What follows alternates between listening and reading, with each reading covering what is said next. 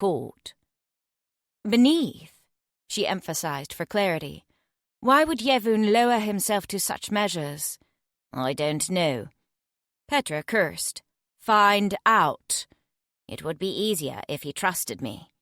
Then go back and earn his trust. I am House Shin. I will never earn his trust. Finner sighed heavily. Unless... You give me something I could use as a bartering chip to do it. Finner seemed determined to toe dangerous lines. She ground her teeth together, reminding herself not to rip out his throat.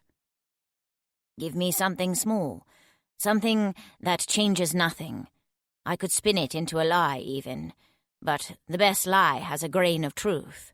Tell me how you are training dragons like this Ari, for he now knows you have the means for warriors such as her. Tell me of your work on the refineries. Are you putting gold aside for Shin? You must be. Yevon would assume this anyway. My saying so would pose no extra risk. Or Cvareh's journey to Loom. Yevon seeks our brother's blood already. Him knowing how his riders were killed would not satiate that lust for violence. And he would certainly not share the truth, as the whole affair is a source of shame considering how many riders he lost. No. Petra spoke quietly, stopping him before he could think of any more useless ideas. Your words are near treason, Finner. You will not bargain our truths for his favor. That makes us exactly what he wants House Shin to be, loyal at all costs. If you must tell him anything, fabricate something, tell him whatever you please. He will know I am lying. He'll see it lacks no substance. Then become a better liar. Petra, I cannot help you if you will not let me in. A familiar hurt colored Finner's voice. I cannot be loyal to House Shin if I do not know what House Shin needs. House Shin needs information on Rock. House Shin needs you to relay information pertinent to our success. And I have spoken. Petra cut him short. She'd had enough of this tantrum. Go back to the Dono's temporary estate and come back to me tomorrow with something tangible. Have some self-respect as a Shinkin and make use of yourself in our house. The Dono has told me that I would stay in the Shin Manor during the court. The Dono does not decide who sleeps in my halls, and he would do well to remember it. Furthermore, Petra could not stand to look at Finner for a second longer, not after this slew of disappointments. If he returned to the manor, she might kill him before the night was over, just so the mere knowledge of his ineptitude couldn't shame her further. Petra, I have spoken. Her teeth clicked together as she slammed them shut into a half-snarl. Now leave, Finner. Finner looked at her as if considering disobedience. Luckily for them both, he retreated. Petra took a deep breath of the air that was wholly hers the moment he left. She had somehow managed to avoid killing Finner for over 3 decades, but every time he was around her it was a test of her resolve on the matter. He was the embodiment of all that she loathed. Entitlement without effort, weakness, proximity to House Rock. Petra would not kill a member of House Shin without good reason, especially not her elder brother. But eventually she knew it could not be helped if he continued as he was. Petra stared into the setting sun, the gold fading in the wake of Lord Shin's hour growing nigh. Petra invited the strength of the Death-Giver into her heart. So, too, would she someday watch the sun set on House Rock. Florence. How did the dragons save Loom? Florence was utterly baffled. All her life she'd felt the negative effects of the dragon's presence in her world. How old are you? Powell asked. 16. I'll be 17 later this year. And you're still an initiate? He raised his eyebrows, referring to her outlined mark. You should have taken the second round of tests for journeyman by now. Florence stayed her tongue, choosing to look out the window. I see. She had no doubt Powell actually did. Revolvers, then? She neither confirmed nor denied the fact. Powell merely chuckled at her silence. Come with me, Flor. Florence followed the harvester away from the outer ring of windows and into a narrow hall lit by biophosphorus. She took note of the same lanterns she had seen in the tunnels below. Does Furrow have no generators? The man glanced at the lanterns. There isn't much room for anything unnecessary here. Generators take up precious space that could be otherwise dedicated to the essentials. I see, she mumbled as they pressed onward and upward. The stairs wound straight up into an open second floor. Large tables made a ring by each of the windows. Men and women, all bearing a sickle on their cheeks, walked between them, stopping at smaller tables to check things and make notes along the way. Cvareh sat in an innermost ring of chairs, their brightly colored ears betraying their black blood. This is where we plan new mines, Powell explained. We have a bird's-eye view of the immediate area. Each of the other cities in Tier 1 has towers of their own that function for the same or similar purposes. To the north, it's mostly plodding farmland. On the coastlines, they serve as lighthouses for the sailors as well. He led her over to one of the tables that sat flush against a window, strategically picking one with the least amount of activity. On the maps, we mark the depth and location of existing mines, as well as what they're producing. The map was covered with marks, crossed out and marked again and again. Lines in different colored chalk wound around and between them. Dust from past coloring hazed the paper. The chalk is for veins and pockets of minerals, which we then... He directed Florence to the inner table that sat opposite. Mark and note how much is harvested. These numbers are compared against historic numbers and reports from the guilds to estimate how much needs to be pulled from the earth. He motioned toward the Cvareh sitting in the middle, engaged in conversation seemingly with their palms, fingertips touching their ears, or with the other harvesters who walked around the room. Then the reports go out to the mines, as well as to another group of Cvareh upstairs, who then communicate with the ravens to see the resources are ultimately moved to where they need to go. How did the communication happen before magic? Florence couldn't help but wonder. Much more slowly, Powell admitted. Letters delivered by couriers, though our overall perception on mining was different then. It's fascinating, she admitted, but I fail to see how this relates to the dragons saving Loom. Saying the words singed her tongue. Her body physically rejected the notion. Look here again. He tapped the papers he'd carefully spread out on the table.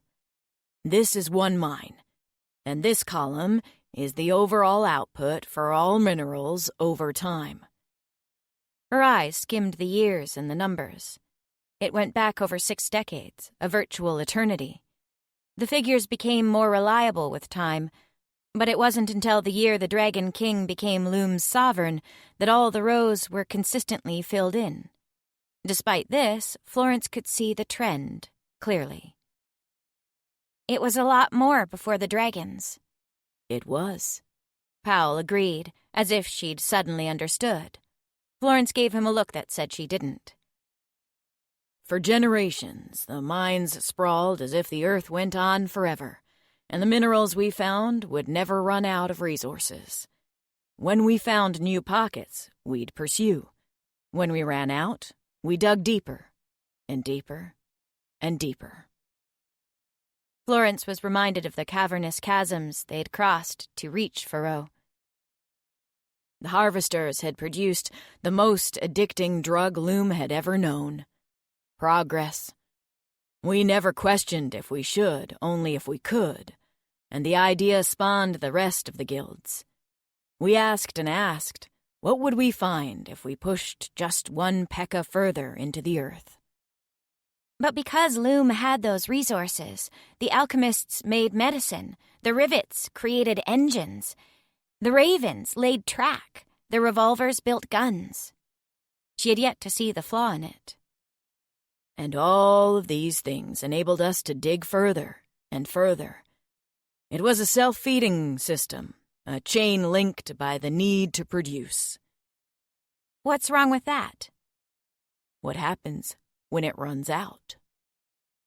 Florence looked back to the window, to the endless sprawl of mines. She tried to imagine what the land might have looked like before the harvesters carved into it. Can it run out? Some mines have already been abandoned as barren. Then what? Then we blast and dig until we find a new place to blast and dig farther. So the problem is solved. Powell chuckled. What happens when there are no more places to blast and dig? There will always be... This world is finite, Florence. He motioned to the records and tables. What you see before you is all we have. The dragons saved us from ourselves. Magic vastly reduced the consumption of resources. The ravens now make trains that run purely on it. Magic travel, magic moving anything, still requires gold, she pointed out. Yes, but the steel only needs to be tempered into gold once. Then it can be used for an eternity. He countered. The dragon's existence helped, but the king's oversight of our resources was what pushed the Harvesters Guild to not just take from the world, but truly try to understand it. We began to pay attention to mines drying up, how fast we'd run out of this or that, and how much deeper or farther we'd have to dig to find more. How these scars we've made upon our earth will never heal. The Dragon King made new scars, Florence scowled. You're bitter about the tests. Are you sure you're not a master? She checked his cheek for a circle. His mannerisms reminded her far too much of a certain rivet master she knew. Not yet. My name sits with the Vicar Harvester right now on recommendation, however. It's why I returned to the guild from Tier 4.5. Oh. Florence was immediately humbled. That was one thing the Dragon King had not changed. Mastership could not be tested. It was earned in the eyes of peers. Only a master could award another master's circle, and the approval to do so came directly from the vicar. In any event, he said, when the dragons introduced the idea of families, the concept made Powell as uncomfortable as every other Fenthri she'd ever met. Which I grant you is an odd one. Free and unlimited access to reproduction and fertility chemicals widened our talent pools, but we could not sustain that demand on our resources. So, the pools needed to be culled. She was one such person who was not talented enough to earn her life. They do. There was an appropriately sympathetic note to his tone.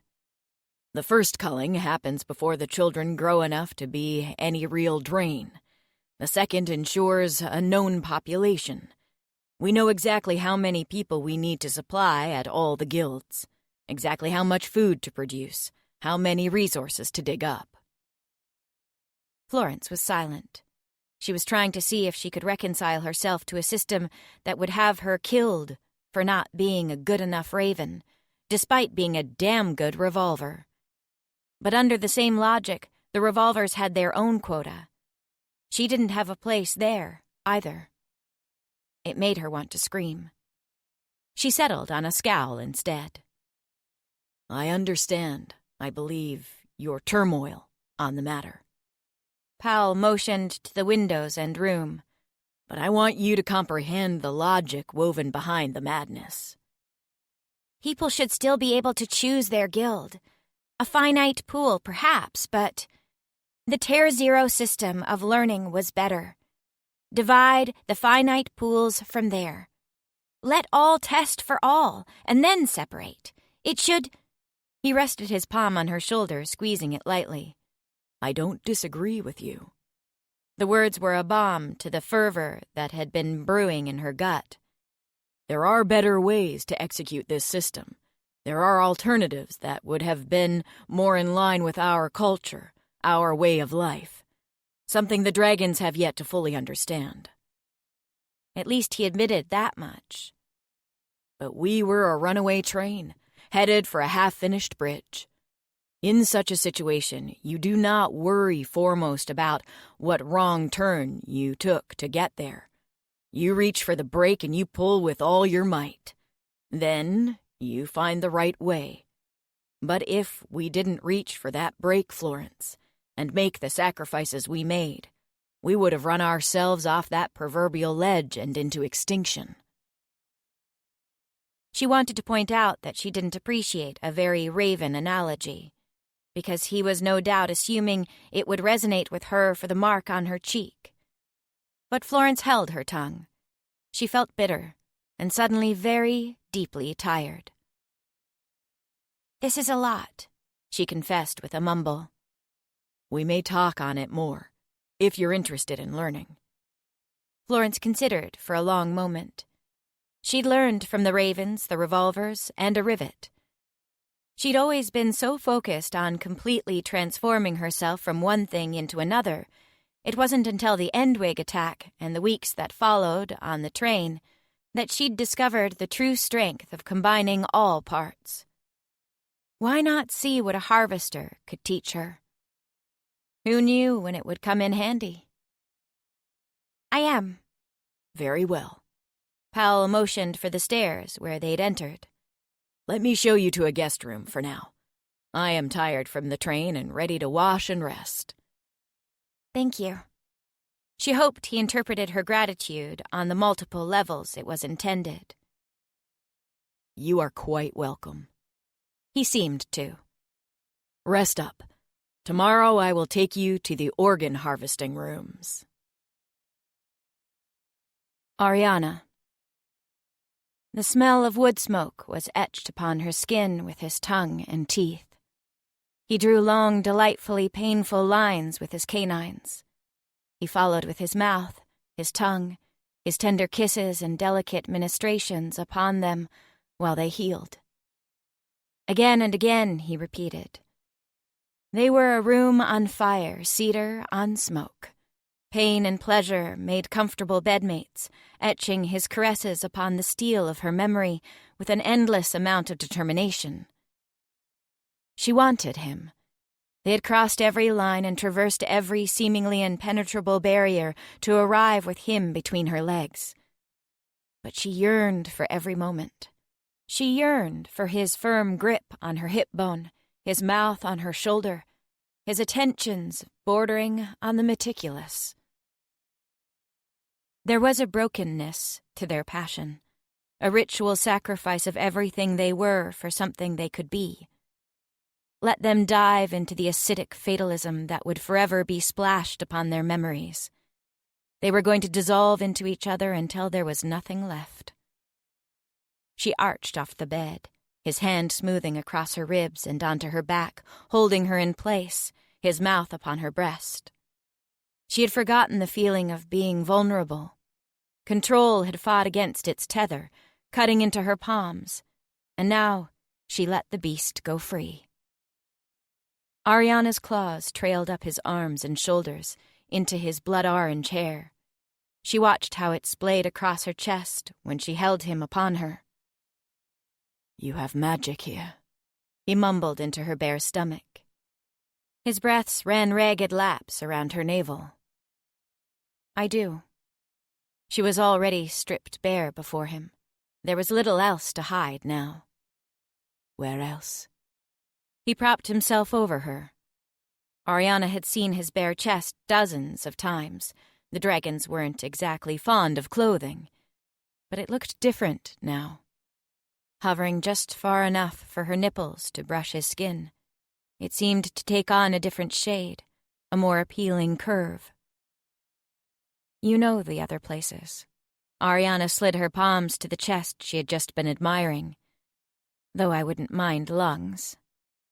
You wouldn't. He pressed his mouth upon her. Arianna sucked his tongue between her teeth, biting hard. Blood poured into her throat, and she sucked hungrily, magic exploding once more. She was well and truly drunk off the man, the taste, the feel. It was better every time and worse each passing second after it faded. She wondered what it would be like to give in to every desire and lie here with him until the end of days. Arianna smiled faintly into his mouth. What an idealistic notion. The things the man had done to her. A growl rose from the back of his throat, which she also eagerly consumed.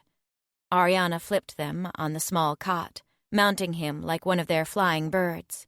His erection pressed against her, and she, shamelessly, ground herself upon it. You witch, he groaned when she finally returned his lips to him. Wraith, actually. Arianna pressed forward, kissing up along his ear to the point. And don't doubt me. There is very little I wouldn't do, especially to you. He pressed his thumbs into her thighs, holding her in place, pushing her down. Arianna met his demands willingly. It was a war for dominance that was punctuated by winning and losing battles of submission. They took turns allowing the other to be the victor, and alternated the joys and struggles of relinquishing control. She felt the waver in his magic, the fear taking over again. He was thinking too much. The man who seemed to care for nothing but beauty and ease was giving in to the dangers of contemplating all they were, and what they were doing. She appreciated the irony of wanting to tell him to let go, to let them have the moment they'd encased themselves in. Arianna kissed him lightly, absorbing the emotion. She forfeited words for actions. She slid onto him and felt that stretching, pressing, pushing, filling sensation once more. It was for the best. He should be afraid of her. Of them. The idea of him and her becoming a they would be the worst thing that could happen to either of them. She would consume him. She would use him for her own delight. But if it ever suited her, she would break him.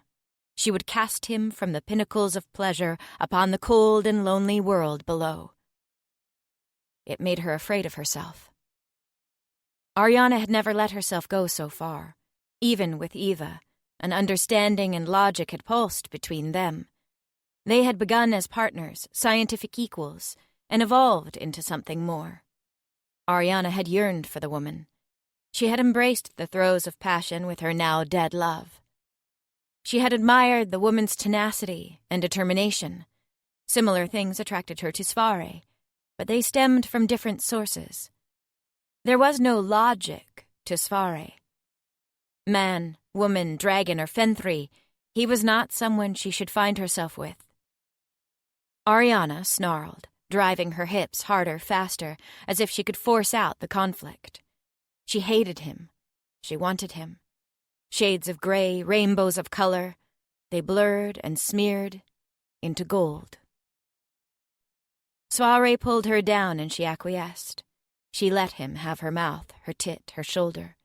She heaved her moans into the pillows like curses or prayers. Nothing made sense, and she would have him until it did. They peeled apart an hour or a minute later. Time no longer mattered. She would burn it on the passion pyre they'd been immolated upon all afternoon. With it burned her principles and her self-respect. She had coupled with a dragon as if her life depended on it.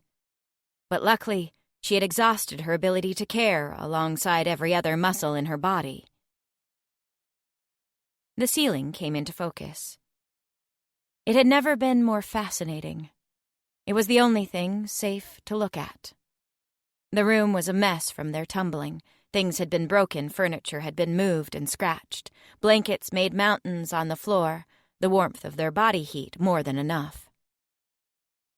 Cvareh didn't move either. Arianna closed her eyes.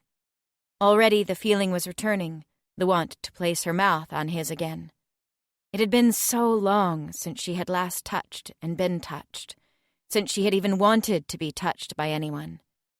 She had clearly yet to find cessation. Why?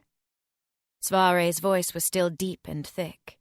It had a purr to it, like a well-oiled engine that set her hand to moving, her knuckles brushing against where they'd fallen, on his thigh. Why what? Why me? Arianna laughed. Her voice was hoarse and raspy.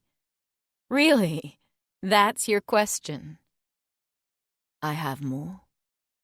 As do I. The pillow shifted next to her, and Arianna turned toward the sound, meeting his eyes. The understanding that had always been there had deepened. It shone brighter, as if she could see his very magic in the air around him. So, why? I don't know, she confessed to both of them. You don't know. Something the infallible Arianna doesn't know. I will bite off your tongue. Don't think this changes anything. It changes everything. Cvareh sat. What we are was not what we were. She watched the muscles in his back stretch. His skin had a certain pallor in the dim candlelight. Flickering shadows danced in lines and muscular curves, lean and strong enough to hold her up, strong enough to support her if she chose to let him shoulder some of her burdens.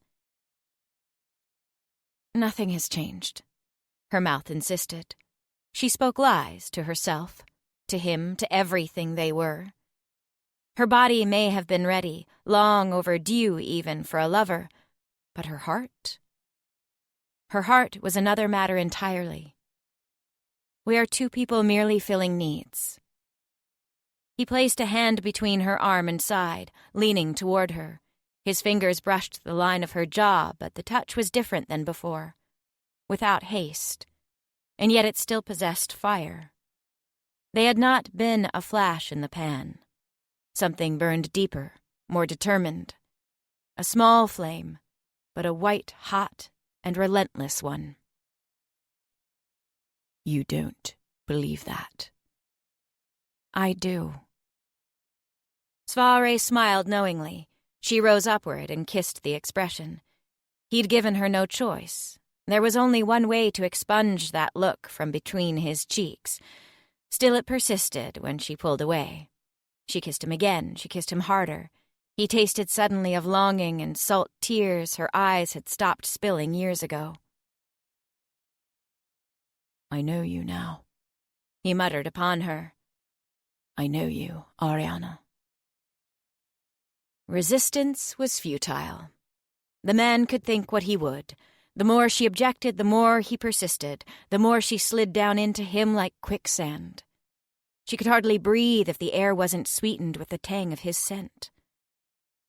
I want to show you something. What? She let his hands tangle in her hair, a mess from the fight and their sex. It's not on Rwanda, so we'll have to travel. Where? The idea of venturing into the unknown with him was not as frightening as it should have been. His fingers coaxed out the knots he'd made. Do you trust me enough to let me not tell you? She hated him for the question. She hated him more for the answer that already leapt from her tongue. Yes. Arianna pressed her eyes closed.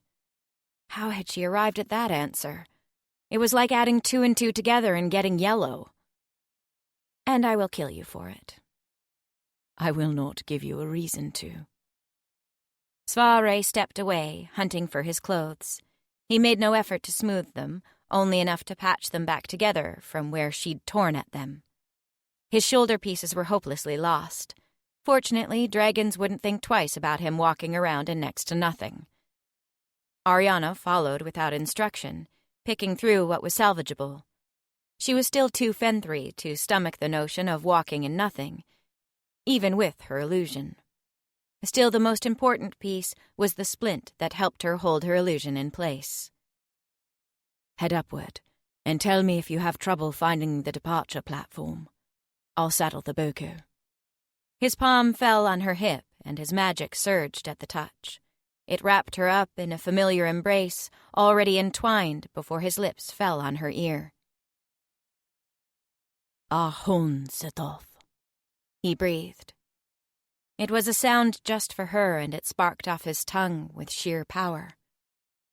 He'd cast forth a tether, and now it fell on her to take it. Arianna took a half-step closer, her own arm wrapping around him.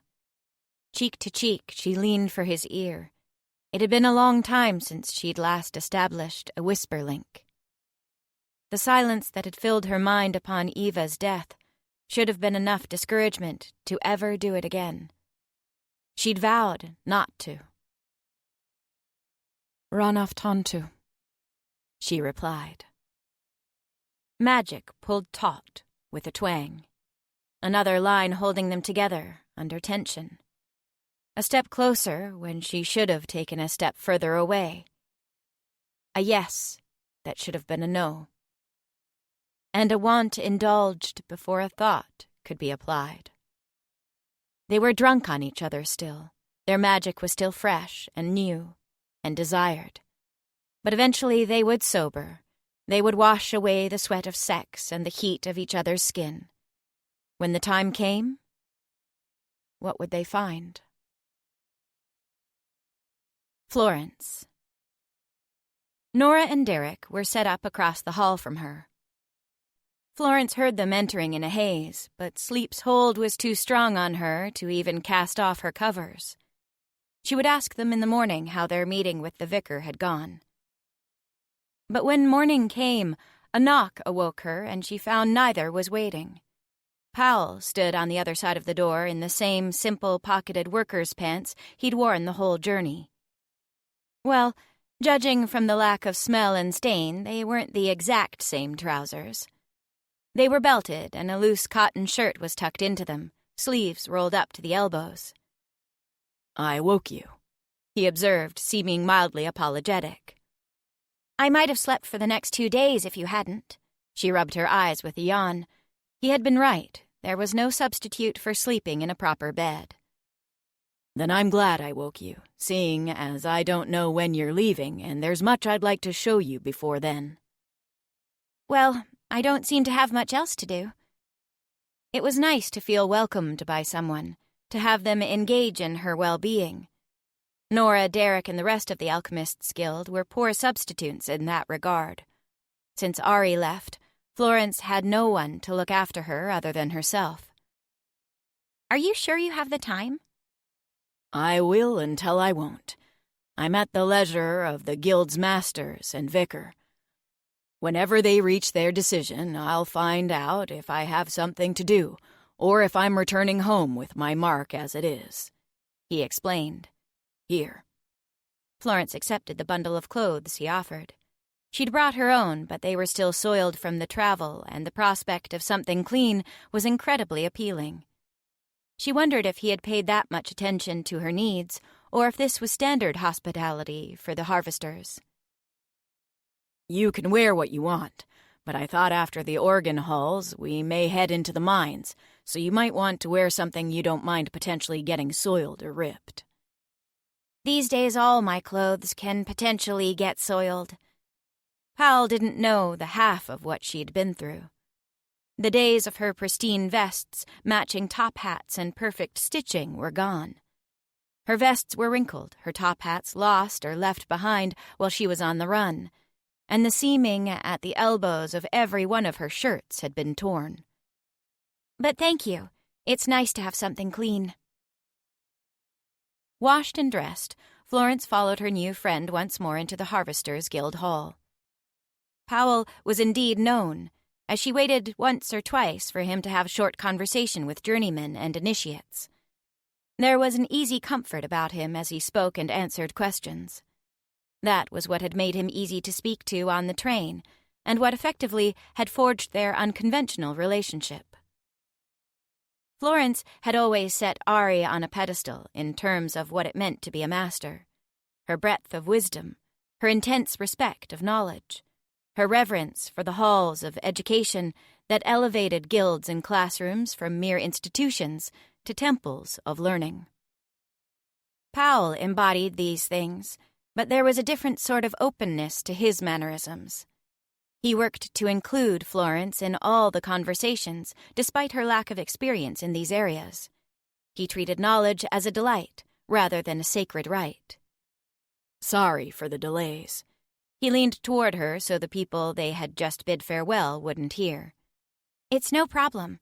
It's nice to be included in such a positive atmosphere. You were not before? He posed the question delicately. A tired smile curled her lips.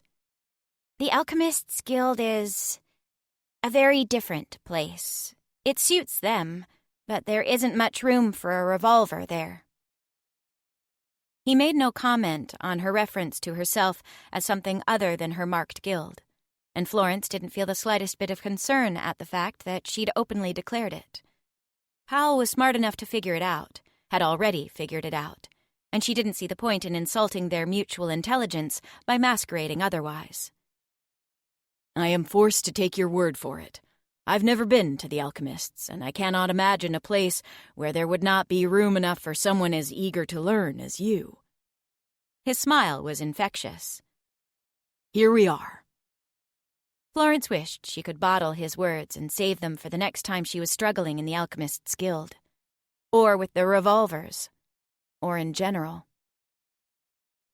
We worked closely with the Alchemists to develop our harvesting processes for dragon organs. They walked through a series of narrow halls, washing their hands along the way and passing through antechambers. We may not know how to heal a wound or convert a fenthri to chimera, but when it comes to removing the organs themselves, we're just as skilled as any alchemist you'll find. Florence gave him an encouraging smile at the pride he so clearly felt in his guild. It was heartwarming to see. Powell led them through a door and onto a narrow raised walk. Florence's smile melted off her lips. This is one of the viewing areas we use to see how they're progressing. There's only so fast you can harvest organs. They regrow, but you have to make sure they're healthy and strong before you remove them, or they won't work to make chimera, and they'll be weak reagents. She walked over to one of the glass windows that tilted away from the catwalk, separating her from the honeycomb of rooms below. Florence stared, barely making sense of what she was seeing, let alone Powell's words. A chill swept through her. Somehow she had let herself believe the organ-harvesting pits would have mimicked her experience with Cvareh when she became a chimera. She remembered the dragon, willingly at her side, dutiful and pleased to give her his blood. This was nothing like that. Dragons, mostly shades of blue and green, some red, were strapped to tables, bound with steel and leather, and held prone. Some screamed and thrashed, others stared listlessly, as though their very souls had been harvested. Gold blood seeped from open wounds, left to face the air without so much as a bandage. A man's stomach had been carved apart, the skin peeled back and pinned carefully to keep his innards exposed as the organ slowly grew back. They don't even want to have to cut back into him again, Florence realized. The harvesters couldn't be bothered to repeat their incisions, so they let him heal while vivisected, only to have the process repeated again and again and again. Her palm fell on her own abdomen. How did they get here? She realized she interrupted something that Powell was saying, but she hadn't even heard him over the ringing in her ears. The hall was silent, yet somehow the screams of the countless dragons before her were so very loud. The Dragon King supplies them. Florence took note of a mark on each of the dragon's cheeks, all the ones that weren't red. a crown supported by a triangle-like design. Was it the mark of an animal led to slaughter? What did that make them? What were the Fenthri to this dragon king who was willing to condemn his own to such a fate? Just so much livestock awaiting slaughter. "How are they chosen?" she asked. I don't know. "How do you not know?" Florence tore her eyes away and in the process swayed slightly. Her head spun. "How do you not know what these men and women have done to deserve this level of cruelty?" Florence, I do not think of them as creatures with emotions or will. He placed his hands on her shoulders, trying to both stabilize and soothe her to no avail. They are magic farms. Think of them as organs and parts. Their bodies just help keep them fresh. "No!" She stepped away, shaking her head. Her mind went to Cvareh, the sometimes comically clueless dragon whom she had given her life as a Fenthri for, to see across the world. The good man who had answered the call willingly to make the blood in her veins black and give her life anew. "They are not. They are just as you and me." Powell arched his eyebrows. I would not expect dragon sympathy from someone such as you. "What?" A self-proclaimed revolver, dedicated to tools of death and destruction. One who clearly fights against dragon systems. Coming from the Alchemists' Guild, it's not a stretch to imagine why you and your friends are here. We've heard the rumors. Florence glared at him. She hated the truth that was bleeding beneath her, and she hated the truth that flew from his mouth. There was nothing but contrasts now in her heart, and they were all being brought to a head. "I don't have all the answers," she admitted, as much to herself as to him. "But this—" Florence motioned to the rooms below her and the carvers who continued their work upon the helpless dragons. "This is not right. This is no better than the mining practices you told me about yesterday." No, the mines, when depleted, will not replenish. So long as the dragons are forced nutrition and not over-harvested, they can remain for decades, a century even. That only served to spark further outrage. 4 generations worth of carnage forced on a single person to endure. Florence shook her head violently, as if she could rattle the images and truths out of her ears. No, this isn't right." She pushed past Powell for the halls behind him. Florence! "This isn't right!" She wanted to hear no more, see no more. There was no justification. All reason and logic betrayed what sense of morals and heart she had clung to. She wanted to believe in the good in people, but what good was there in this? Loom survived because of the dragons, if Powell was to be believed. They curbed Loom's wasteful practices and lessened the tax on the earth. But a new tax emerged, blood. To make the gold that powered the world while the environment recovered, dragons paid what Florence now saw was a terrible price. The Dragon King may have been the catalyst for the harvesters to uncover the problem of Loom's rampant overproduction. But the solutions had damned Loom's culture and way of life and required that he give his own people over to darkness and pain. Florence may not have a neat solution, but she knew she had settled on one thing. She didn't see eye to eye with Ari. That much had become apparent. Ari wanted the past without question, the days of deregulation and progress burdened only by the gates of the mind.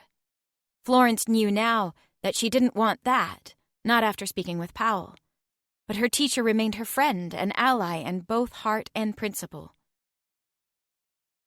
The door to Derek and Nora's room slammed as Florence stormed in without apology. The two were still slumbering, wrapped in bed. Startled awake, Florence sat herself at the foot of their bed, comfortable in both their presence and various states of undress. Her eyes only saw the dragons, still bleeding. "I have decided something," she announced before either could speak. "At all costs, we must see the Dragon King dead." Cvareh. The Bocos were kept in stables below, where slaves tacked them and brought them up on command. But he didn't want anyone but himself touching the seat in which Arianna would sit. He was doting upon a passion most tender and new. But love felt good, especially reciprocated love. Arianna had yet to say as much, but he'd felt it. He had been with women before, never so intimately, just enough to cross exploratory lines. But that was what it felt like to mate. They sung the sweet chorus of passion in perfect harmony, a performance that could never be denied. He'd known hands on flesh before, but it was so vastly different when one had truly found the person he was to be with for the rest of his life. Until she was ready, Cvareh would treat the blossom of their affections with delicacy. He would see it nurtured. He'd move forward and wait until she removed one of his toes to let him know he'd crossed a line.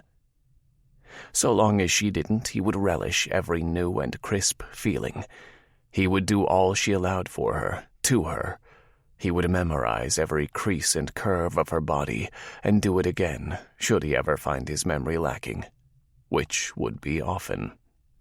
He knew the feeling would eventually dull, but for now it was as sharp as a freshly forged blade, and for the first time it was a weapon he was willing to allow Arianna to use to carve out his heart. "Cvareh Ryu, you stink." He stopped, his hands on the slightly longer saddle he'd been selecting. Cvareh's fingers tensed, but he kept his claws sheathed. He would not draw them on a friend, but that tone would only be forgiven for so long, and the timer was counting down. "Cain da." Cvareh squared his hips and shoulders, the tacking of the boko forgotten. "Mind your tongue." "You coupled with her." Cain scrunched his nose, marring the line of his scowl. "You reek of sex." "Who I choose to lie with is none of your concern." Cvareh added a cautionary note to his words. "Watch your words, Cain. We may be friends, but I am still the Shinryu." "Then act like it." Cvareh had never seen this sort of boldness from Cain. "You're endangering not just our house and future, but all of Nova with this tryst." "Cain, Cvareh, I'm coming to you as your friend." It should have enraged Cvareh more, but he did give Cain some allowance. They had grown up together, and Cain had always been a good man. He had goodwill to cash in as he saw fit. If this was how he wanted to do it, Cvareh would allow it. "Speak your piece." Cvareh folded his arms with a small sigh. "But no permissions like this will not be given regularly. You know I love Haoshin. You know I love Petra Oji. You know you shall find no one more loyal than I." Cvareh couldn't refute it, so he didn't. "Cvareh, there is something dangerous about that woman." "I am aware of that much." A smirk lined his mouth. "I think most of Nova is aware, after her display in the pit today. That is precisely why I am worried." Cain's scowl only deepened. "Her blood, Cvareh." Dread was a sobering potion that took effect instantly, dulling the lust and delight that had been filling his mouth and veins all afternoon. "She has too many organs for a chimera. She doesn't smell of rot. She's strong like us. And her blood. I don't think that was an illusion." "You speculate too much." Cvareh tried to dismiss Cain from hunting Arianna's scent. "She is strong, but that is all. It is more than that." Cain stepped forward and his voice dropped. Even though they were the only ones in the immediate vicinity, he looked as though the very walls and leather saddles would take offense to the whispered topic. "I've heard rumors from those who live on Lisp, rumors that the riders were seeking you for something about a perfect chimera. Yevon has tried to keep them hush, but the quietest of whispers are often sometimes the most true." "You would believe rock bastards over your own house?" Even if the rumors were true, and damned that they were, Cvareh was still taken aback by the idea. "Are they lying?" Cain knew him too well. When Cvareh didn't immediately answer, he continued, "Cvareh the Dono himself fears these monsters, these perfected killing machines. They would be mightier than us. We were born with our magic. They steal it. One creature who could possess all forms of magic, who would imbibe without shame, as you know they do." Just the word exploded the flavor of honeysuckle in Cvare's mouth. "If something scares Yevon Durno, why would we not use that to our advantage? Yevon is a monster. You will find no objection from me on the fact, and I wish to see him dead as much as any other Shin, perhaps more for my love of you and Petra. But I do not know if it is best to slay a monster using an even more fearsome beast. A beast we are welcoming into House Shin with little consideration for what doing so could truly mean," Kane cautioned. "What makes you think this new terror could be contained and controlled?" Cvareh kept his answer to himself, but not well enough. "Her fondness for you," Kane snorted, outright laughter churning up through his stomach. "Cvareh, thinking something like love can contain a woman like that is akin to thinking you can funnel the winds in a particular direction with a cup of your hands." "I know her." Cvareh felt an ugly emotion brew like storm clouds in his chest. He did not want to hate Kane, but he also did not want a woman, a Fenthri, to make him hate Kane on her behalf. "As do I." "You do not."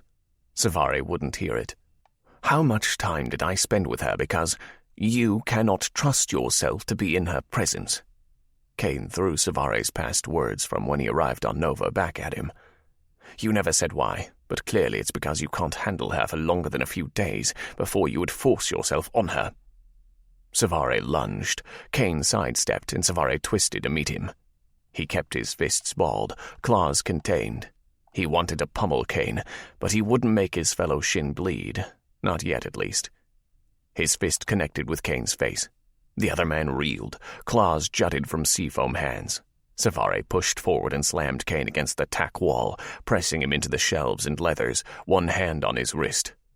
"Do not challenge me, Kane," Cvareh snarled, his mouth wide and teeth bared. "If I do, will you fight me in the pit, Shinryu?" Kane gnashed his teeth back at Cvareh as he spoke. "Or will you send your chimera? Will you have a woman from the land below do your fighting?" He wanted to peel Kane's skin off one strip at a time. He wanted to throw the man on the floor and cut down through muscle and sinew to bone. He would gnaw on his innards and feast on his heart. Cvareh had never bested Kane before in a fight, practice or otherwise, but he knew in that moment he could.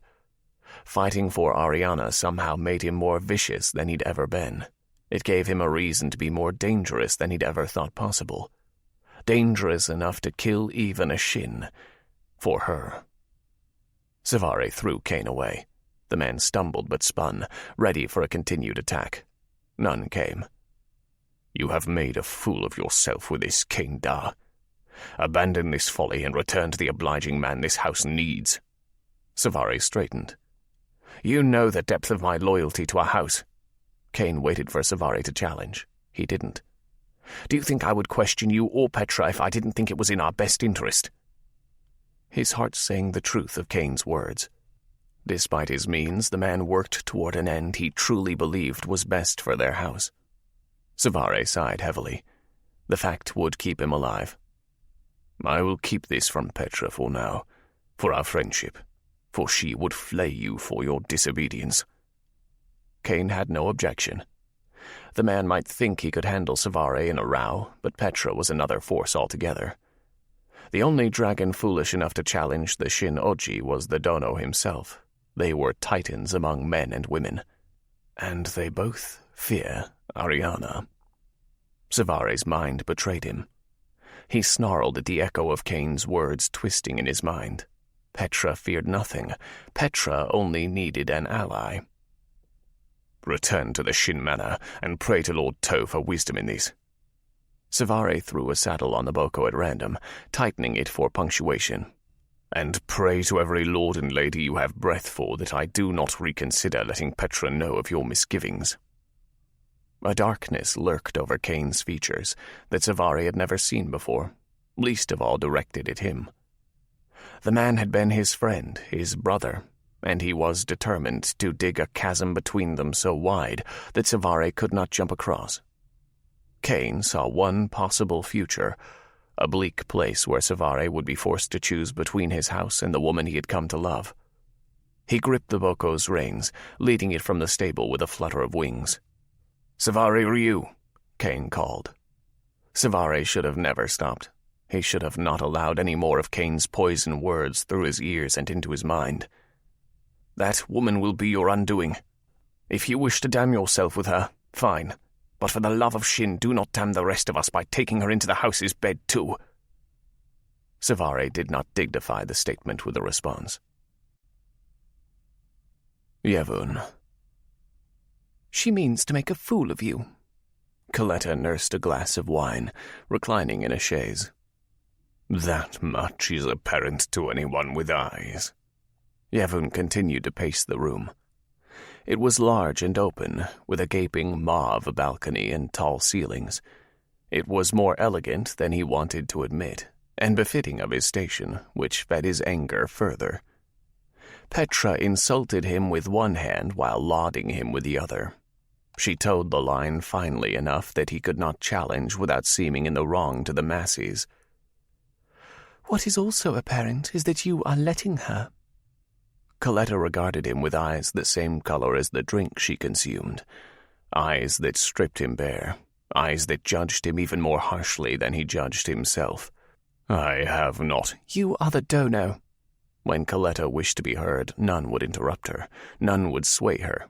She was not a flashy weapon like most dragons, and was all the more deadly for it. "You only do what you wish." "You would not have had me sit in the place Petra prepared at the court."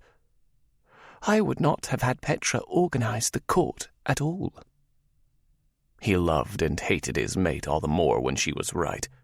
"You did not consult me before this whole affair, and you took a half measure on the matter, Yevon," Coletta admonished. "You wanted to make a statement by holding the court on Ruana, but you merely gave Petra the opportunity to show Nova what a cobalt court would look like. The only thing dono about you today was the title servants called you as they fattened you on Shin food and drink, while you sat out of sight and out of mind of the people." His claws strained against his fingers from the tension he put them under. Still Coletta sat and sipped and spoke. "You sent a half-trained master rider into the fray, who was made into an even larger fool than you by an An." She straightened slightly. "I gave you Leona. I instructed you to nurse her in every way a man can. You had one of the greatest tools of our past 40 years of work, and you wasted her." "There is something deeper here." Yevon knew there must be. He would not let so much power slip through his hands otherwise. There was a variable he was still missing. "The chimera on Loom." "You would blame your shortcomings on a chimera?" Coletta stood, walking to the balcony. "That is the only thing I could imagine to be worse than blaming them on Petra." Yevon watched as the small-framed dragon ventured out into the night. She possessed all the grace of a dono, but Coletta had never desired the title. She couldn't win it by normal measures, so it had suited her better to attach herself to him. They needed each other in different ways. "It is only through half measures that these things are allowed to happen." She raised her wine to her lips again, savoring the taste. "And if they continue, you will lose everything, Yevon." She didn't say we or House Rock. The statement was so pointed it was nearly a threat. She wanted him to be made aware that the house would live without him. She would live without him. He stood the most to lose. Yevon felt like a man before a god as he approached Coletta. She stood, washed in night, like the divine patron under which she was born, Lady Soft the Destroyer. He hated admitting he had erred, but if he was to swallow his pride, he would do it before Coletta and no one else. He would drink the bitter poison of her words to save himself from anything else she might concoct. "Did you know that the most deadly flowers are oftentimes the most delicate?" Her tone had shifted. It had taken a softer note. There was danger in the quiet. "I would believe it." "They are beautiful, soft pearls, the most delicate of all." When the tiny white flowers finally lose all their petals, the smallest fruit forms. And in this is a toxin that can slay even a dragon with some magic in their gut." She smiled, revealing her grey, abused gums, worn from years of her work, from years of experimenting with flavors, from working up tolerances and immunities, from breaking down her body out of reverence for her lady, from the belief that to create, one must first destroy. Coletta held out the glass she had been holding. The wine sloshed, airing with the very darkness itself. The stem of the glass dripped between her fingers like a moonbeam. Yevon met her eyes. Coletta changed nothing in her stance. She was as still as silence personified, as ever-present as death itself. He reached for the glass, showing no fear. He took it from her fingers and he drank. The alcohol burned lightly, cutting the sweetness of the wine. It was a jam profile, sweetened with fruit and aged in light wood. He savored the flavors, holding them on his palate, searching for anything he might have missed before swallowing. "Do you like it?" Coletta asked. "It is the same wine we drank today," he observed. "It is," she affirmed. Yevon waited patiently for her to impart the importance of having him try something he'd consumed all day. He waited for the spark of magic of his stomach churning against poison. "This is a specialty for this side of Ruana, a favorite among House Shin. So loved that it does not even make shipments out of this corner of Nova." "I was not aware." "I know you were not." Coletta shot him a glare from the corners of her eyes, conveying her lack of appreciation for his interruption. If such a look had come from anyone else, Yevon would have killed him on the spot. "Because you have become drunk on power and are operating under half measures." Something indeed churned in his gut, but it wasn't poison. No, anger at the truth his life mate was lying before him tore at his insides. He had become drunk on power, on the idea that he was an invincible force, and his rule was as inevitable as the rising sun. And tonight that would change. There was something already brewing in the air. Yevon took another long sip. "But you knew." "I knew." She smiled into the blackness.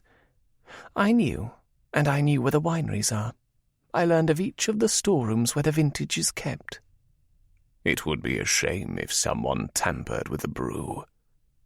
Far on the streets below, the first cry cut through the night. "Such a shame." Coletta took back the wine, helping herself to another long sip. "For the flavor is right." More screams as dragons fell, convulsing on the stone streets that sprawled out beneath them. A symphony of agony his Coletta had produced, sang to them with all the beauty of a full orchestra. Yevon wrapped a hand around her hip and smiled into the night alongside her. It was going to be a much shorter court than he was accustomed to. "There has been word from the Whisperers to Loom." "What did they say?" Yevon asked over a particularly high-pitched cry. "2 messengers arrived to the Harvesters' Guild. They came to sow seeds of dissent from the alchemists. They are seeking to rise against you.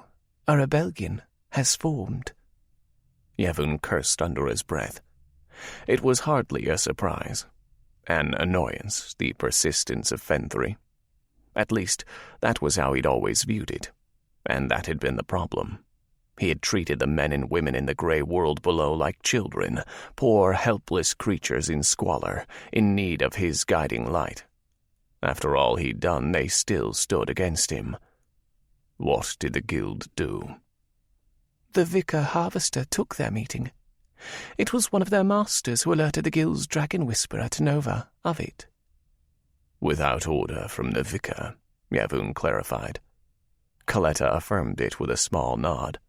There was only one reason for the Vicar Harvester not to immediately come to him, not to immediately take the rebels' treasonous heads. They were entertaining the notion, or they were trying to hide it. It didn't matter which to Yevon, Both were equally unforgivable. The Harvesters had been a loyal guild. From the beginning they had followed his laws when he had shown them the error of their ways. They had remained in communication. But Fenthri were fickle creatures. They tried to fit multiple lifetimes in what was not even 1/4 of his. I have taken enough half measures upon Loom. This was what happened when one tried to leave room for the foolishness known as kindness.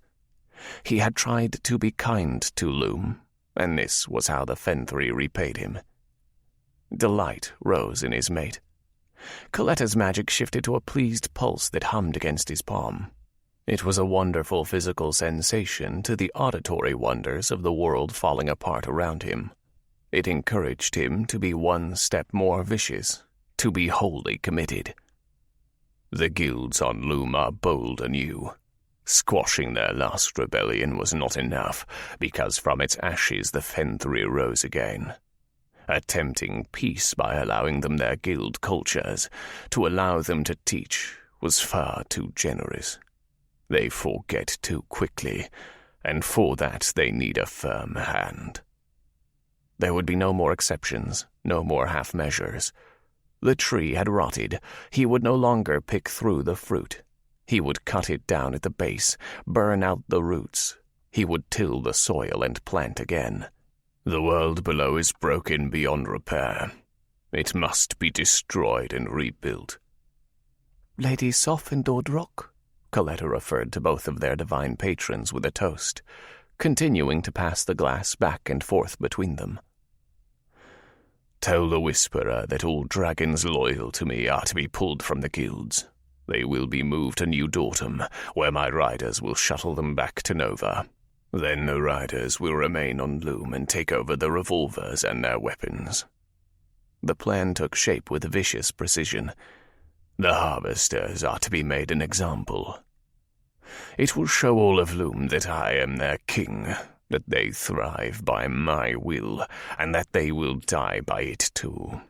If even the most willing and loyal guild could not resist entertaining treasons against me, they and the rest will know none are safe, from the tallest of their mountains to the deepest of oceans. The land below is mine, and they will know it in every unbroken scream. Merely the Harvesters, Coletta pushed. Yevon's magic surged, his bones hot with power that boiled over into the atmosphere. He wanted to rain magic and blood down upon Loom from the chaos he would unleash on Nova. No. Destroy the Harvesters without warning. Lay waste to the alchemists before their pathetic rebellion can retaliate. Shatter the Rivet's tallest clockwork towers so that nothing may be rebuilt. Stop every one of the Raven's trains and snuff out trade and communications. Then, when the four are destroyed in absolute, bring the torch to the revolver's gunpowder. Explode all those who know how to make the tools of war to disrupt this world's divine hierarchy. Let them cry for order from the chaos. Let them beg for a savior to deliver them from the suffering they will know. "And you will be that savior?" Coletta asked after a long stretch. "When I return their lives to them, I will be Lord Rock himself. I will be their red god." "No half measures," Coletta said with sing-song delight. "No half measures," Yevon repeated, and savored the tuning sounds of discord in the air as he stepped behind the conductor's podium for the greatest symphony of destruction ever composed. Arianna. At night, the clouds below Nova looked like a sea of silver. The garish and brightly colored world was washed clean by the pale glow of the moon, which softened the harsh tones to something Arianna's eyes were more familiar with. The stars spread out above her infinitely. On one of her first nights, she had attempted to count the glowing celestial bodies, but lost track around 300. They sparkled and winked, dancing in the tiny streaks of light, hiding behind the glow of the great bright moon. Certainly the sun fascinated her, but it was the celestial elegance of the night that had begun to enchant her. There was something, dare she even think it, romantic about it. The night sky, the changing landscapes, the sparking magic. It had all begun to fit together in her mind to show her a picture she hadn't even been able to comprehend before coming to Nova. A world defined by beauty, and a people that embraced it above all else. One such person was under her palms now. Cvareh had been cryptic about where they were going. All he had said was, off Ruana, but to where and why he had not revealed. Arianna hadn't questioned, nor forced it from him. The man had been changing her against her will and beyond her expectations, and today she had given in to it. Arianna had loved Eva. The woman had been a mental equal who pulled Arianna's mind into delightful shapes and caressed her intellect in the right way. Cvareh was a similar force, but different. His very being was a mystery wrapped in an enigma. He needed to pose no scientific riddle or postulation. Just trying to rationalize who he was and why he acted how he did was more than enough. Arianna wanted him all the same for it. Ruana shrunk in the distance. Smaller floating islands drifted through the pale ocean below them. Arianna had been trying to get her hands on a map of Nova for some time, but apparently no one had bothered to make one in recent years. Over time the islands drifted and their arrangement changed. Dragons navigated these by small unimportant rocks like skipping stones or breadcrumbs that rode on the invisible current of magic that tethered Nova together. It was as illogical as anything else was in the sky world, and she accepted it now with a grace she hadn't possessed months ago. We're headed there. Cvareh pointed to an island at the end of a long line. What's there? She squinted at the barely visible outline of a rock in the distance. I know you're at least somewhat familiar with the Pantheon, thanks to Cain. Arianna huffed in objection. I studied well before Cain. So you know of the 20 gods? Each of the 20 is patron of a month on the calendar, and each has an aspect of your world to oversee, such as Lady Luke, supplying your light. Arianna grinned faintly at the asinine nature of the idea, but the expression faded.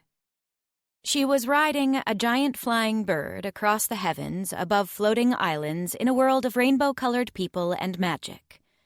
At this point, it was almost irresponsible to entirely rule out the possibility of some even greater magic overseeing the dragon's every need.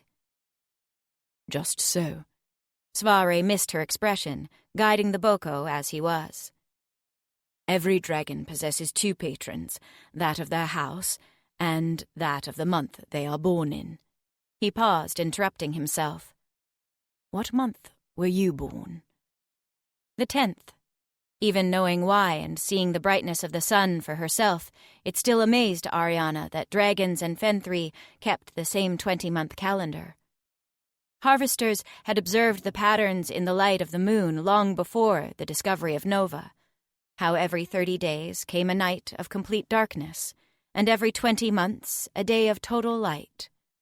The dragons had told Loom it was Lord Rock and Lady Luke heralding the new year with a flaming chariot that lit the night sky. She had always been skeptical, but never had a better explanation. Even now that she'd lived on Nova, she still had no better reasoning to offer. The 10th month, Lord Park, the Dark Wielder. Cvareh laughed into the open air. That would suit you. What month are you? Arianna hardly believed in legends having any bearing on her day-to-day life. 11, Lord Agendi, the Lucky. Cvareh nodded his head forward. And tonight, his temple is where I am taking you. A temple sounds like serious business. She'd had enough dragon customs today for a lifetime. I will be surprised if anyone is even there. Cvareh soothed her concerns. The supreme gods, those who are house patrons, the elder gods, To, Ve, So, and Bek, have oft frequented temples, but Lord Agendi is too far down the pantheon and too far out of the way for anyone to make the journey regularly. She certainly wouldn't have called the trip convenient, but Arianna was in a good mood. Her body still felt afire from the fight, her imbibing, and their lovemaking. The night air was crisp on her mostly naked form, charging her skin with a pleasant icy sensation. Cvareh tugged on the boco's reins, leading it to a wide landing platform connected via a stone walk to a small temple with a pointed roof and lined with columns at the opposite end. He dismounted, reaching a hand to her. Arianna ignored it, helping herself off the boco. Some things were never going to change, no matter what came to pass between them. It'll start soon. Cvareh looked up at the sky. We'll only be waiting a short while. For what? She asked. You'll see. Whatever it was, he was so excited about it that she forgave his cryptic nature and didn't press. Come, let's wait in the shade of the temple. Around the pathway and the entire island were long stalks with some sort of egg-shaped growth on the end. They swayed in the breeze, leaves whispering quietly between each other. It seemed no other plant would survive on this particular rock. Cvareh reclined on a wide step at the entrance to the temple. Arianna poured magic into her eyes to cut through the darkness and peer within, but was generally disappointed in what she saw. There was a statue of a dragon man holding a box of silver, a crown of flowers atop his head. Coins and other offerings were piled into his little treasure chest, but not much else adorned the space. Satisfied, Arianna sat next to Cvareh. May I ask you something? You just did, Arianna pointed out, as though he were a child making an error for the first time in his life. Will you answer it if I ask? He rephrased. That depends entirely on the question. Maybe I will, maybe I'll rip off your tongue. She wasn't used to her threats earning laughter. She wasn't used to being called out when her words were bark with only a tiny possibility of bite. Very well. I shall take my chances. Cvareh paused, sobering once more. The woman you loved. Arianna stiffened and Cvareh hesitated. She wondered if he was waiting to see if she lashed out at him for even mentioning Eva. She wondered why she hadn't yet. Eva. Cvareh proceeded delicately. You and she. You too. Arianna sighed heavily. She didn't want to talk about Eva. But somehow she felt as if she owed it to the man sitting next to her.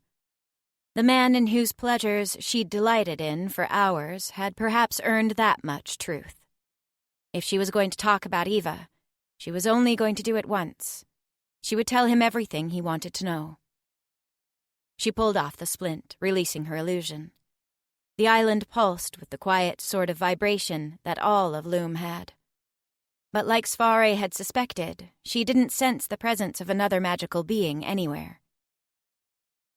Seeing her skin exposed in the night was instant discomfort. It was her flesh, not the illusion, but it was also flesh Cvareh had seen, that his mouth had worshipped. She kissed me for the first time here. Arianna held out her wrist. Upon it was inscribed 20.9.1078. So much had happened in a mere 3 years. She was vivacious, full of life and challenge and heart. She loved like a dream and she fought like a sea monster. What happened to her? I killed her. Arianna stared out into the vast sky as if the truths she'd been searching for would be there, written in the stars. Stars she never could have seen if she'd never met Cvareh. More likely the truth would be found in the man sitting next to her. Arianna stared down at the hands she'd recently acquired. Arianna, I don't think you should blame. I slit her throat, Cvareh. It wasn't some misplaced blame. It was fact. We met in the last rebellion. She worked with me on the Philosopher's Box, a gifted alchemist and one of Loom's experts on chimera research. She was the best of all worlds, and somehow loved me. Arianna leaned back onto her elbows, tipping her head back and drinking in the darkness like sharp liquor. It would fuel her words and make her brave. It already had for years, if Cvareh's gods were to be believed. She favored Sophie, at first, but we were far more well-matched in mind and in heart. Do all Fenthri favor their same sex? Cvareh asked with as much delicacy as he could muster. Arianna laughed as a dragon would, tipping her head back and pouring forth her amusement without reservation. We prefer what we prefer.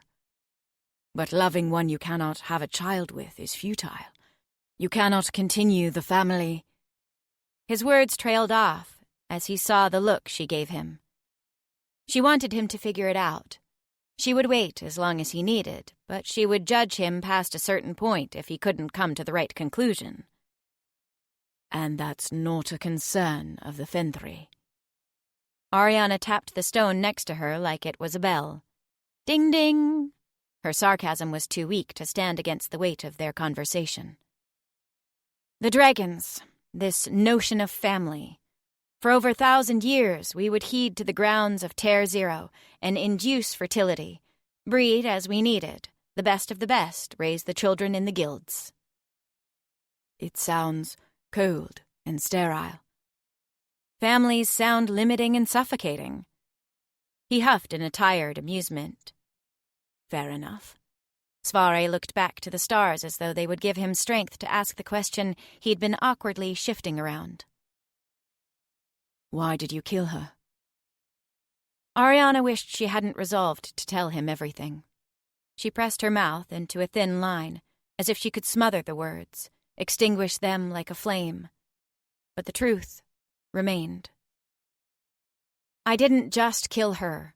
I killed them all. She let out the bleakness of her heart's truth. Your people should thank me. I was the hand that crushed the last rebellion against your king. I don't understand. When we discovered we'd been betrayed, that the dragon we'd trusted was not a double agent for us, was not an ally against the king, but a man under the king's own thumb, we destroyed it all, or tried to. The smell of burning flesh and reagents gone sour singed her nose anew. Her hands were caked in invisible blood that would never wash away, black and red alike. I was the only one who could do it. The rest of them had been poisoned. My stomach saved me. So, the schematics I carried. Realization was beginning to take over. Shouldn't have existed. They were stolen at the onset of our betrayal. Why didn't you kill yourself? It was a fair question based on what he knew of her, what she was. You know how hard it is for a dragon to kill themselves? It's no easier for me. You really are, then? I'm a perfect chimera. Arianna finally brought her eyes to meet his. She wanted him to feel the weight of the truth. She wanted him to cower in fear or see her purely as a tool. But he did something far more dangerous. He didn't change the way he looked at her at all. More important than overcoming the logistical challenge of killing myself, Eva and Master Oliver asked me to live. She died knowing all our research, everything we worked for, was being destroyed. I don't expect you to understand, but for a Fenthri, there is nothing more horrible. You fled, detaching from everything, and became the White Wraith. You worked against dragons. He finished painfully simple. In the hopes that I would someday find my way to the man who betrayed all I loved. In the hopes that it would bring me vengeance. She felt a sudden wave of guilt. He now knew everything, and she had never even told Florence the beginning of her story. When she returned to Loom, the girl would know the truth, Arianna vowed.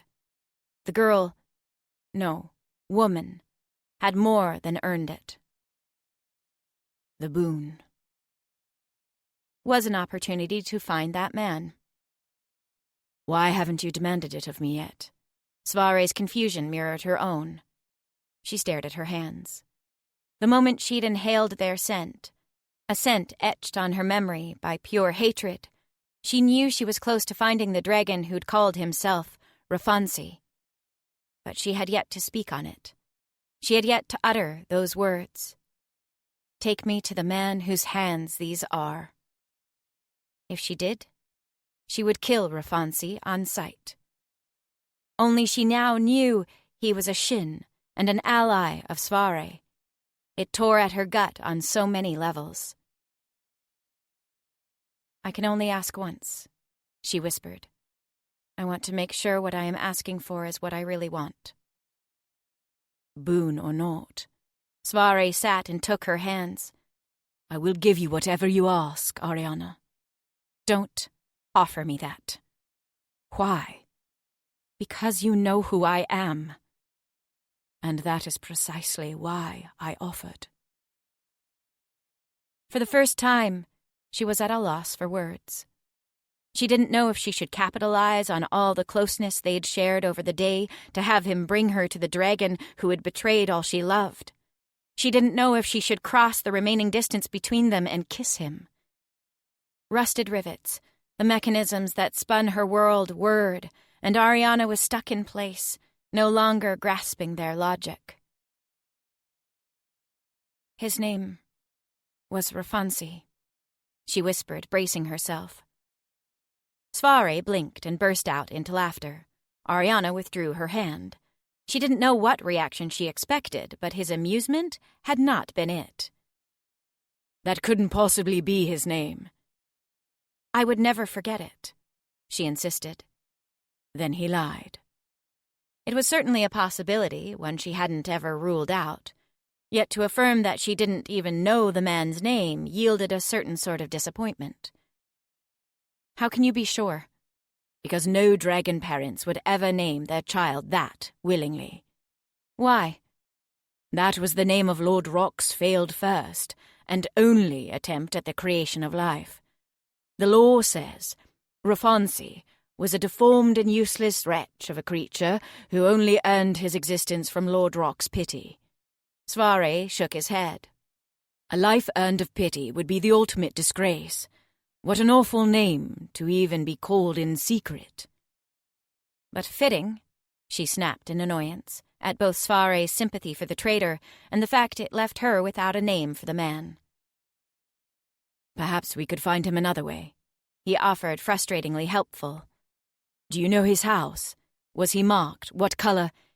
He was Shin. Cvareh straightened instantly, putting distance between them. She read him like an open book.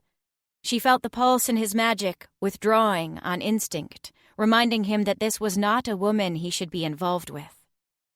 He fought against the pull of his upbringing, though, and took her hands with renewed passion. He held her fingers tightly, his eyes pleading as if she could explain why he was doing what he was, as if she had a neat solution for everything that drove them apart. Be careful of what you offer me, Cvareh, she cautioned grimly, with all the sorrow of an ugly reality. Your house looks to me to be the herald of victory, but I may well still decide to watch it burn. No, he whispered. I won't let you have a reason to. Her instant rage at him arguing with her about what she would and wouldn't do was stilled. We will find this man, and then I will see you kill him. You would let me kill a Shin? She was rightly skeptical. A Shin who takes the name Rafansi and works for the Dragon King against our interests should not be alive. Cvareh smiled the smallest smile of hopeful, foolishly hopeful encouragement. I may not be as good of a fighter as you, Arianna, but I have other uses. I can be quite good at finding information. People just say things around me they shouldn't, like they forget I'm there entirely. I will help you find this man, and I will give him to you for judgment of his crimes. Her brows furrowed and her lips parted just enough to let out her speechless shock. The hands he held so fiercely were the very thing that would allow him to fulfill his promise. He was ready to give her everything she'd wanted since her world ended. But if he did, would she be asking him to sacrifice one of his own ideals? Would their relationship survive her asking him to deliver one of his own for slaughter? She was afraid it wouldn't, despite his earnest insistence. Arianna stared into Cvareh's eyes, shining bright and gold against the darkness, and saw something that might just be worth more to her than her vengeance. Those eyes were oblivious to her struggle, and easily swung away, looking to the field. It's starting. What is? Arianna looked as well, but her answer didn't come from Cvareh. As the moon reached its apex, the whispering reeds they'd walked through to the temple slowly straightened. Their egg-shaped ends peeled away, unfurling long petals of red, lined in gold from within. Their wavy edges tapered to points that curved opposite their center.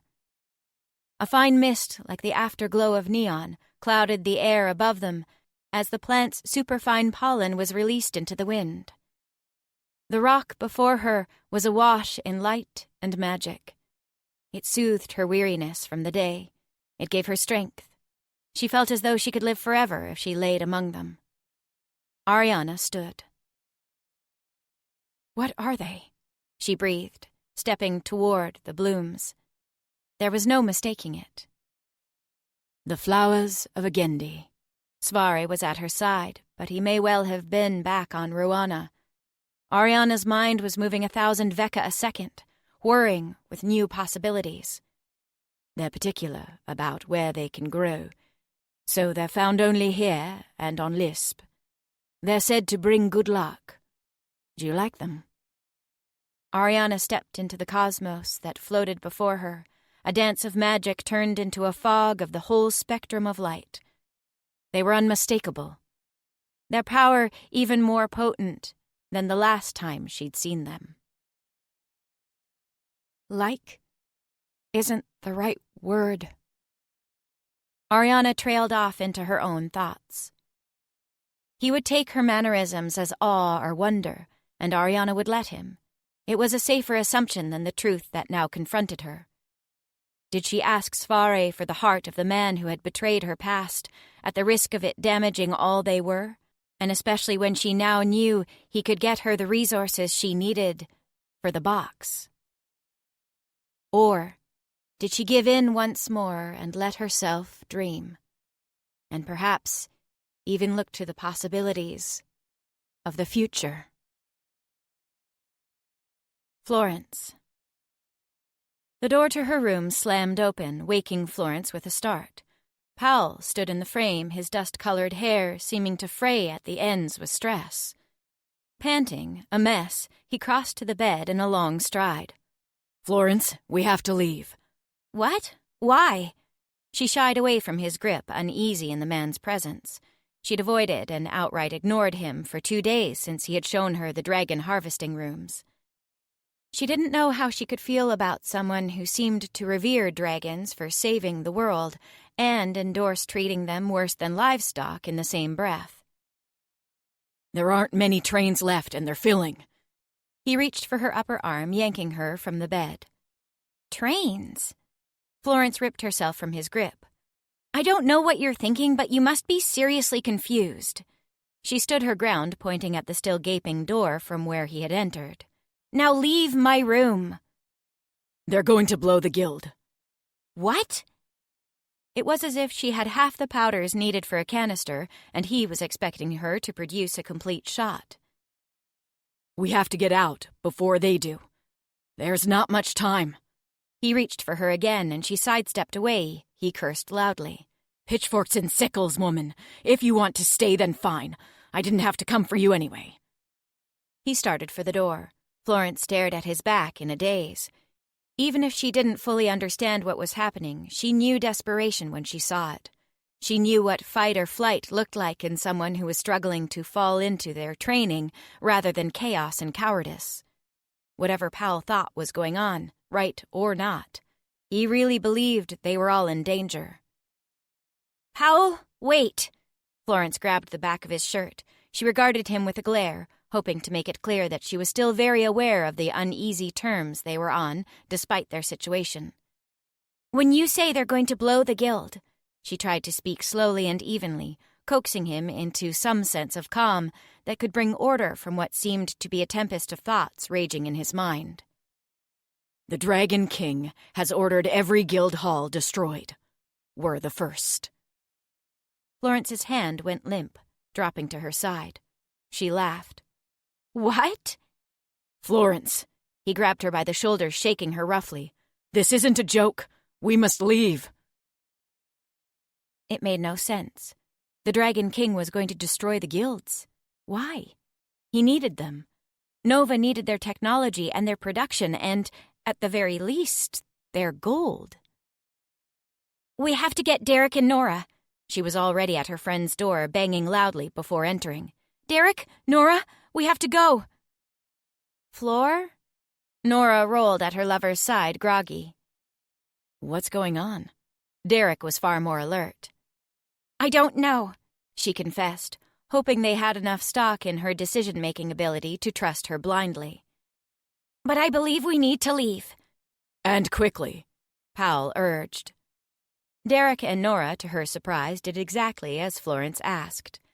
They left the bed without further question, not even bothering to tug on more than their sleeping clothes.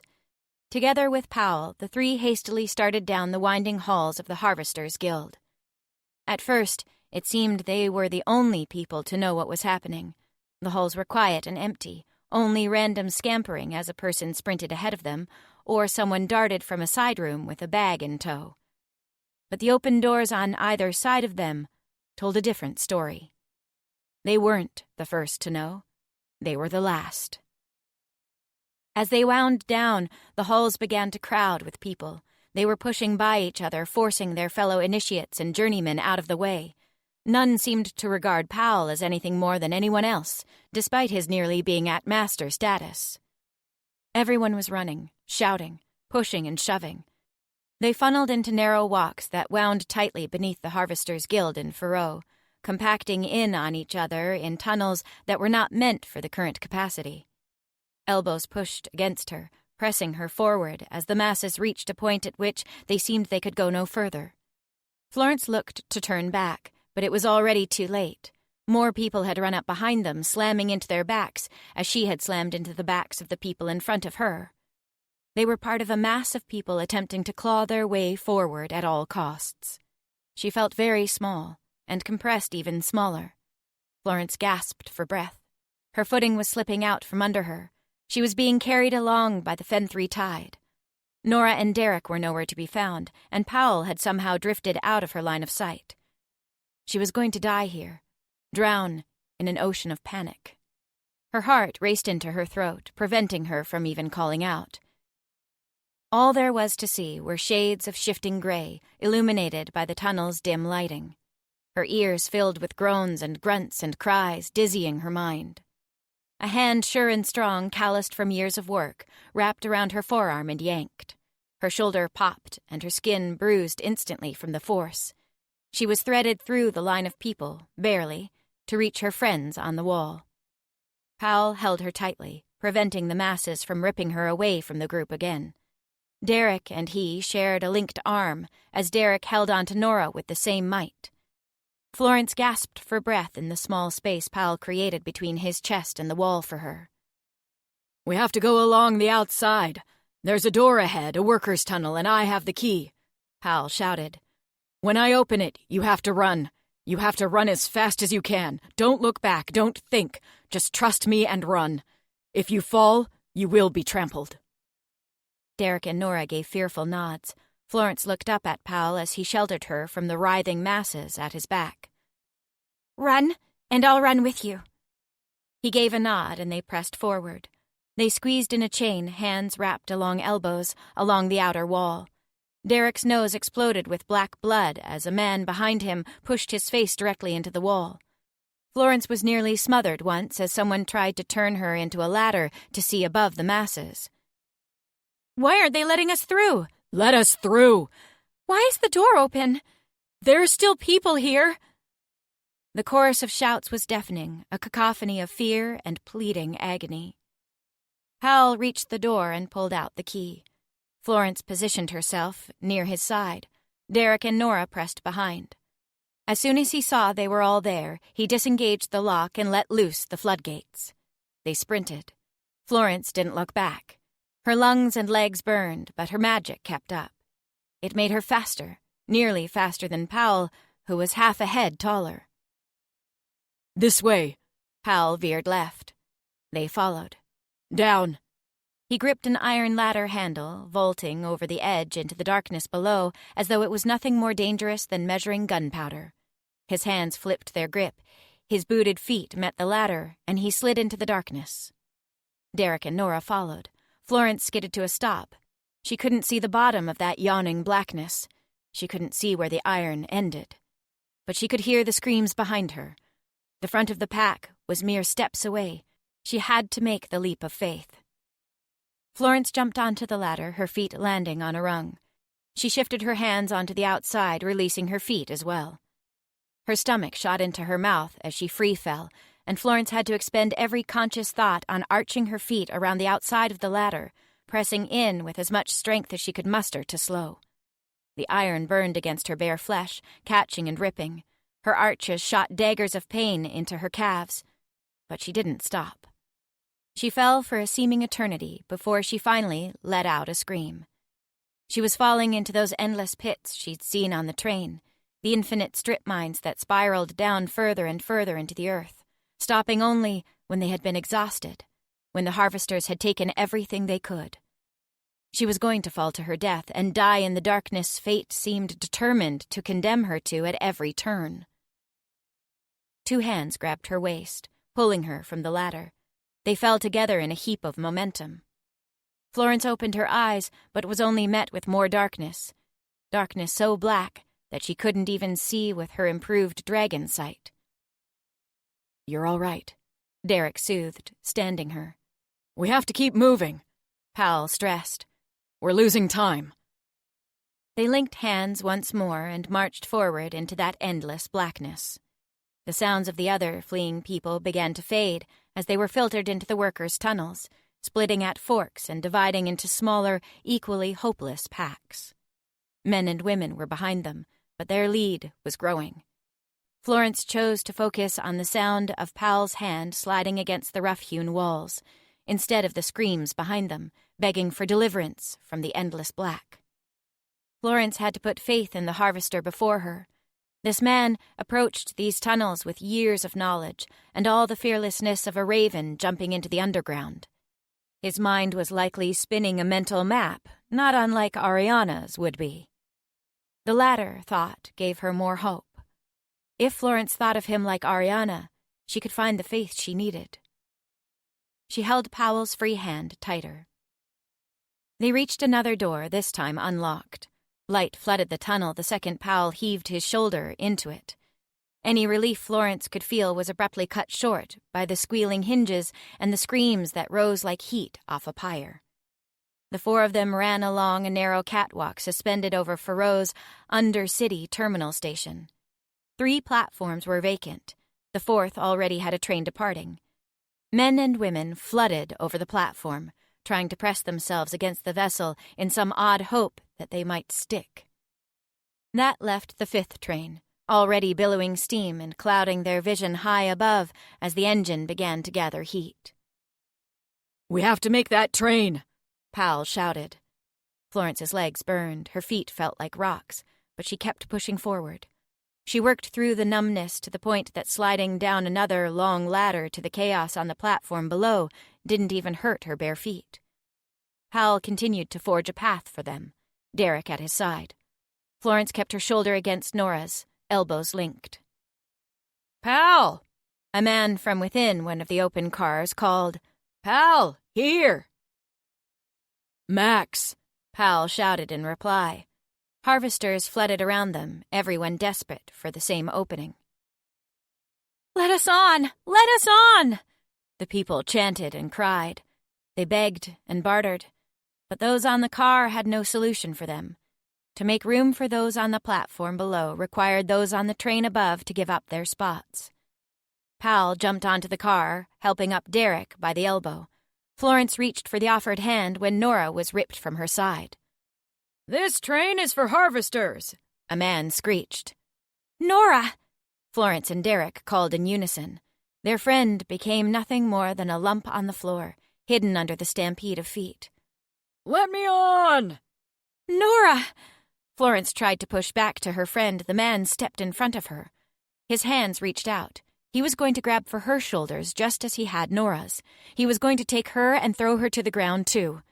She was going to be nothing more than a lump of flesh on the floor, disregarded in the chaos as nothing more than a life less valuable than those of the people stepping upon her. Florence reached for the holster that now never left her shoulders. 1 revolver, 6 canisters. She drew her gun and tracked the barrel right between the man's eyes. "Touch me, and I will shoot." "Fight or flight," Florence breathed heavily. "Fight or flight." The man grabbed her shoulders. "Fight or flight, fight or flight, fight or fight!" Florence pulled the trigger, blowing off half the man's face at point-blank range. His skin exploded, curling back and away from the epicenter of the blast. The contact shot vaporized his skin and pulverized his brain. It sent blood and gore flying. Those around were stunned into a brief moment of silence. The world stilled as everyone realized at once what they should have known all along. Every choice, every decision now, was a judgment call on whose life was more valuable, and every man, woman, and child would always put their own life before any other's, by virtue of instinct, if nothing else. "Nora!" Florence took advantage of the moment, pushing people aside, stepping through the gore, grabbing for her friend. Black blood smeared Nora's body, but she remained breathing, dazed but intact. The people closed in again as Florence pulled her friend toward the car. "Don't touch us!" she screamed again, cocking the weapon. "Don't touch us, or I will shoot to kill!" She waved her gun through the air, keeping the people at bay. She had 5 more shots. They could overpower her in a moment, but people seemed to favor the chance of potentially getting on the train somewhere else, rather than certain death from the wrong end of her firearm. Derek pulled Nora onto the train, then turned to help on Florence. She found her spot pressed between Powell and Derek. The harvester's side she was flush against was too hot. It was kindling to the spark of her swift and sudden guilt. Florence swallowed, looking at the body on the platform. She had never killed a Fenthri before. Not like that. The train lurched to life, bringing on more screams as the people on the platform were faced with the realization that there simply wasn't enough room for all of them. They chased the train. They jumped for the vessel. Some missed, tumbling under the train's wheels with unsettling thuds. Others managed to find a hold, only to be splattered the second the train entered the narrow tunnel leading out of Faroe. It seemed like an ocean of black and red blood was going to drown them all. "Powell?" Florence finally began to catch her breath. "That man—" "It was you or him." The harvester at her side verbally recognized the fact. But he didn't look at her. He remained focused ahead, looking into the wind that carried only the darkness of the tunnel. "You had no choice." "He was of your guild." "The rest were as well." Powell shook his head. "I chose to get the 3 of you on board." "Why?" Florence asked. "For Loom. I did it for Loom. The alchemists and ravens and revos and rivets. Rusted sickles. They may not have gotten warning. You may be the last ones. As a Fenthri, knowing at least some of my guild escaped, I had an obligation to preserve the widest reach of knowledge. It was my duty." For now, Florence willingly chose to ignore the idea that she may be the last raven or revolver alive. The train shot from the tracks in the dim light of morning. The world was awash in sepia tones of clay and rock. The morning seemed almost peaceful, until Florence looked back at the guild hall they were fleeing at bone-rattling speeds. High above, rainbow trails curved and spiraled. Concentrated magic glimmered down as light. "Dragon riders?" Florence remembered what Powell had said, but it made no sense. Florence watched as a dragon leapt from a high rooftop, caught by another mid-air. They began to arc and spiral away, uncaring of the trains and people fleeing. They made no effort to pursue. No. Why would they? Florence realized the truth of it as the very evil in the air iced down the column of her spine. They wanted an audience. They wanted people to see. She knew what was coming the moment she saw the wide canister aloft above a rider's head. But Florence still screamed. She screamed before anyone else because she had seen those canisters before. Hidden away, one of the dark nights that she studied in the Revolvers Guild proper, she had laid eyes on them as every revolver should at a certain point in their studies. They were a testament to the truth of the revolvers.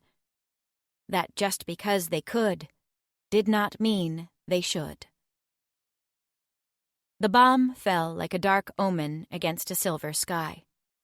Seconds stretched on as she watched it plummet toward the guild. It was so tiny from her vantage that it was almost as if she could reach out and pluck it from the air. But she couldn't. She could only watch and hold her breath. A flash of blinding light brighter than any day, a wave of heat and air that jostled the train itself. An explosion of magic and chemicals so loud that it silenced all else in the moments to come, both demanding and earning a committed audience. The top of the guild shuddered and groaned, toppling like the building toys of a toddler rivet. It began to fall in large pieces as they tumbled away from what had been the epicenter of all supplies for Loom. The room she had learned about with Powell, gone. How many records of their resources, the very lifeblood of Loom, had been lost? The true shock waves of the day were going to reverberate long into the future, long after her cheeks dried and her ears stopped ringing. But the dragon spared no kindness. Secondary explosions rang out from deep within the guild. The walls exploded outward, tumbling the very foundation upon which the oldest city in Loom was built. Faroe was tumbling, and with it went all those who weren't safely on a train whizzing away. Florence's mind returned to those who had entered the workers' tunnels with them, the souls that had sprinted into the darkness and would never find a way out. The riders watched as the walls shuddered and shook. They stayed long enough to see the spiderweb fractures pop and split into existence. And then they left, as behind them the guild crumbled and burned and violently exploded, reduced to nothing more than rubble and smoke. Florence watched with the rest of them, with every other Fenthry who screamed and sobbed, and then stared silently in horror, at a complete loss for all emotions. They watched as the dragons raised the first guild of Loom. The dragons, who had always claimed to be their saviors, their guiding hands, demolished one of the 5 fundamental pillars upon which their world stood. Florence burned the image into her mind with the heat of rage. She watched as the city of Faroe crumbled and fell into the hungry abyss that surrounded it. Arianna. They spent most of the night on that island. It had been a long time since Arianna had covered her concerns with the warmth and flesh of another. She'd never make a habit of it, but there was something to be said for it. To want and be wanted, to need, to desire, to delight in another, and feel that same delight. They moved well together, for a copious number of reasons, and Arianna turned off her mind and let herself simply be. The flowers bloomed for only a short period of time, but they didn't need light for the acts they performed. When the time came to mount the Boko again, she found herself lamenting the end of the short quiet in the storm that was her life. She dared to say she enjoyed the peace she'd come to find with Cvareh. But that was precisely the problem. They were at peace only when they didn't think about what their unconventional relationship really meant. The moment she dedicated thought to it was the moment she realized its true folly. They had pulled the trigger, and the bullet could not be caught. It was shot to kill, and they would both be right in its path. The question was, did she push him out of the way and shoulder the pain on her own? Or did she pull him before her? Arianna rested her cheek in the middle of Cvareh's back, watching the clouds swirl effortlessly beneath them. She wished she could see Loom, however small and insignificant it was from Nova's vantage. She missed her home and its industrial sensibilities.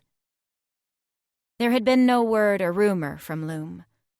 The fact didn't surprise her, given the logistics of communication between the two realms, but she worried for Florence. The girl was no doubt involved in the rebellion, and the very fact put her in danger. Arianna hoped she was merely oiling guns in the Alchemists' Guild Hall, but knowing Florence, the likelihood of that was slim. The world would only ever be safe when the dragons no longer attempted to rule Loom. For as long as they did, Loom would bend and break, rebellions would creep up, the dream of bygone days would flower into bloody conflict. She knew she had reached her decision when they landed in the manor. "It's quiet," Cvareh observed as they headed for her chambers. "Perhaps they are still in Eastwyn," Arianna proposed, quickly changing the topic to what weighed on her. "Cvareh, I have decided that I will help your sister." He stopped in his tracks, leaving her to pause as well, a hand on the doorknob. "Ari." The dragon was uncertain, searching. It was as if she'd given him a truth he deemed far too good to be true. But all Arianna could see was that she was giving him certain war. "It's not for her." "Who then?" he asked tentatively. "Florence." He visibly deflated at the name. "Helping your sister will be the best chance of this rebellion she's put so much stock in seeing success. As long as Petra doesn't betray us and try to rule Loom when she has the throne she so wants." "Logical. I'd expect no less." Arianna sighed softly. "It's for you as well, idiot." He brought his eyes back to hers, hopeful. "You don't think I actually trust Petra, do you?" Arianna took a deep breath and braced herself. What she was about to say would no doubt rattle them both. "I trust you, Cvareh. If nothing else, I trust that you will do what must be done." "I will, I promise you. But Petra won't betray you either." He eagerly followed her into her quarters as she made her way to her desk. "Good, because I will need some supplies." She grabbed for the journal that was mostly still blank inside, the others scribbled across with random notes, maps of the manor, and other postulations. Her pen paused as she thought a long moment. What did Sophie say she needed? What would help the rebellion the most? Arianna wasn't born to be a leader, and she didn't want to be. She was born to create tools, and was content to let others figure out their use. "Yes, anything. You know I will give you anything." He repeated his dangerous offer. Arianna withheld scolding him. She would save her boon for as long as she could. She would use it when she had no other option, when it was something he wouldn't give her willingly, or tried to be subversive about. "Those flowers, I will need them."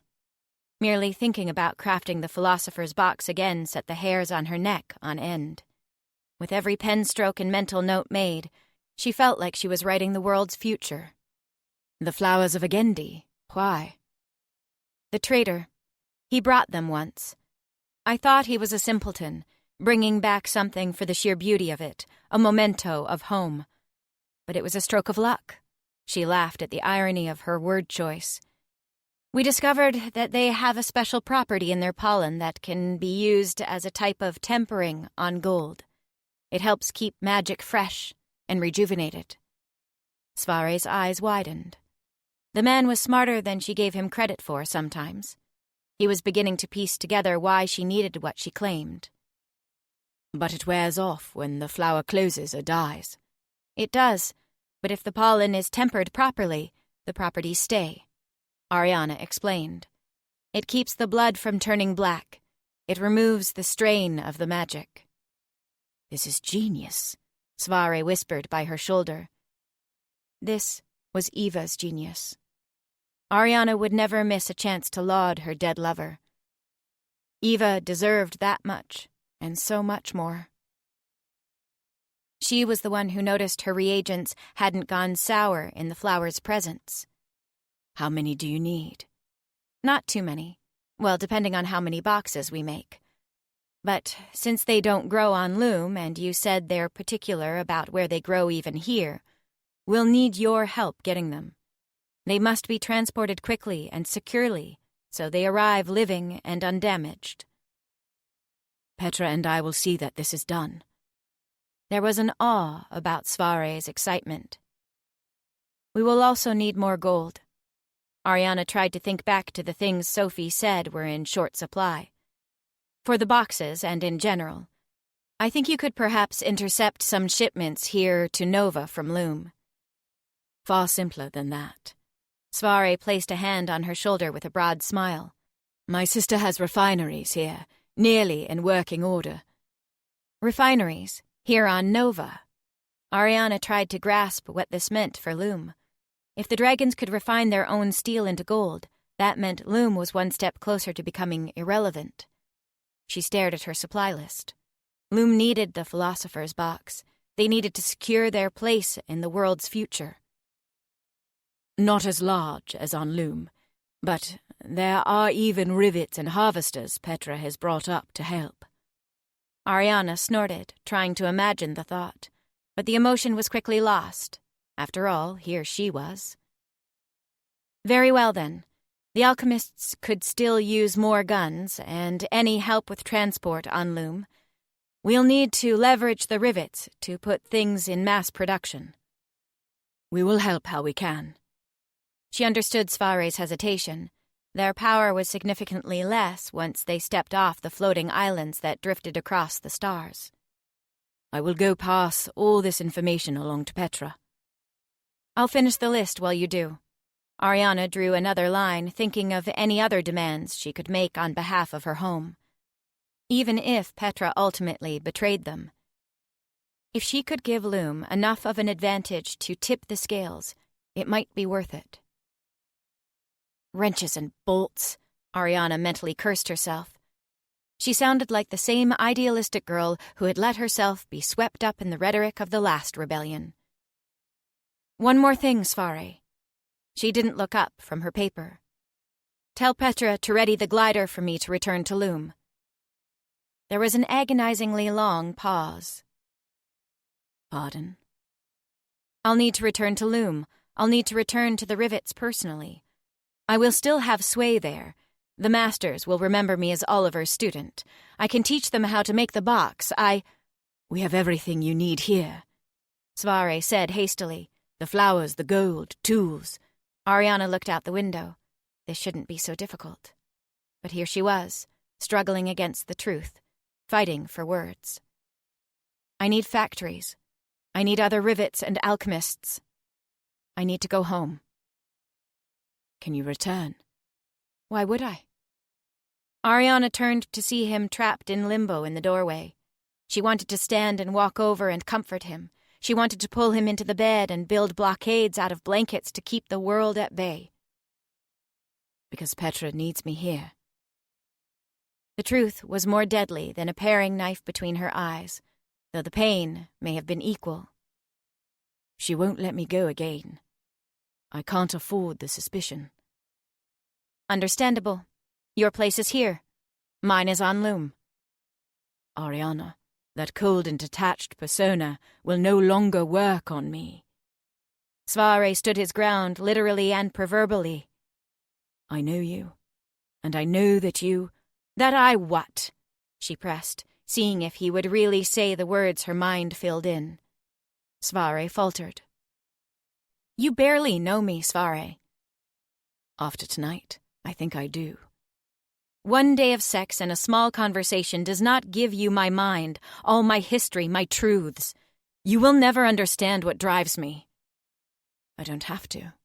He smiled soothingly. I merely have to love it. You're being a fool. The man was going to paint color on her gray and dreary dreams, and somehow she wanted to let him. No.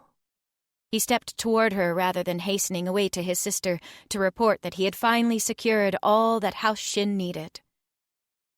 I think this is one of the few times where I'm not. That smile, sharp canines and all, was more dangerous than it had ever been. She hooked a hand on his neck and brought her mouth to it. Arianna wanted to taste the flavor of hope again. I love you, Arianna, and I will not stand in your way, but I will also not let you flee from this.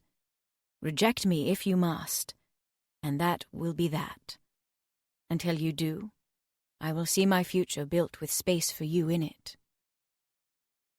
She searched his face, as if she could read the words he wanted her to say off of it with ease. But she was tired. There was only so much change that could be expected of a single person in one day.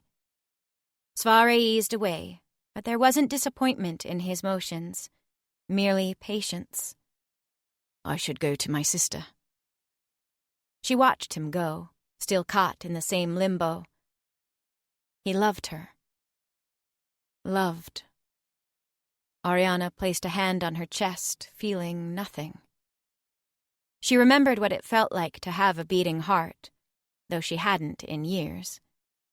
Eva had cut out the heart Ari had given her, and Arianna had built a new clockwork machine to take its place. She didn't remember anything in her designs that would allow her to love again. Petra. Her people, her family, were dying in the streets. By the time word arrived to Petra of the mysterious circumstances under which they were suffering, it was far too late to even attempt to save the majority of them. The organs from a slave squished under her foot as she paced the room. Killing the messenger solved nothing, but the scent of blood made her mind sharp and her senses keen. Killing directed her rage at someone worthless, so it didn't escape through her at the people she needed to depend on. The doors at the far end of the hall opened.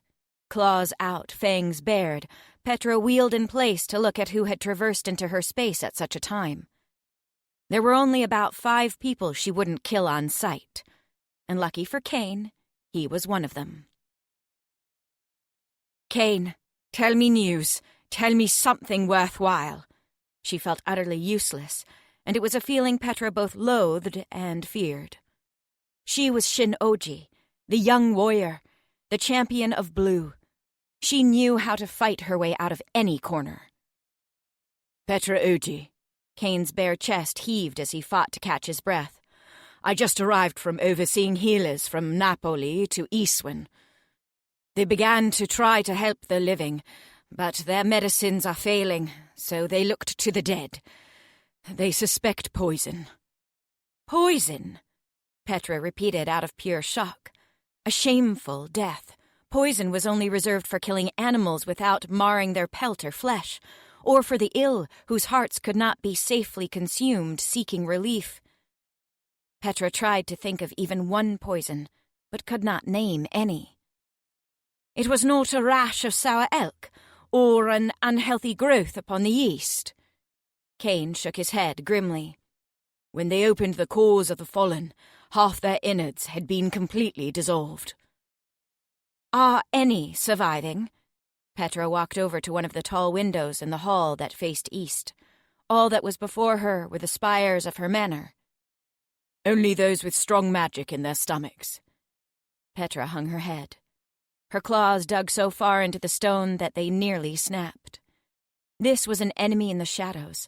It was not one she could hunt down. It was not someone she could summon into the pits and make an example of several times over. She had dealt with a coward. She had dealt with someone who was willing to sacrifice all their ideals for the ends they wanted to achieve. Petra snarled despite herself. The irony was not lost on her. Whoever had done this knew it was a very dark way to twist the Shin motto. "Kane, I have an important task for you." Petra thought through her next move as carefully as she could manage, but blood clouded her mind and engulfed her nose. She wanted to roar the song of vengeance. "OG." Kane brought his heels together, standing taller. "Find Finna and bring him to me." Petra straightened, looking at Kane's reflection in the blackness of the windowpane. "I only need him alive and able to speak, Kane. His condition otherwise matters naught." "Do you think Finna Kin has anything to do with this?" Petra was smart enough to tell the difference between true insubordination and inquiry. This was by far the latter. Kane's face was overcome with horror at the very thought. It was heartening, but Petra did not have time for it. "No." Petra tapped her fingers along the windowsill. "Finna is a Shin, even if he lives under the rock roof. Furthermore, even if he wanted to betray us, this is beyond him. At worst, he's a worthless little slime, not cunning or devious. However, the man whose roof he sleeps under is both." Petra growled the dono's name. "Yevon has much to gain from Shin fighters mysteriously dying in the night, especially after our showing today." "I will find Finna Kin." "See you do so with discretion," Petra cautioned. "We must act carefully until we know what picture is being painted." Accusing a dragon of engaging in dishonest battles was a high offense if it proved to be unfounded. Even if Finner confirmed it was Yevon, Petra still wasn't certain she would be able to outright accuse the dono of treason. Dawn had barely kissed the sky when Petra knew Kane had returned. She smelled the man's magic and the sharp tang of her brother's. She had done nothing but pace the room for hours and bark orders at any who entered. The doors opened and Kane shoved Finner through them. Her brother tripped, nearly falling on his face. He was like a skittish field mouse, trying to squeak a mountain lion into submission. "I am a kin of this house. I will not tolerate this treatment." Kane looked at her. It was a delicious feeling. Another person deferring to her above Finner, the firstborn, the fallen child of Shin. Petra's claws felt 10 times sharper. "We shall see what you are soon enough," Petra said silkily. Finner turned slowly to look at her. All boldness he had tried to throw around with Kane washed away beneath the shower of her judgment. She poured her suspicions silently atop him and watched as they eroded his resolve. "Petra, what is the meaning of this?" Finner demanded. "Kane, I wish to be alone with my brother." Petra didn't want an audience for what she was about to do to Finner. She didn't want anyone in the manor to know what she could do with her claws. The speculation over what prompted each delightful scream would be a far stronger message to warn others against disappointing her. "As you wish, OG." He closed the doors behind him. Petra's ears twitched as she listened for footsteps. There were none, meaning Kane had assumed responsibility as guard. They would not be disturbed. "Petra, Petra OG," she corrected venomously. "You will refer to me by my title, Finna." "There are things I must tell you." "Oh, I imagine so." She began to advance on him. "Our house, your family are dying, Finna." "You can't possibly think I had anything to do with it." Finna retreated, shuffling step after shuffling step. "No, I know better. You're far too inept for that," she chastised. "You're weak. You think small. You require a guiding hand." Claws shot from her fingers at every flaw she named. "You likely aren't even aware of what happened." "No, I am aware." "Oh?" She wanted to hear him say it. She wanted him to be so worked up and afraid that he would do anything to prove himself to her. And in doing so, he would show her his true colors. I hadn't come home because I was searching for answers on my end, just like you commanded." Finner stood straighter, like a performer in the spotlight. "I overheard a conversation that I think will be of use to you." He couldn't overhear anything when she needed him to, but suddenly managed without a problem when it was far too late. His inconsistency was beginning to rub Petra wrong. "For your sake, you'd best hope it is." "It was in the wine," Finner said hastily. "The poison was in the wine." Petra stopped just within arm's reach. She stared at her brother for a long moment before raising her hand in a quick motion, bringing its back across his face. Her claws dug long golden lines in his cheek. Finner reeled. "What? Why? Tell me true. Where was the poison put? I told you." She grabbed the chain that sat around his neck, the collar the dono made all his beasts wear, and yanked him by it. Petra placed a hand on his shoulder, tensing her fingers and dragging her claws down his bicep. Finner howled in pain. "Tell me how my people were poisoned." "I am telling you," he snarled. "It was in the wine." Petra slapped him again, this time with her palm. She ripped a chunk from his ear in the process. "Where did they put it?" "In the wine," Finner hissed in pain. "Petra, the poison was in the wine." "Where?" She hit him again. "The wine. Where was it?" Petra threw him backward, Finner stumbling, giving her an easy opening to straddle his feet and hold him against the wall by his neck. Rivulets of gold pooled in his collarbones as her claws dug into the soft muscle of his throat. "The wine." Finner was nearly at the point of tears. The shameful, pathetic man came undone under her fingers, the truth pouring from him like the blood from his neck. Petra could confidently ascertain that he was not trying to deceive her in any fashion. She dropped him into a heap on the floor in disgust. In a display of how low she regarded him, she stalked away, her back to him. Let him lunge, Petra seethed mentally. If he dared attack her when her back was turned, she really would kill him. Right now, his death was merely a high probability. "Kane?" Petra pulled open the door. The man was at attention. Kane was not perfect, but Petra was truly grateful to him in that moment. "Go and have the word spread that all wine on the Isle of Arianna is to be cast into the gods' line, every lost bottle, cask, and vat." "As you command, OG." Kane made haste away. Petra slammed the door shut and turned with a sigh. It wasn't even sport to tear her brother into pieces. He had already healed, but he remained on the floor in a puddle of pale blue flesh.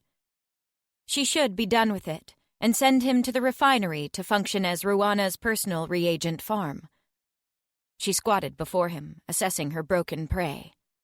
Petra reached out a hand and he flinched. She slowly began to stroke his hair as if she were soothing a skittish animal. "Now, Finner, tell me whose poison it was, and don't lie to me." "Coletta Ryu's." Finner swallowed, trying to wash away his weakness. It didn't work. "It was Coletta Ryu's poison." "What?" Petra tried to make sense of this. The rock Ryu. Coletta was nothing, worthless, weak, and small. And that would be just the sort of person who would resort to such devious and underhanded means. The person who could not stand in the pit. The person who would attach herself to one of the fiercest dragon fighters while still offering something of her own to match the bloodthirstiness of her mate. "I know it was her," Finner insisted. "She is known for staying in her gardens, but allows no one else in there. Most assume it's for her privacy, to hide her frailty. But I began to suspect something else when a servant went in and wound up dead." Petra glanced at the servant she had killed hours ago, the body now cold. She could entirely understand killing someone for being in the wrong space at the wrong time, especially when that someone was worthless. The man was killed without any kind of wound.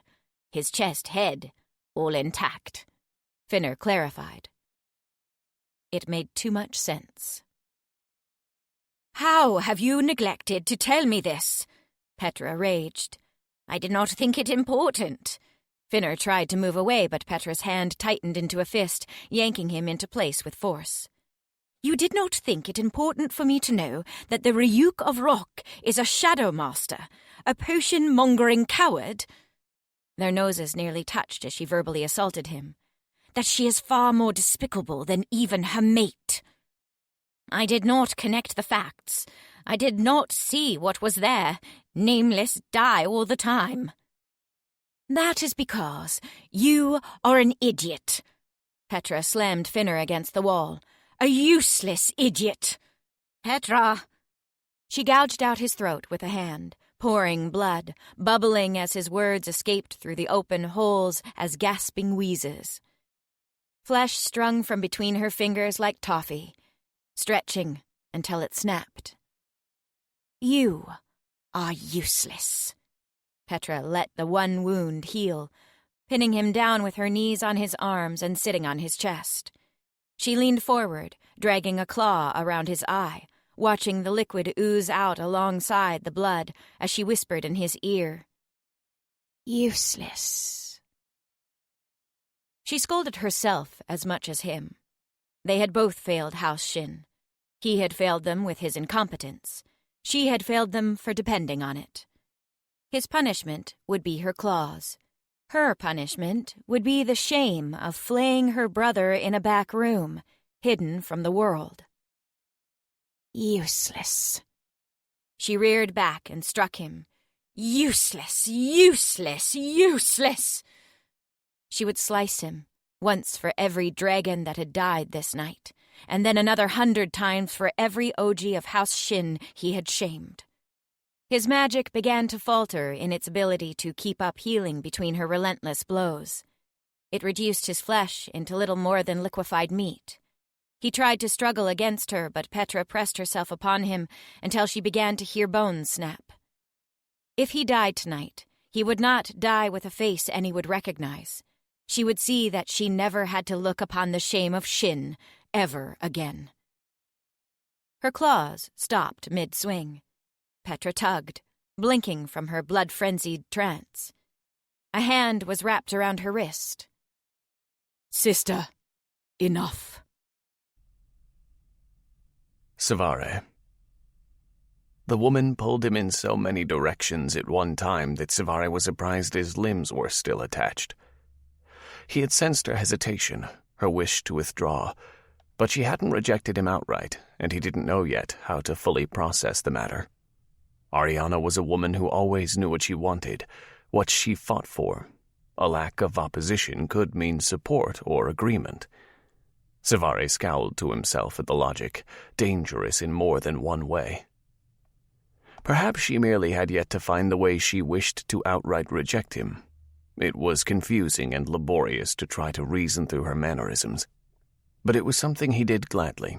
The better he understood her, or tried, the better he could give her whatever it was she needed, be it revenge or gold, or someone to whom she could finally confess the weighty secrets that she carried alone in her heart. It would be his lot that the first woman he would design to take for his mate, his life mate, if she ever agreed to it, would be the first perfect chimera, and impossibly headstrong. Cvareh grinned faintly to himself. All the reasons he should find her tiresome made her all the more endearing. She had accomplished an inspirational amount in her short life. If Arianna could be all she was, then he could be a man she deemed worthy of her love. She didn't say she loved him. She didn't outright reject him. Their magics and minds had been so close for the past day that he wouldn't be surprised if she began to smell of him and he of her. Even if she said otherwise, he knew more of her than she gave him credit for, and what he knew and felt gave him hope. Cvareh paused, looking down the long stretch that would eventually lead back to her room.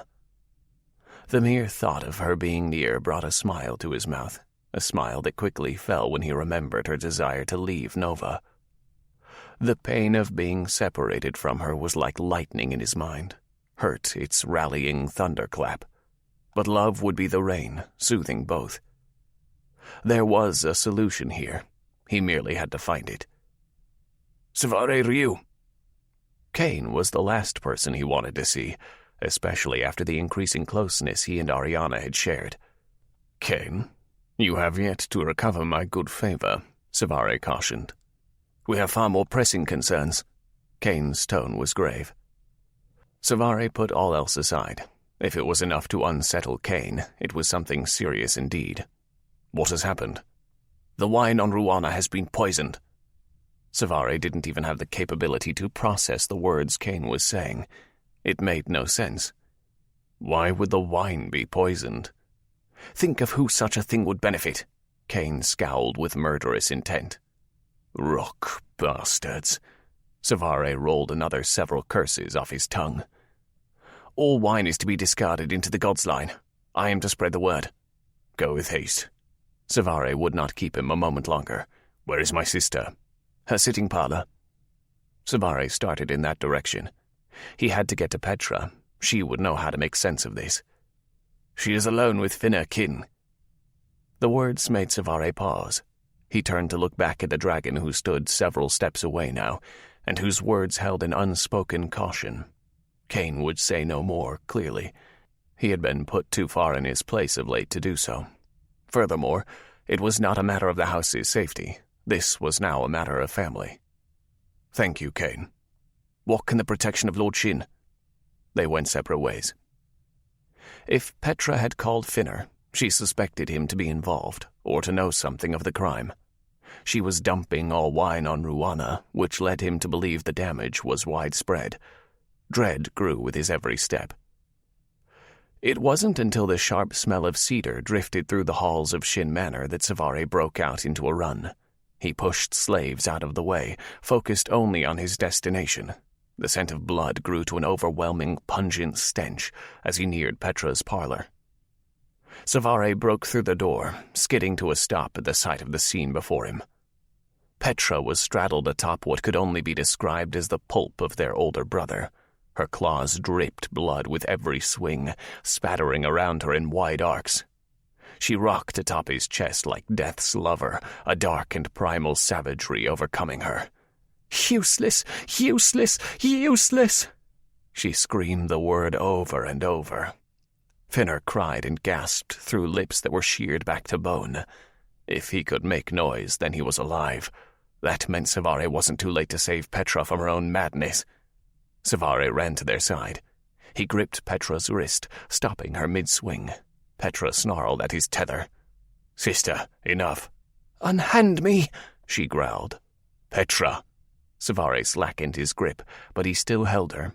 He needed his sister to feel his magic, their magic, the magic that their brother also shared. You will kill him if you continue. It is because of him that Shin have died this night. She spat the words. Save him and you are no better than the cowards and butchers he works for. Kill him and neither are you. Cvareh knew his sister. He knew when she needed to be pushed. He knew he was the one person in the whole world who could get away with it. Did you intend to murder him without witnesses, without calling his crimes, without a proper duel? Will you stoop to the level of House Rock? Petra panted. Finner groaned. Cvareh was left to speak sense into the madness. You are the Shin Oji. Your house needs your example. Cvareh knelt. He focused only on his sister. No one doubts your ferocity, Petra. Move! She pushed him away. Cvareh thought she was merely making space to strike at Finner again, but she stood with a small sway. The death of House Shin's fighters and innocent alike had taken something from her. You're right, Cvareh. Cvareh remained silent, letting Petra speak. Just as he knew when to push, he knew when to back away. And this was a Petra who would skin anyone or anything alive that prevented her from being heard. He doesn't deserve to die a death hidden away. Petra bared her teeth. Finner, I will challenge you at court this day the moment it convenes. And when you run, I will still challenge you. I will leave it standing for all dragons to hear. Petra spit on their brother as he groaned, his flesh knitting sluggishly from the tax on his magic. "So that I may hunt you down and kill you at my leisure. There will be nowhere you can run from a duel called in court." Cvareh did nothing to help Finner up as he tried to pull himself off the floor. Their brother locked eyes with Petra. One eye, the other was still a slow-healing bloody socket, as if somehow he still thought he could fight her. The majority of his face had been scraped away down to the bone. "I have powerful people who will stand for me, Petra," Finner uttered darkly. "Who? Yevon Dono?" Petra scoffed. "Let him challenge me. I invite him. Let us settle this like dragons, rather than the coward he is, poisoning my men and women, his only means of securing an advantage." "Do not cast me aside," their brother cautioned. "I will be your undoing." "You undo nothing but my honor with your existence." "You never valued what I could offer this house," she snorted. "There was nothing to value." "How Shin does not need you, or any information you can give us." Cvareh interjected himself into the shouting match before it got out of hand again. Both sets of eyes were on him, but he looked only at Petra. "She will produce it." "Cvareh," Petra gave a cautionary look to Finner. That was already saying too much in front of their brother. Not when they had just effectively disowned him and marked him for death.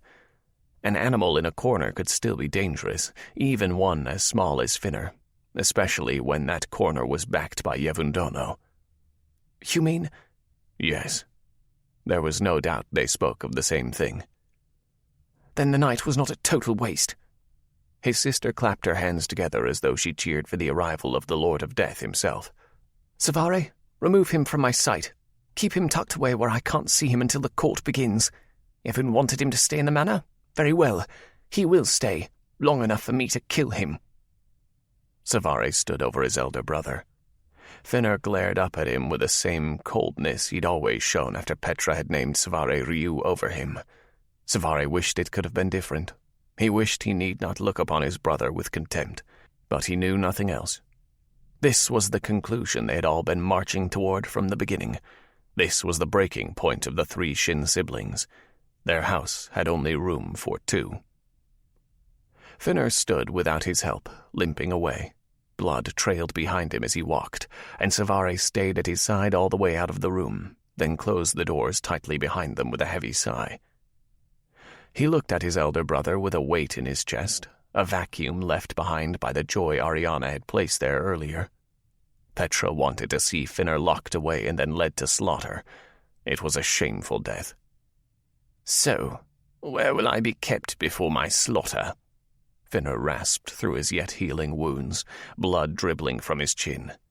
"Will I even have time to wash before court, or line my skin with the blessings of the gods?" Cvareh swallowed hard, feeling oddly brave and very stupid. Petra would no doubt want Finner locked away in the sparsest, deepest room in the manor. "You will." He led Finner down the halls and away from his sister, to the guest rooms usually reserved for noteworthy occupants. Finner was his brother, and a Shin. He would present himself well before court. Even if today was the day he would die a proper death befitting a child of the house. Finner, to his credit, made no effort to struggle or escape. Even if he could overpower Cvareh, Petra wouldn't hesitate to reduce him once more to a golden smear if Finner turned now. His brother kept his head bowed and his mouth shut, defeated. "I'll return in a few hours, right before the court begins." Cvareh assumed responsibility for the task. Even if Petra hadn't designed it to fall to him, it should be one of them, and she wasn't going to be in the right mindset to escort Finner anywhere. "Little Cvareh, so good to his big sister." Finner spoke with his back turned, making a show of dedicating more effort to looking around the room than his pointed comments. "Take a good look at me, Cvareh. This is the fate that awaits you. She'll cast you aside the moment you're no longer of use.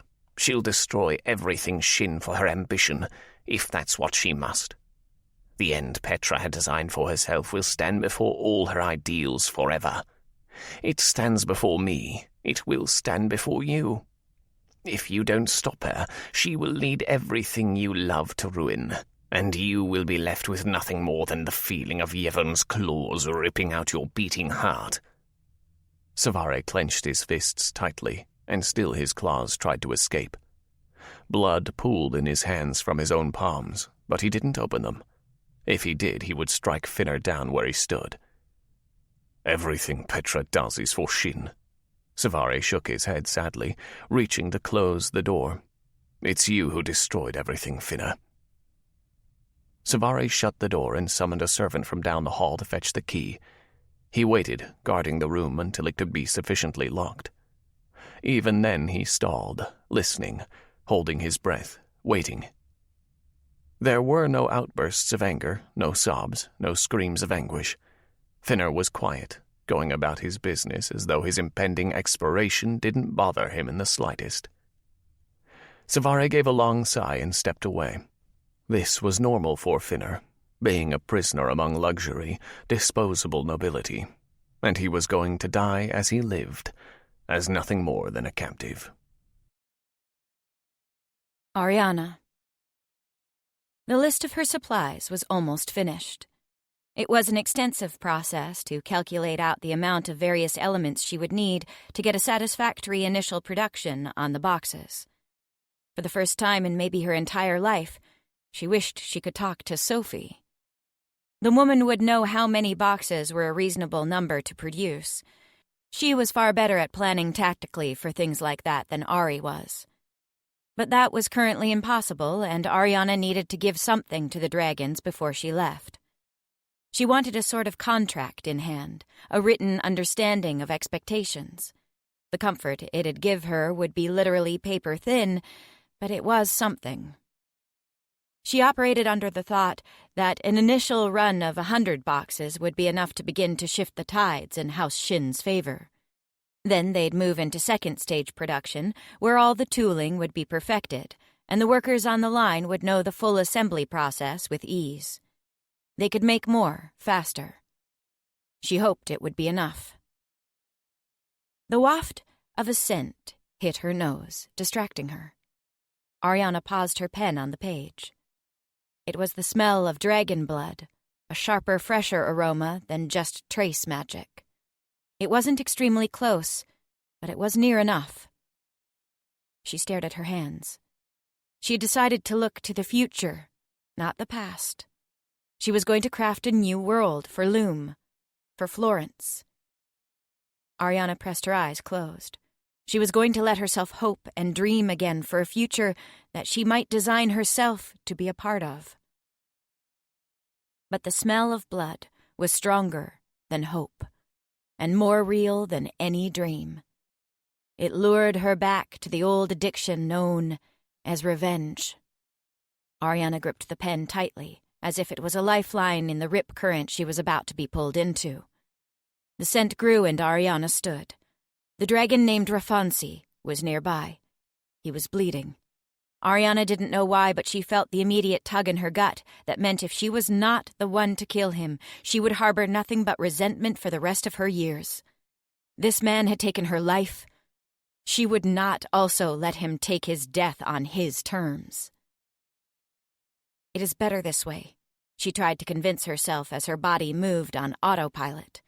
She would seek him out and have her revenge. There would be no need to involve Cvareh, and, in fact, she could still have a boon from him to spend on anything he didn't give her freely out of adoration.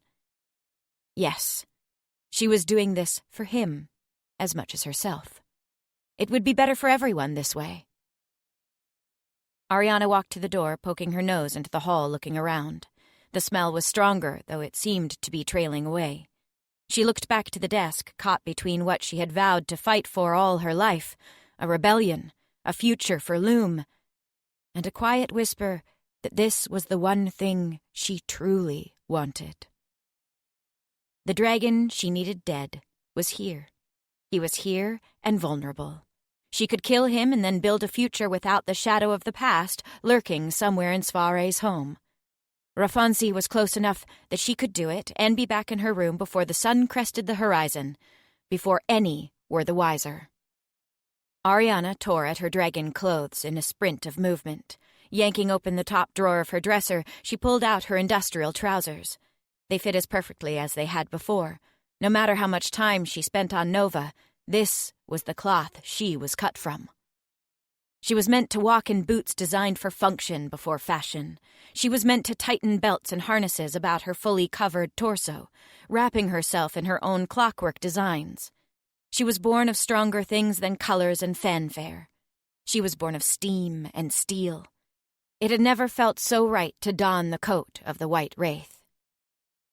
As she started down the hall, her hands running over her winch box, the bottom of her coat flapped about her calves, and she felt like a bloody god.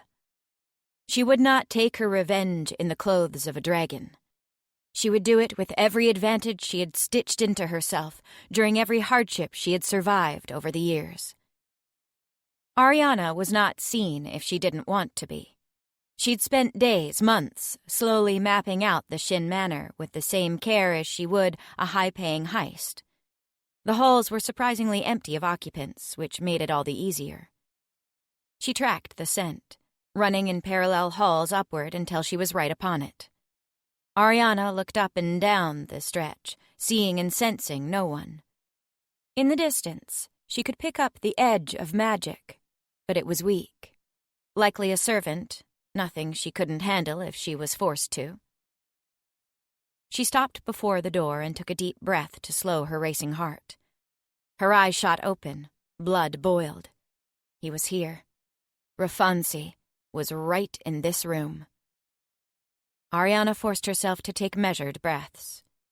She forced her head to cooperate.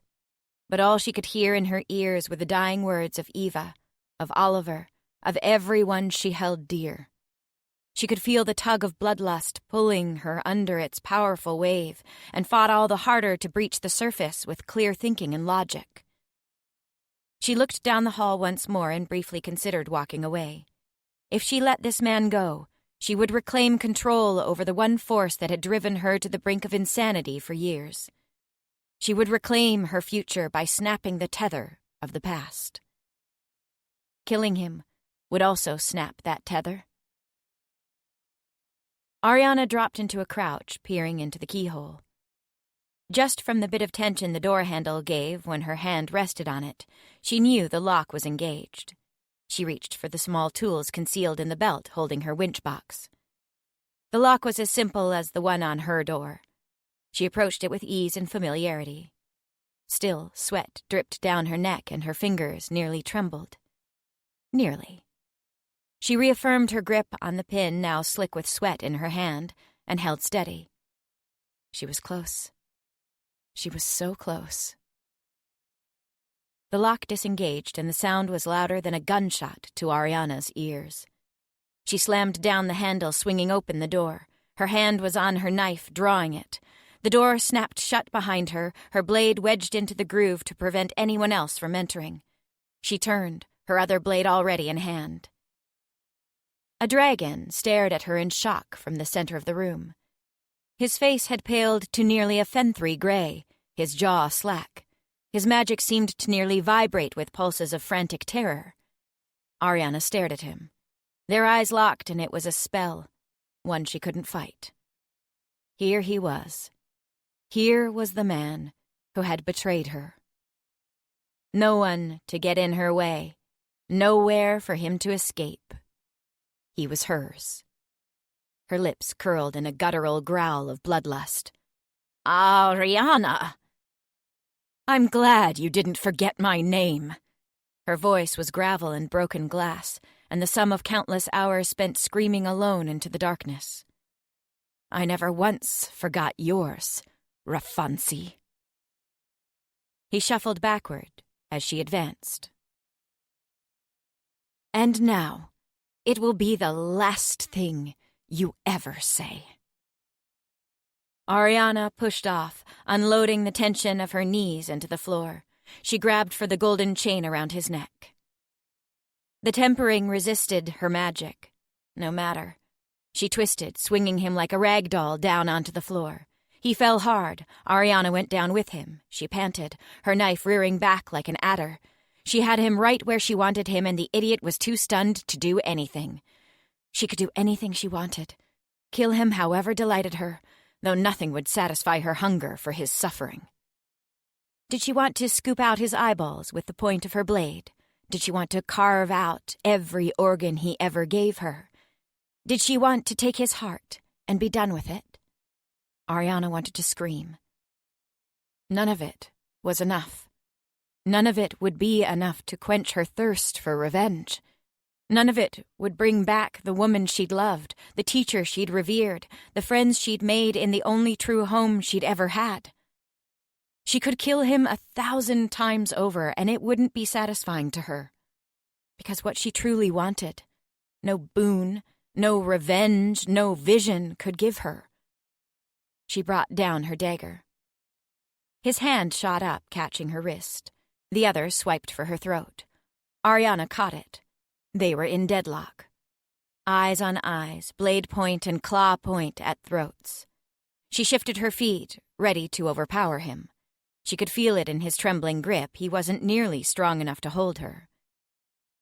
"Wait, don't kill me," he spoke quickly before she could laugh or scream or even give a growl at the coward's attempt to barter for his life. "Don't kill me, Arianna. I can give you something better." "Once a traitor, always a traitor," she snarled. Arianna swung backward, pulling on his wrist, feeling the bones pop. She curled herself and brought her feet forward, kicking out his other wrist. "Yes." Her blade stopped a second time, now of her own accord. The man's face moved oddly as he spoke. His visage was horribly scarred with markings that hadn't been there the last time she'd seen him. Arianna watched his bones knitting before her eyes. Envy bubbled up at whoever had maimed him so effectively. Jealousy was quick to follow, that somehow she found herself lacking in doing the same. "Yes, I am a traitor, but it is not you I am betraying now. I can give you something better, more satisfying than my death." "You have no idea how badly I want this." Her hand had finally given to shaking. "I betrayed you, Arianna, but I was nothing more than a puppet. If not me, it would have been someone else. What do you get from my death? Nothing. There will be more like me who creep up from the shadows. Kill the man who pulls the strings." "You'd betray your own king." "Once a traitor, always a traitor." He grinned darkly.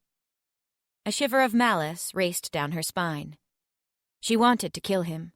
She had wanted to kill him for years. But he was now a low-hanging fruit. She had him, and she could slay him any time. She knew she could overpower him and best him in any fight. That much had already been proven in their short encounter thus far.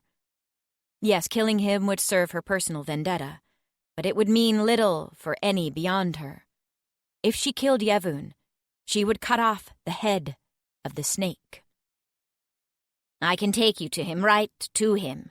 I can get you in his room before the sun even wakes. No one else can give that to you. No other dragon will."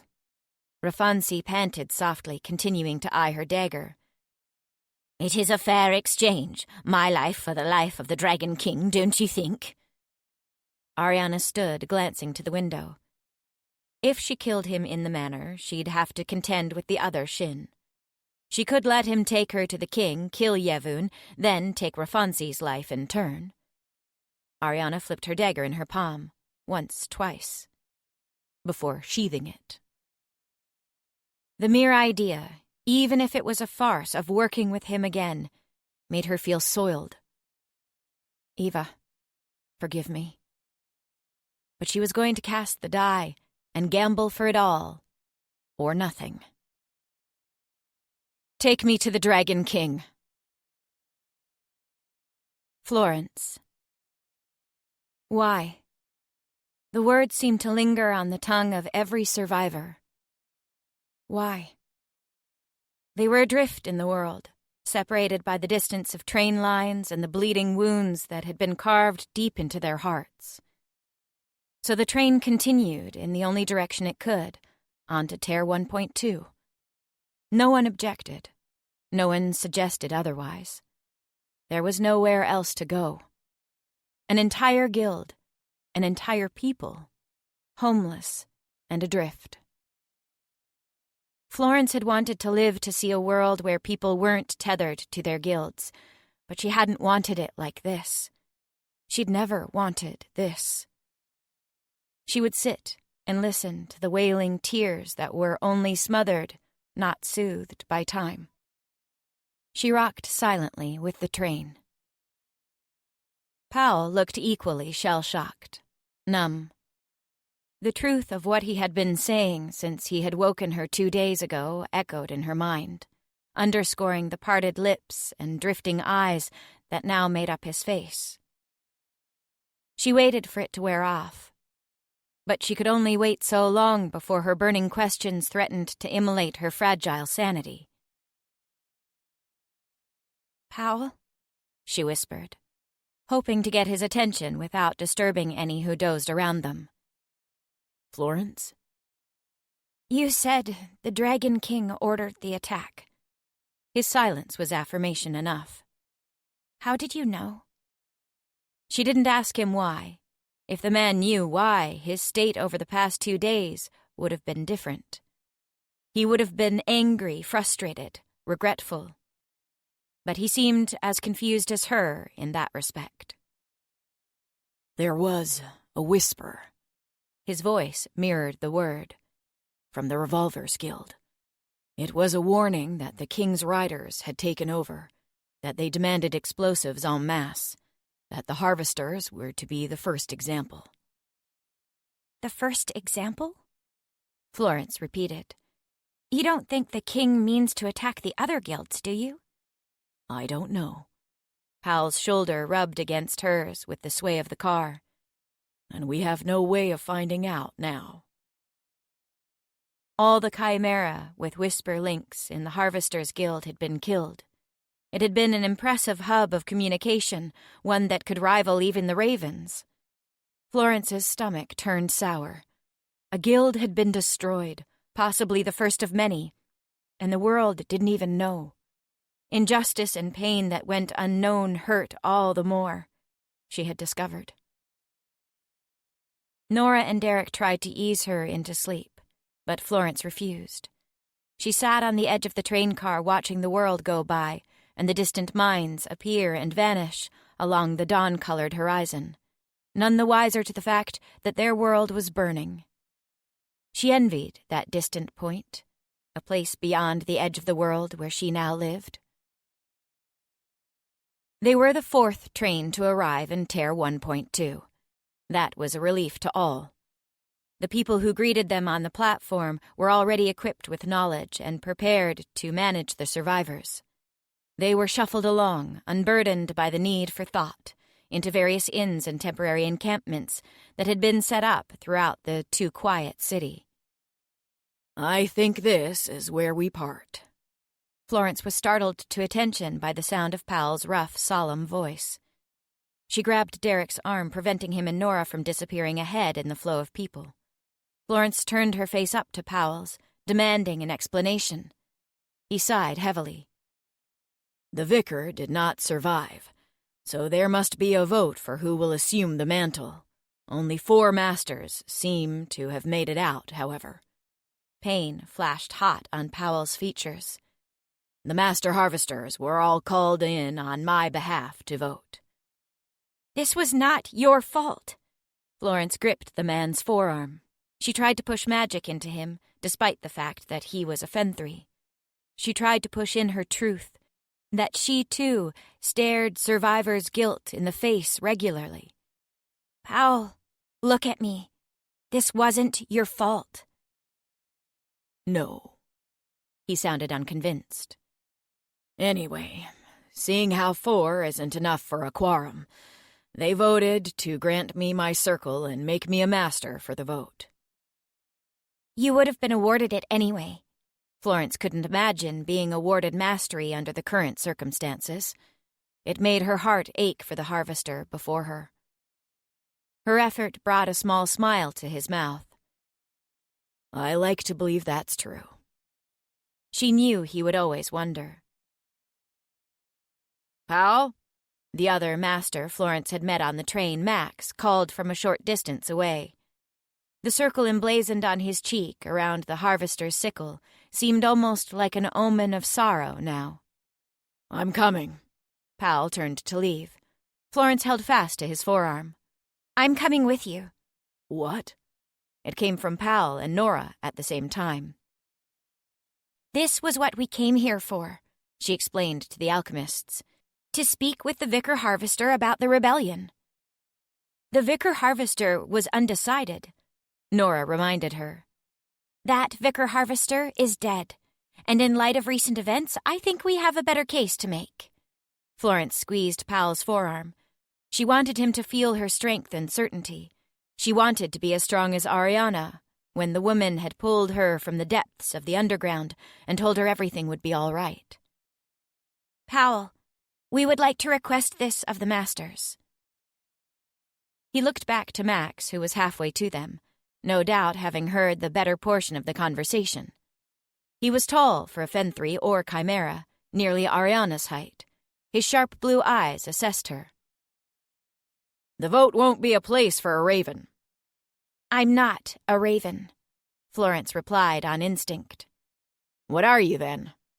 She stopped short of her usual response of revolver. Instead, "I'm Florence." The man raised his eyebrows, but his response was interrupted by a solemn bell toll from a nearby assembly hall. He pulled out his pocket watch, inspecting the time. "Very well, come along. But they sit in the back," he cautioned Powell, as if the man was now solely responsible for the three of them. Judging from the train, it wasn't an unfair assessment. Usually a filled hall would seem like a joyous occasion. The rise of a master, the appointment of a new vicar. Every seat was packed with journeymen and handfuls of initiates. But nothing had ever looked sadder than the 3 men and 2 women who were seated in the center of the floor. No one spoke for a long minute. The room was as still as a tomb. Max stood. "Today, on the 13th day of the 11th month, in the year 1081, we, the Masters of the Harvesters' Guild, have been called together to elect a new Vicar Harvester from among us." Florence shifted her weight from foot to foot. She was short enough that she had elected to stand in the back of the room on a small box to be able to see. Plus, even if she didn't fully agree with them, Max's words stayed with her. While she believed that any Fenthri from any guild should be able to witness the changing of a vicar, this did not impact her in the same way it did the journeymen and initiates who lined the room. They deserved to be closer. "Do any have a nominee from among us?" The first journeyman stood. "I nominate Maxwell." "I second." Another stood as well. "I nominate Theodosia." "I third Maxwell." "Second Theodosia." "I nominate Powell." Florence watched with more interest the moment Powell's name was added to the ring. Whoever the other 2 masters were, they didn't seem to have the same type of fervor wrapped around them. Eventually, the only names that mattered were Powell and Theodosia. When it was clear that the room was split, the 2 stepped forward away from the masters to face their peers, chosen from a select group, supported by the guild on the whole. Now the most experienced men and women would cast their votes for who would lead. "I vote for Powell." Max was the first to cast his ballot. "I vote for Theodosia," the second woman decided. The final man thought it over a long moment. Florence wished she could ask him what ran through his head. What did one think while they were deciding the future of a guild? How did someone even approach a situation like that? It was a skill Florence wanted to imitate and learn. He took a deep breath and made his choice. "I vote Powell." Max stood again as the woman at Powell's side stepped away. "Powell, Vicar Harvester, so voted on the 13th day of the 11th month of the year 1081. Lead with wisdom."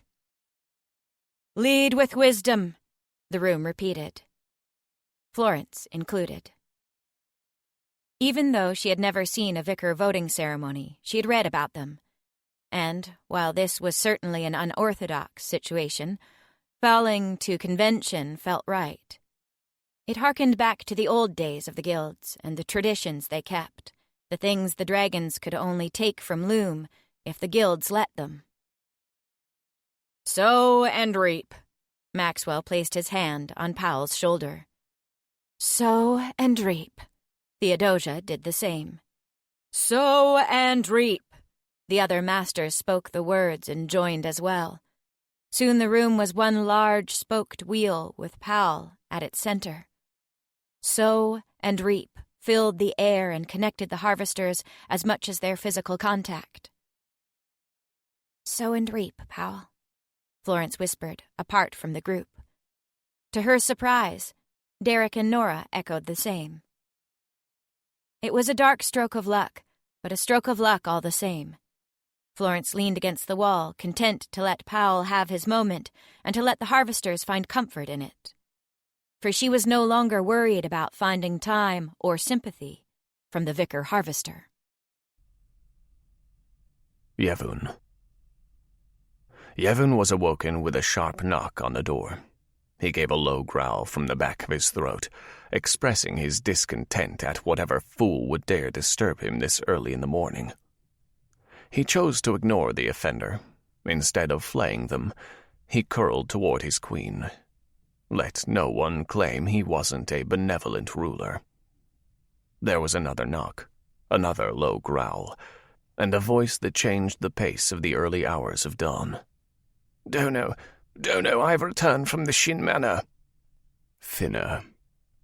Yevon narrowed his eyes in the dim light. Finna, of all people, would not be so bold before him, which meant whatever he had learned at the manor was worth risking Yevon's ire.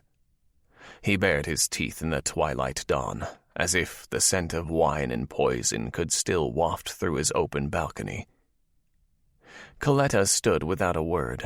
She drew a sheer vermilion robe around her that floated like an aura of freshly broken sunlight, as she excused herself without word into a small side room.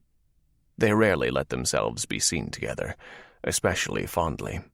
It suited their image better when the perception was the fearsome king and his unwanted Ryu. Yevon stood, walking to the door. He paused briefly. There was a different magic in the air. Muffled by the door, it was hard to make out, but judging from its ferocity alone, it was certainly not Finner's. He eased open the door. His posture was relaxed, but every muscle in his body was taut and primed, ready to explode. The claws of the hand behind the door were already unsheathed. "Who is your guest?" Yevon asked directly, narrowing his eyes at the unfamiliar dragon at Finner's side. There was no time for Finner to formulate a response. The illusion over the woman rippled the second she moved, too complex to maintain over the bulky clothes she wore. Yevon crisply heard the sound of bone breaking and the slicing of flesh. The scent of cedar assaulted his nose as Finner coughed blood. With a spray of gold, Yevon watched as the careful play he had been orchestrating for years was cut down before him. Finner, his toy, his opportunity to slice Shin down and seat a loyal shadow in the OG's seat, could not be killed here and now. They were too close, Petra too weakened to stray from the course. Rather than reaching for the woman, Yevon reached for Finner. He gripped the man and pulled forward, unimpaling him from the woman's blade. She twisted her knife through the empty air with a snarl, its mark gone. Yevon threw Finner behind him, hoping the wordless dragon would muster enough sense to crawl from the fighting. All the worthless Shin had to do was keep himself alive, yet Yevon was unconvinced if he'd manage that much. The woman lunged for him, all teeth and growls and golden blades. Yevon dodged, letting her momentum carry her into his den. He slammed shut the door as she turned. Two bright lilac eyes stared at him, nearly glowing in the first sunlight of morning. She was gray, bland, swaddled like a babe in industrial garb. A Fenthri turned chimera, unmarked, addressing him like she was a champion. Yevon wanted to laugh, but he recognized something in her eyes beyond their oddly familiar shade. It was the same look Petra had when she stared at him. It was the same look he saw in the mirror. A broken lust for something that he would drown the world in its own blood for twice over. He didn't announce his attack. He didn't throw a threat. He didn't give her the opportunity to know he was about to claim her life. It didn't matter how or why she was here. She was an agent working against his goals, and that was all he needed to know. Fools threatened, killers moved. But his claws didn't meet flesh. They met a golden dagger that sprang to life seemingly with its own consciousness, like some kind of barbed tail tethered to a line. His hand pushed against the weapon in surprise, cutting to bone on the edge of the blade. The blade twisted, deepening its bite onto him. One hand closed around his wrist, pulling him in one direction. She landed the first hit square onto his face with claws. The dullness of shock wore off quickly. Yevon dipped down, pushing the blade and her hand back. He reached with his teeth, sinking through all the mess of fabric and leather to her shoulder. Most dragons never attacked with their fangs out of the taboo associated with imbibing, but that made such attacks the perfect opportunity because they were unexpected. The woman gave a grunt, biting in a yell of pain. She let go of his hand, reaching for his neck. His claws gouged into her side, and they both drew blood. But the slit across his throat was enough to make his jaw relax. She leapt away, her dagger lashing out. Yevon parried it with his claws effortlessly. It was then that he noticed the blood pouring from the wound on her shoulder, the taste it left lingering in his mouth. As gold as his, she did not bleed the rot of a normal chimera. On his tongue was the taste of honeysuckle, the faint essence of finner, and the recognition that didn't require the other man's obvious interjection. Arianna, it's the Master Rivet, the engineer, the one from the rebellion. The woman turned to Finner, momentarily distracted by who she wanted to kill more. Yevon sprang for her when she was caught in her own loathing, barreling into her like a bull. Arms around her waist, he dug into her. He felt her knife stab into his shoulder. Golden blood poured over his hands like an omen of all his worst fears. The Rivet who claimed to make the philosopher's box. The scent of blood made him feel alive, woke his senses, and gave him power. Yevon gave an extra push, and she tumbled under his weight. I'm sure you've confused many a dragon with your trick of bleeding gold. Arianna rolled away from his violent slashes, her blood leaving a trail on the balcony. The spool on her hip spun, and the line whipped forward, keeping him at bay. Yevon ducked, narrowly missing it wrapping around his neck. She panted, reclaimed her feet and kicked, spinning mid-air, seeking purchase against him with feet or claw or wire. But Yevon dodged her. The woman was good, that much he'd admit.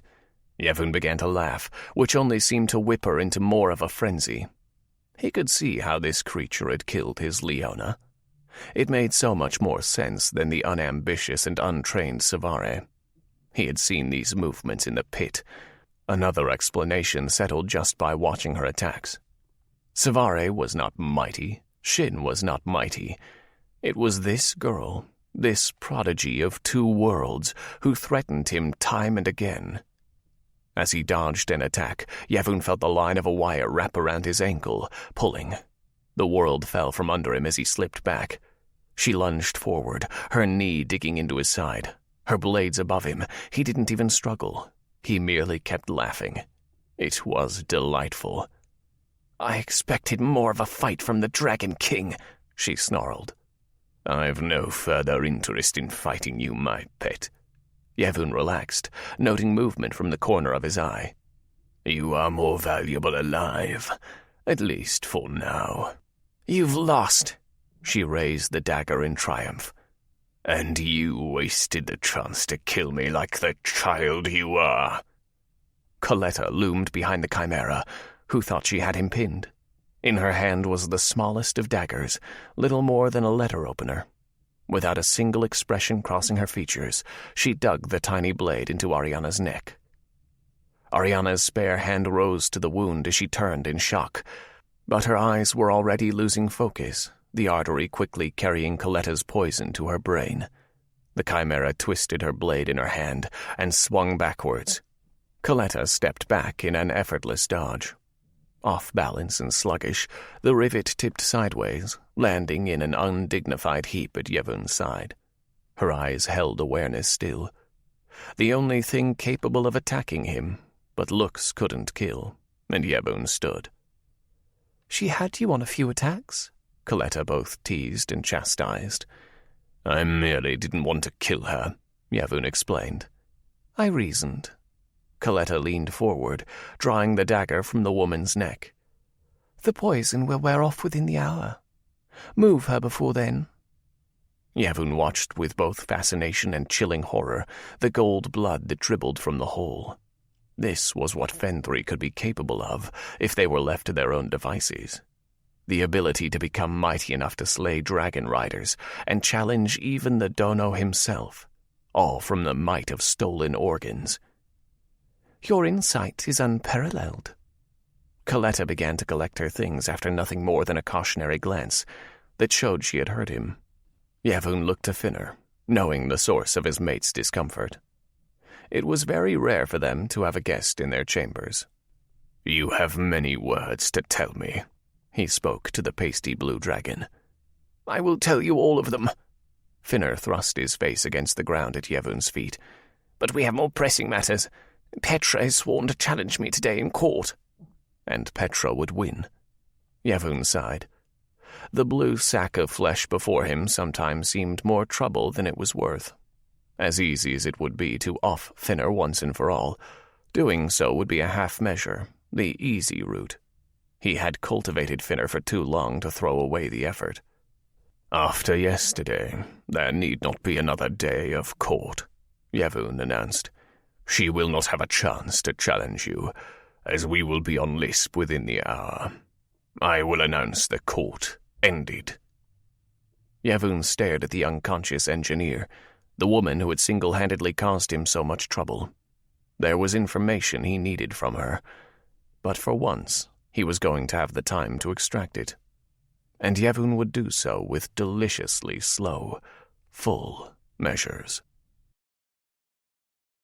Florence. The room began to clear, and Florence bided her time. She would not endear herself to Powell by taking this moment from him. Plus, it was the silent observation that freed her mind time enough to think. She had come here on behalf of the vicar alchemist to secure the loyalty of the harvesters. Florence glanced at Nora and Derek. Well, she had come here as an escort to those appointed to secure the Tier 1 Guild's loyalty. But a rift was slowly growing between her and her alchemist friends. Not one of the heart. In that respect, they were as close as ever. The rift was one of purpose. Nora and Derek were still being pulled along by the mechanisms of fate and chance. Florence had seen those gears spin too many times. There were two types of people in the world, those who loaded the gun and those who pulled the trigger. Florence wanted to be the latter. She didn't want to live another moment in a world of the dragon's making. Certainly there were some dragons, like Cvareh, who were genuine and peaceful and kind. But the more interaction Florence had with the race, the more she saw that Arianna had been right all along.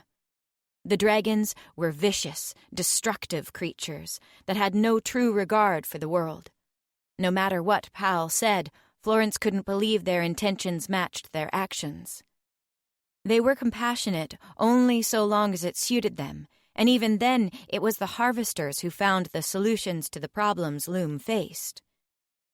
Florence pushed away from the wall, starting for the ever-thinning center of the room. There were only a few journeymen with fully inked sickles on their cheeks, and the masters, and it would be as good a time as any.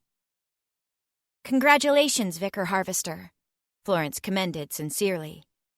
Powell's coal-colored eyes met hers, offset by the mess of long hair that was perpetually determined to hide his right eye.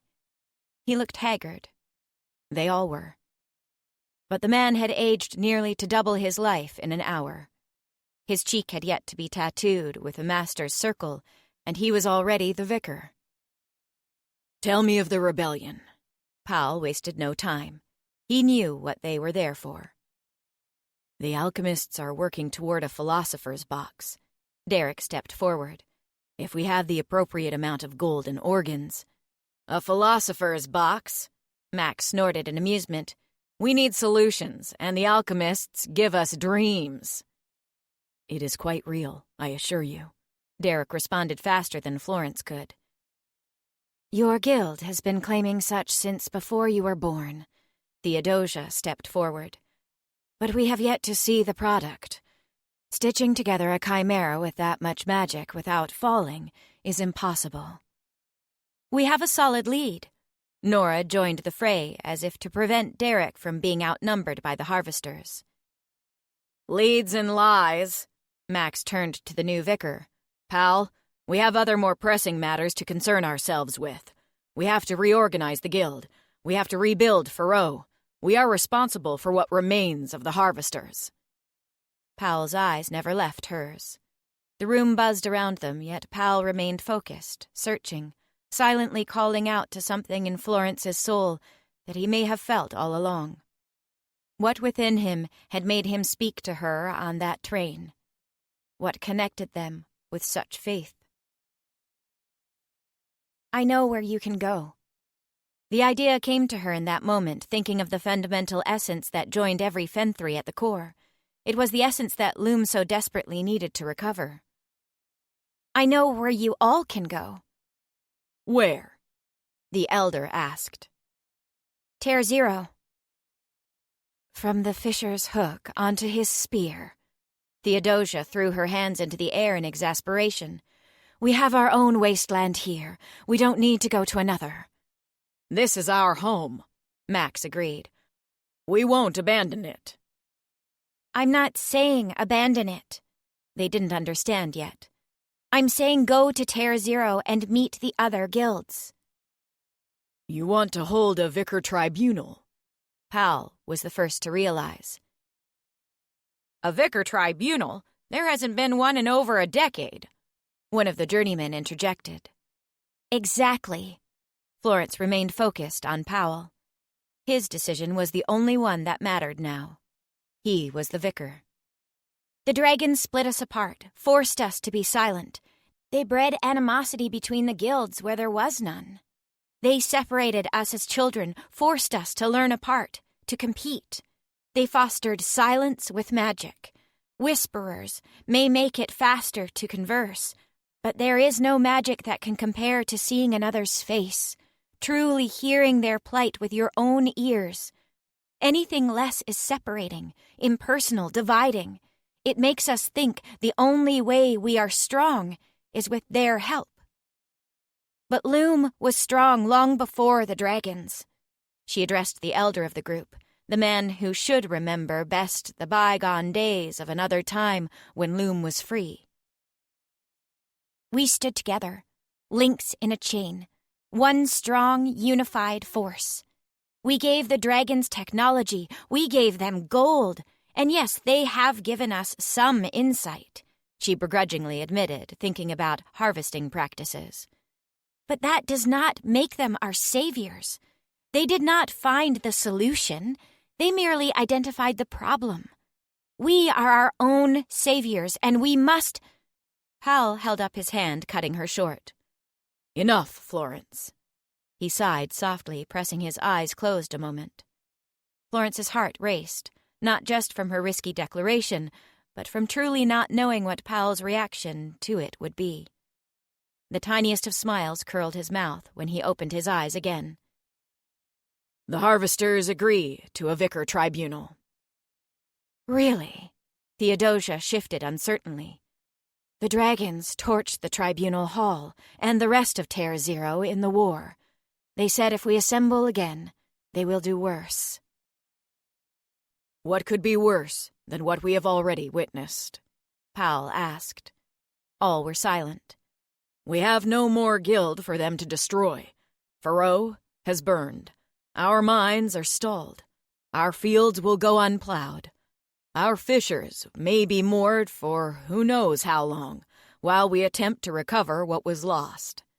What more can the dragons take from us? Our pride, If we let them? The question was rhetorical, but Florence wanted to drive the point home. It was an almost Arianna-like quip, and she was instantly proud of herself for thinking of it so deftly on the spot. The alchemists will not let them, Derek said, lending his support. The vicar alchemist will support the tribunal? Powell asked. I have no doubt, Derek affirmed. Vicar Sophie wants to see the rebellion to power. She wants it for Loom. I'm sure she will stand at the tribunal. Powell seemed satisfied by the response. We will get word across the narrow strait, then, to the rivets in Tier 3. They are connected by land to the Ravens, who can then get word to the revolvers. How quickly can we hold the tribunal? Strong words aside, the reality of their situation was becoming very apparent to Florence.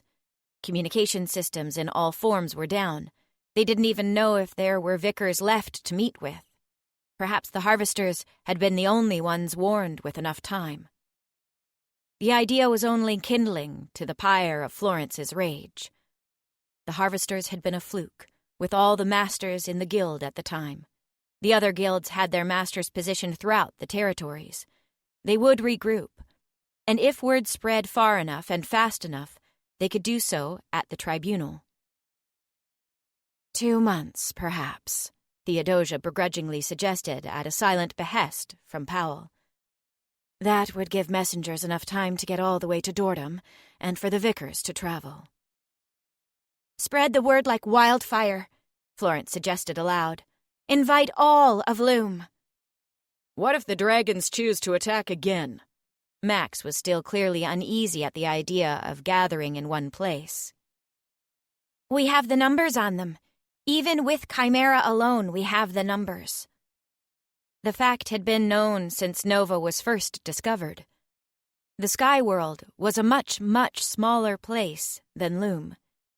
The only way they will overpower us is with our own weaponry, coronas, and gliders. And how will they get that weaponry when there is no one to build it? We cannot make a real stand against them, Max pressed. Derek was quick to speak up again. Not without the philosopher's box. You keep saying that, boy, but you have no evidence. We do. All eyes were on Florence. We do, she repeated without hesitation. We have the person who made the very first philosopher's box. Lies. Her name is Arianna, and she is my teacher. Florence spat venom, protective at the mere roundabout accusation against Ari. She will make the box for the rebellion. Arianna the... Rivet, Florence finished for Max. A master rivet at that. Who appointed her? Max asked with squinted eyes. Master Oliver. Florence had only heard the name a few times before, and prayed she had it right. Judging from Max's reaction, she did. That's impossible. The man shook his head. Master Oliver was part of the Council of Five, the fools who died in the last rebellion. His student, Arianna, she perished with him. Except she didn't, Florence insisted. She was exhausted the moment the defense crossed her lips. Standing for someone whom everyone seemed to know more about than she did was wearying. The first thing Florence would do the moment Arianna returned would be to demand an explanation of everything. She is alive and well, and is securing the resources to make the box. Florence lied, perhaps. What Ari was doing was anyone's guess. We will expect to see the box, then, at the tribunal. Powell's tone left no room for question or interpretation. It was now a caveat. Once the vicars see the philosopher's box working, we will stand beside the alchemists' rebellion. I don't know. Derek started uncertainly. Done. There wasn't time for hesitation. Derek shot Florence a look from the corners of his eyes. Can we count on the harvesters 2 months from now in Tier 0? I will be there to see the vicar alchemist and her philosopher's box, Powell affirmed. And I will personally see that the other guilds come with me. Thank you, Vicar Powell, Florence said sincerely. The best thanks you can give us is holding up your end of the deal, he cautioned. Florence nodded. We will return to the Alchemists' Guild with haste, on the fastest train out. They didn't have anything to pack, so the three of them made their way toward Tear 1.2's main terminal, directly from the hall. Florence knew Derek would have something to say about what they had just done, but it took him longer than she expected. When at last he spoke, the words he found were also unforeseeable. Florence, Sophie will stand for the tribunal, but the box... I don't think she'll want to share it with the other guilds, Nora finished. That's lunacy. Florence shook her head with a small laugh at the comical notion. How would she see the box built en masse without the rivets, tools, and factories, or get the supplies without the harvesters and ravens? The two exchanged a look. Florence waited for their nonverbal dialogue to end. When it did, Nora linked one arm with Florence's, and Derek linked the other. They walked together, as one tight-knit group, toward the station. Whatever happens, Florence, we're with you. Derek spoke for the both of them. You may be the worst navigator we've ever seen. Nora gave her a toothy grin. It slipped when their eyes met, and Florence desperately wished she could see what Nora saw in that moment. But so far, you seem to always get the people who stick by your side where they need to be. It was a compliment that rang fundamentally Raven, but not. Either way, for the first time Florence looked beyond the guild affiliation associated with the words, and really distilled their meaning. For the first time, she didn't try to correct any link between herself and the Transportation Guild of Loom. Cvareh. As the first light of dawn winked into existence, Cvareh realized he hadn't slept a wink in what amounted to nearly a full day. Even as a dragon, he was beginning to tap into his magic to find energy, and another day at the court awaited him, a day that was sure to be awash in blood. The only relief he found was in the thought that the court would not possibly sustain a full 3 days, as was the average. After all that had happened, he'd be surprised if it ran a full 2. He dragged his feet toward his room. Even if there wasn't time to sleep, there would be time to wash and dress in something clean. Cvareh never underestimated the power of a pair of well-stitched trousers or a fashionable vest. He would feel far more like himself if he wasn't coated in the blood of his sibling. His room was intentionally far from Petra's. They could reach different sections of the manor faster, and could easily meet in the middle in instances of emergency. As such, it also meant that most of the aesthetic had been catered to his tastes. Thousands of gemstones were inlaid in a dark ceiling, shining like the light from Lord Agendi's flowers. How he had loved them and their magic, only to have his sentiments surrounding them forever clouded by the events of the past day. There was irony in nearly everything that encompassed him. The woman, who was sharp as a dagger and more abrasive than pumice, was his lady of flowers. She smelled potently of honeysuckle, a scent he had delighted in long before they met. Her skin was the color of Lord Shin's veil, her hair the shade of Lord Agendi's path. She had been the first woman to so consume him that he had taken her before his patron to mate. And yet, it had been those same well-loved flowers that had changed her life as well. Had the dragon who betrayed her never brought them to the rebellion, she may have never found the solution to the philosopher's box. Her lover may well still be alive, or maybe they would have perished together. Cvareh certainly would have never met her, and that would have spared them much confusion at the very least. Yes, it all seemed to come down to that dragon's singular act, a man she had named as Rafansi. Cvareh knew he should loathe him in a stand of solidarity with Arianna, but guiltily he appreciated the man's dark hand in her life, for it had so clearly driven Cvareh and his Fenthri lover together. He ran his hands through his clothes, trying to carefully select his ensemble for court. He did not want to run the risk of re-wearing anything too similar, resulting in a fashion crime he would hear about for years to come. It was a therapeutic process that freed his mind, allowing it to wander. Arianna had claimed this Rafansi was a Shin, perhaps a nameless from below, Cvareh mused. He had neglected to ask Arianna how she'd known his house, if it had been the man's skin shade or if he'd had a tattoo on his cheek. The dragon could have been someone loyal to Rock, originally. Now that would make more sense. By the time Petra had even heard of the rebellion from Finner, the Dono had already begun putting an end to it. The traitor must surely be Rock, or someone with ties into that house. Cvareh crossed into the bathing room attached to his dressing area. The water was hot on his skin, and the steam cleared his head. He perfumed it with rose and hickory, trying to overwhelm his senses with heat and scents so foreign that they would inspire no further thoughts on anything. But it was a futile effort. Arianna was certain that the man who had betrayed her had been Shin, not Rock.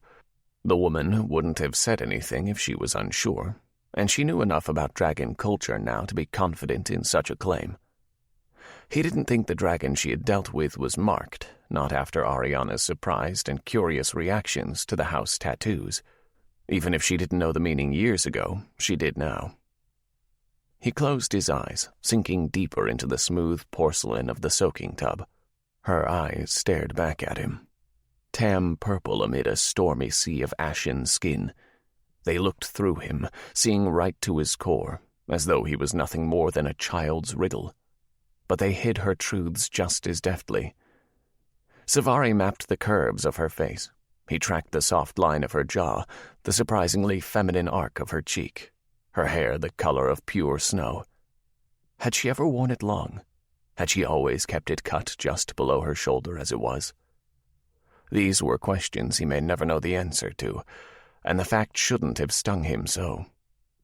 Yes, he was enamored with her. Her differences, all her contrasting pieces that made up a whole that could be none other than Arianna.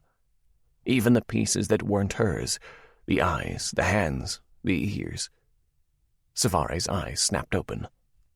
The hands, the ears. He repeated it again and again in his mind. He stood from the tub, his heart racing. The ears she had possessed as long as he had known her. They were an older part, from when she had first become a chimera. A perfect chimera, more than 3 years ago. She had never detailed how she had acquired them, and Cvareh had never asked. He'd assumed it to be some horrible harvesting ring that chained his people and turned them into meat factories. He hadn't wanted to think on it.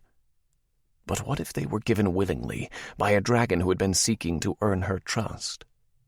Cvareh remembered Arianna's accusations when they first met, the fragile stitches he had ripped off the gaping wound within her heart at the fact that he carried her schematics. He hadn't really listened to what she had said then.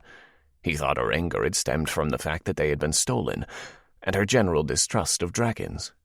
But no. The woman had mentioned he was merely trying again to earn her trust, to betray her again. Cvareh barely had time to towel dry before he was moving out the door, still dripping from his hair, still naked. If her ears were given to her by the dragon who betrayed her, that meant he may have given her other things like her stomach or blood. That meant he had been the dragon she thought was Shin, her betrayer, her organ provider. The man was from his house. No, Cvareh breathed, and began to run. Arianna had nearly attacked him when he delivered the hands that matched her ears nearly perfectly, when he actually stopped and considered it. Hands that smelled of cedar, a scent she had enough organs and perhaps blood to also possess, alongside the much more favored and potent sweetness of honeysuckle. Finner smelled of cedar. Finner, a man of House Shin who lived under the Rock Oji, loyal to House Rock. Rafansi, a failed creation of life that lived under the pity of Lord Rock, a name Yevundona would no doubt delight in using at every turn, at forcing upon a once Shin Oji. He arrived at her door, panting. He wanted to find her in the room. He wanted to tell her that he had put together everything she had been telling him, and not telling him, all along. That he knew who had betrayed her, and, even better, that she could be the one to give the man death. It would have been perfect. Petra wouldn't have to kill their brother. They could make up another claim for Ari to make in the court. Yevon wouldn't stand for Finner, not when Petra could then stand for Ari, and they would be forced to face each other in the ring. No one else would dare step forward in a seemingly shin-on-shin duel. It would have been a neat solution to all their problems. But Cvareh knew, the moment he saw her ajar door, there would be no neat solutions. He entered the room silently, as if by doing so he could sneak up on the truth and tear it apart with his claws, to craft a new reality. He looked hopefully to the bed, though it showed no signs of being slept in. Her dragon's clothes were strewn about the floor. Some tears in them had been made by Cvareh's hands earlier, but new ones tore his hopes asunder. Ones that told him they had been discarded in haste, that their wearer didn't care if they could ever be put on again. His eyes fell on an open drawer. It was empty. Cvareh's heart may well rip through his chest, trying to drown out the ringing of horror in his ears. He pulled out the next drawer, throwing clothes onto the floor, clothes Arianna may have never worn. He darted to the bed. Feathers filled the room as he threw aside the pillows, his claws unsheathed. He was out of control. Anger, heartbreak, denial, frustration, exhaustion. It all had worn him down. He trashed the room, at first in his search, but then just out of anger, when he realized he wouldn't find what he was looking for. Her daggers and coat were gone. That meant the White Wraith was now on Ruana. Arianna was at work, and he did not think it chance that this disappearance followed the one night Finner himself had returned to the manor. Cvareh collapsed into the chair, the weight of inevitable truth compressing him into a small, weak being. She had never trusted his family. He had barely begun to earn that fragile gift. And now... Cvareh groaned, burying his face in his palms. It had been his brother that had betrayed all she loved. With a snarl, Cvareh slammed his fist into the desk next to him, spilling a bottle of ink and sending pens rolling. He looked at her soiled inventory. It had been going so well. Petra had been getting all she had ever wanted, and somehow Cvareh was getting all he ever needed. But Arianna had yet to find either. Cvareh was back on his feet. He might still be fast enough to stop the momentum spinning the wheel of fate that threatened to crush them. She had no doubt smelled Finner's blood. Given her last reaction, his brother's room wasn't far enough to protect him. Really, he should be surprised it took the woman so long to put together the pieces, but the same could be said for himself. Cvareh prayed to the 20 that he was not too late in realizing what she had been trying to tell him from the moment they first met. He collapsed to his knees in the open doorframe of Finner's room. The wrinkles in the rug and splintered wood of the door latch told the story of what happened as plain as the daylight breaking through the window. He had failed her by not being fast enough, by not being smart enough. She and Finner were gone, no scent of blood to betray a kill. Which meant there was a chance they both left alive, and that was a truth far more horrible than having to deal with the body of a Shin-kin slain in a duel without witness. Where Finner went, the Dragon King, the true orchestrator of Arianna's heartache, was sure to follow, and there was no way Arianna would not take the opportunity to challenge Yevon. She was going to get herself killed.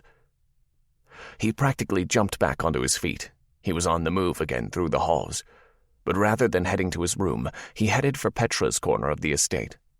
Petra would know what to do, he insisted to himself.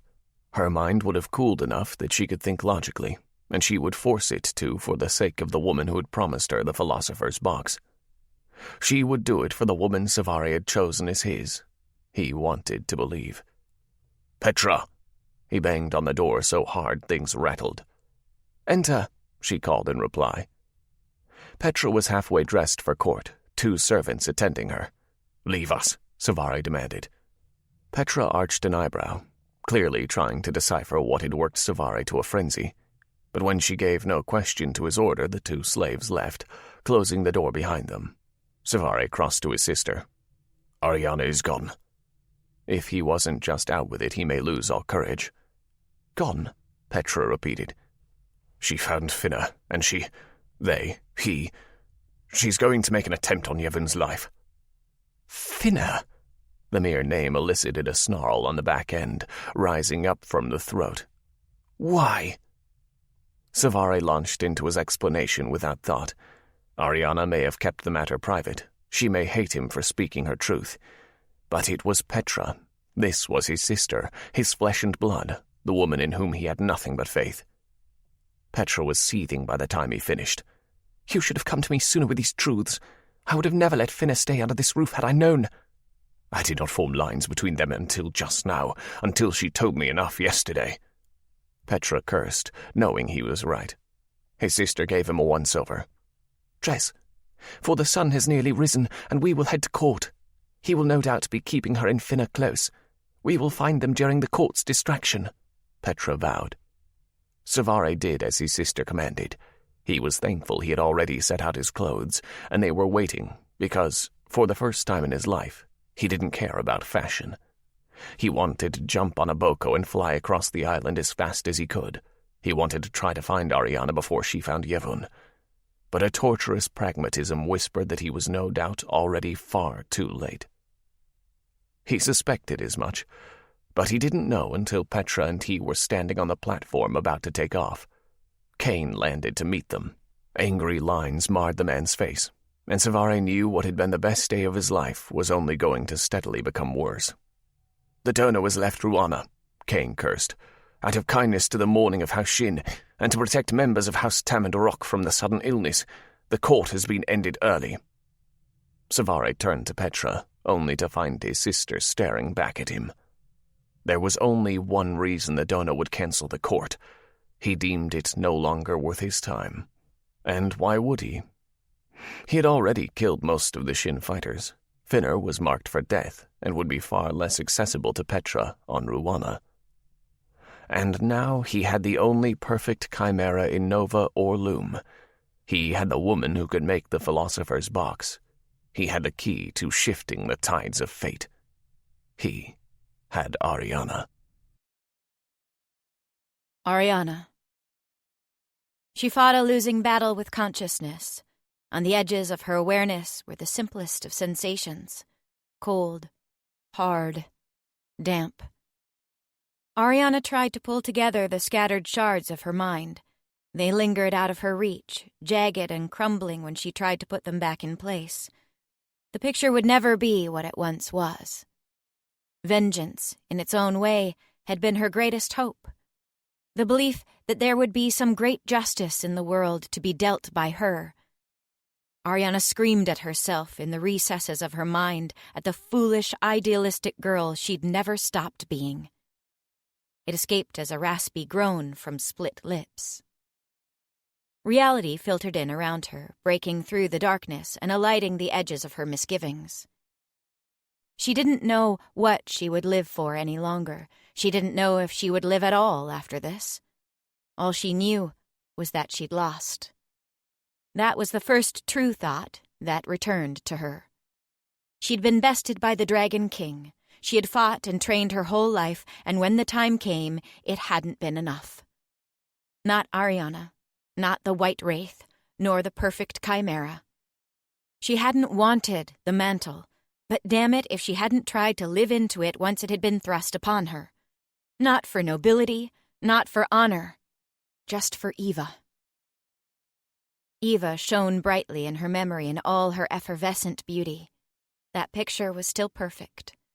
But perfection was fleeting, a sight that wasn't long for mortal hands or mortal minds. The woman was like one of the falling stars in Nova's sky. She faded into darkness. The darkness was what was real. In that blackness, she fought to find light. She fought for the sake of fighting, for everything left undone. She might be broken, but so long as she drew breath, she would pick up the splintered pieces of all she was and use them as shanks between the ribs of those who had crossed her. She lived for that one desire before. She would cling to that tether again. Arianna opened her eyes. She was face first on a marble floor. The wide, thin grouted tiles carried up the walls and onto the ceiling.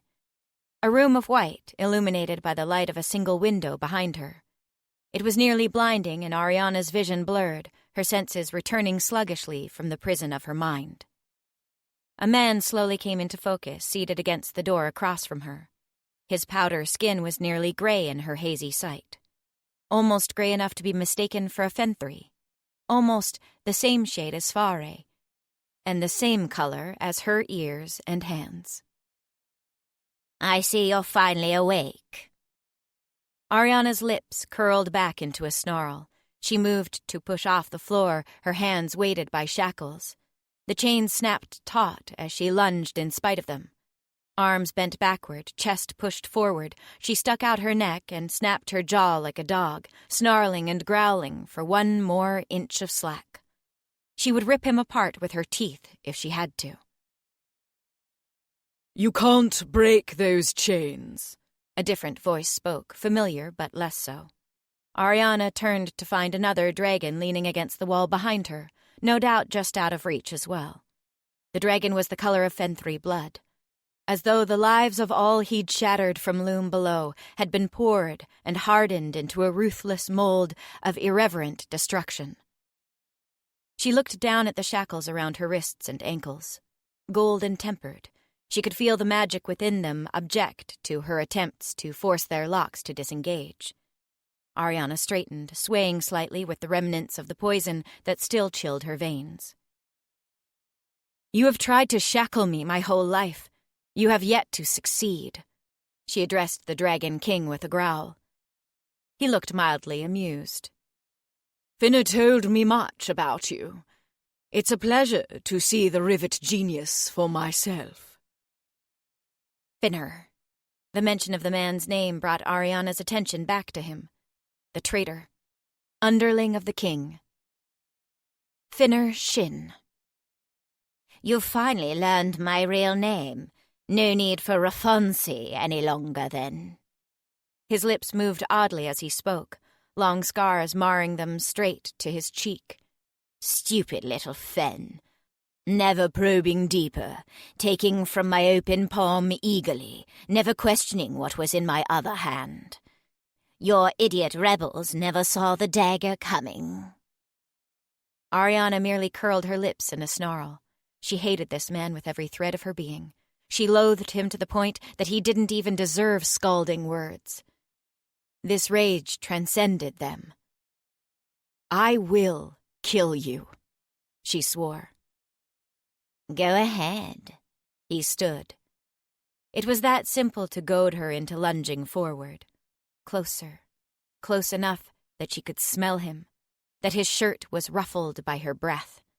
But he was still too far for her snapping teeth or tethered claws. Arianna let out a scream of agony. Did you really think our great king would let me die?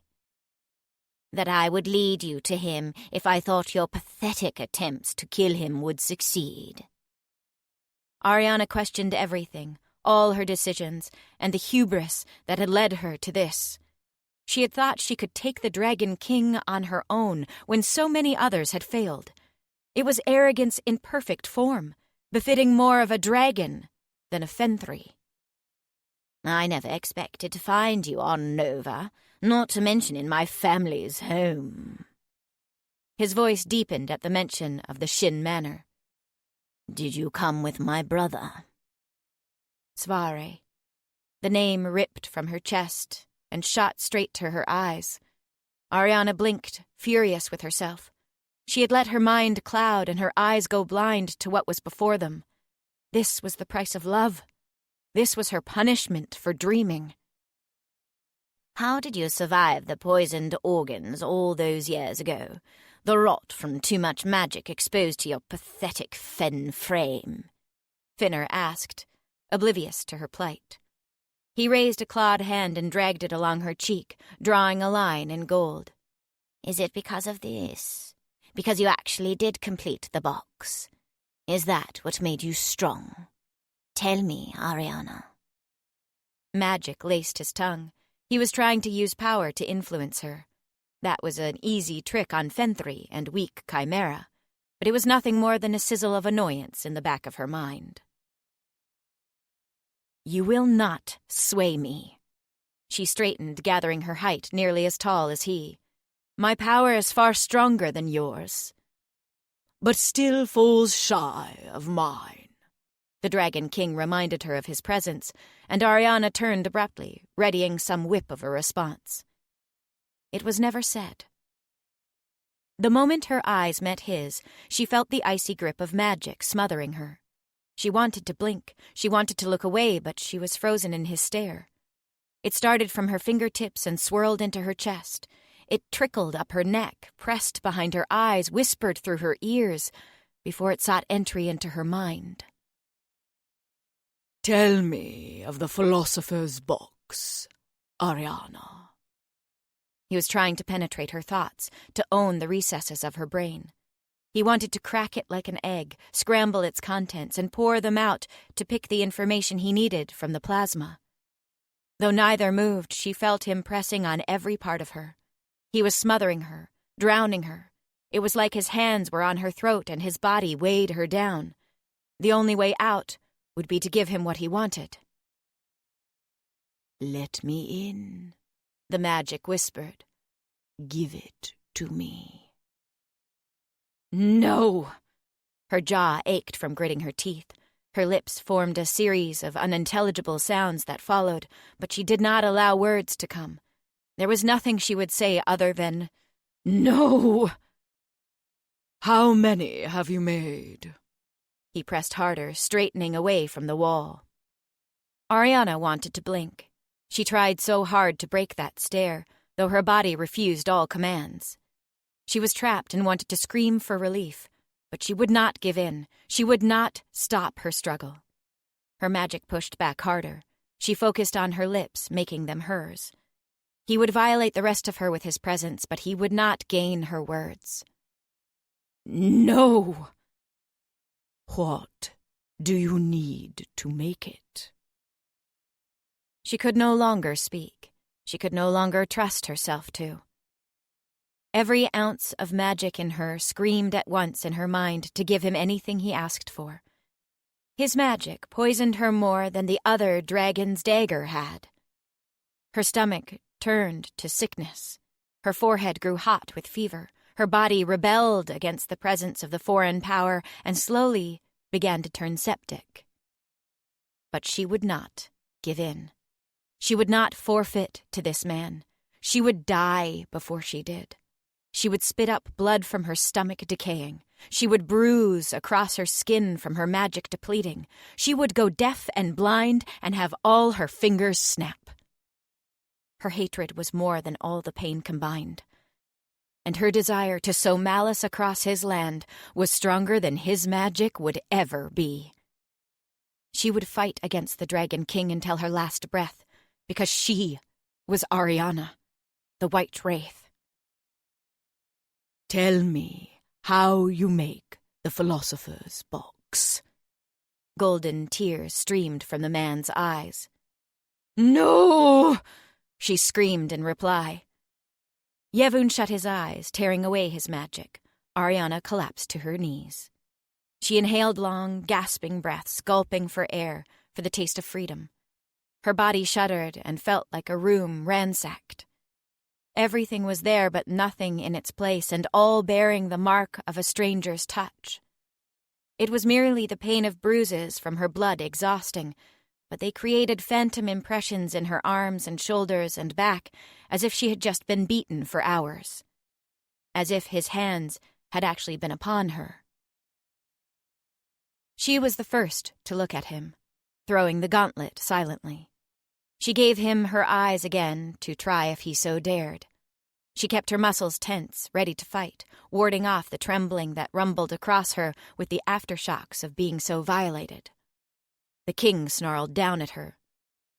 I will gain what I seek.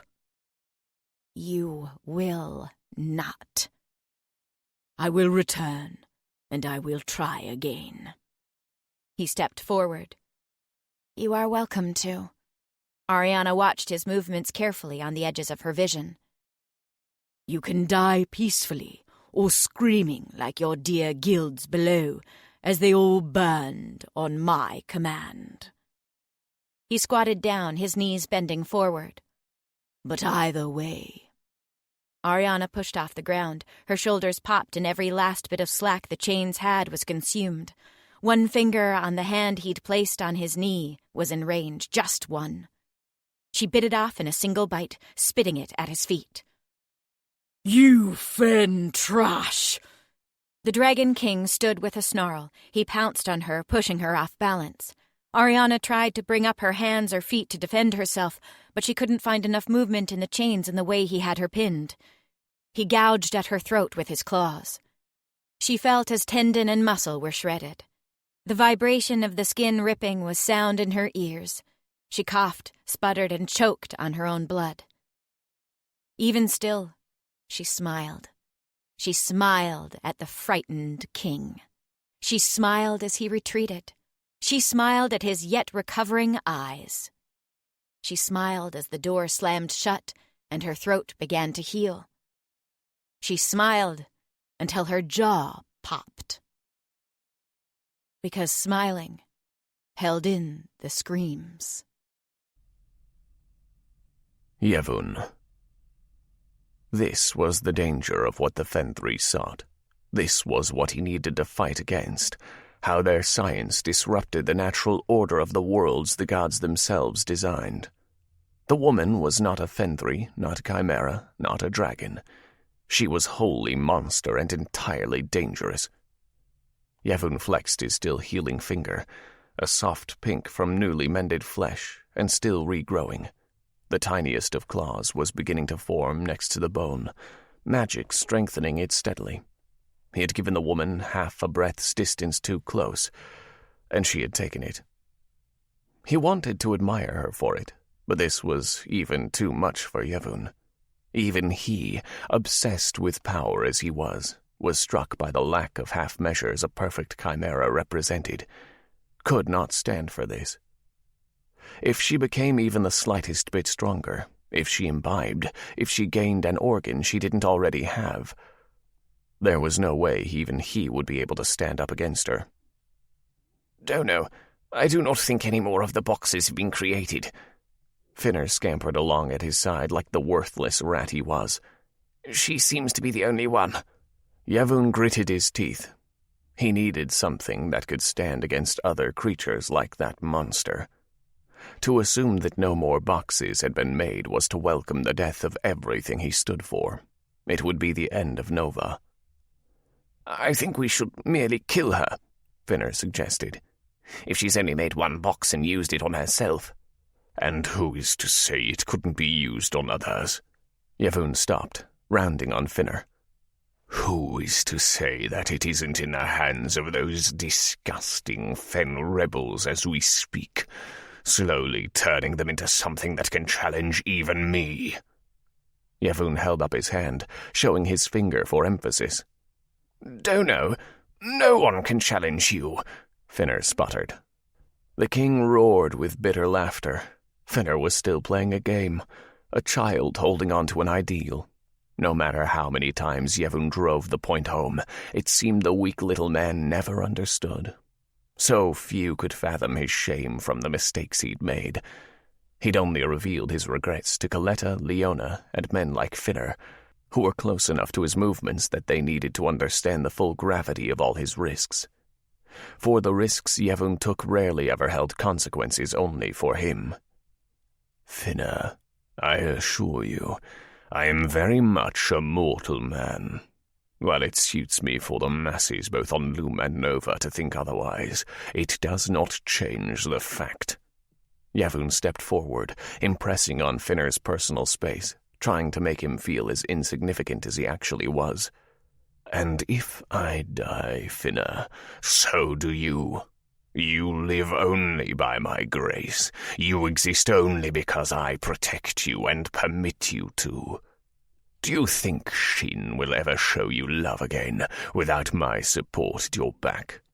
The only way you will ever leave here is as the Shin Oji, and that cannot happen if I perish. Your life is mine." The man cowered for a satisfying moment. Yevun watched him struggle to steady his voice, but appreciated the struggle all the same. Finner would never be a great dragon, but Yevun needed something from him more important than greatness: obedience. "Yes, Dono."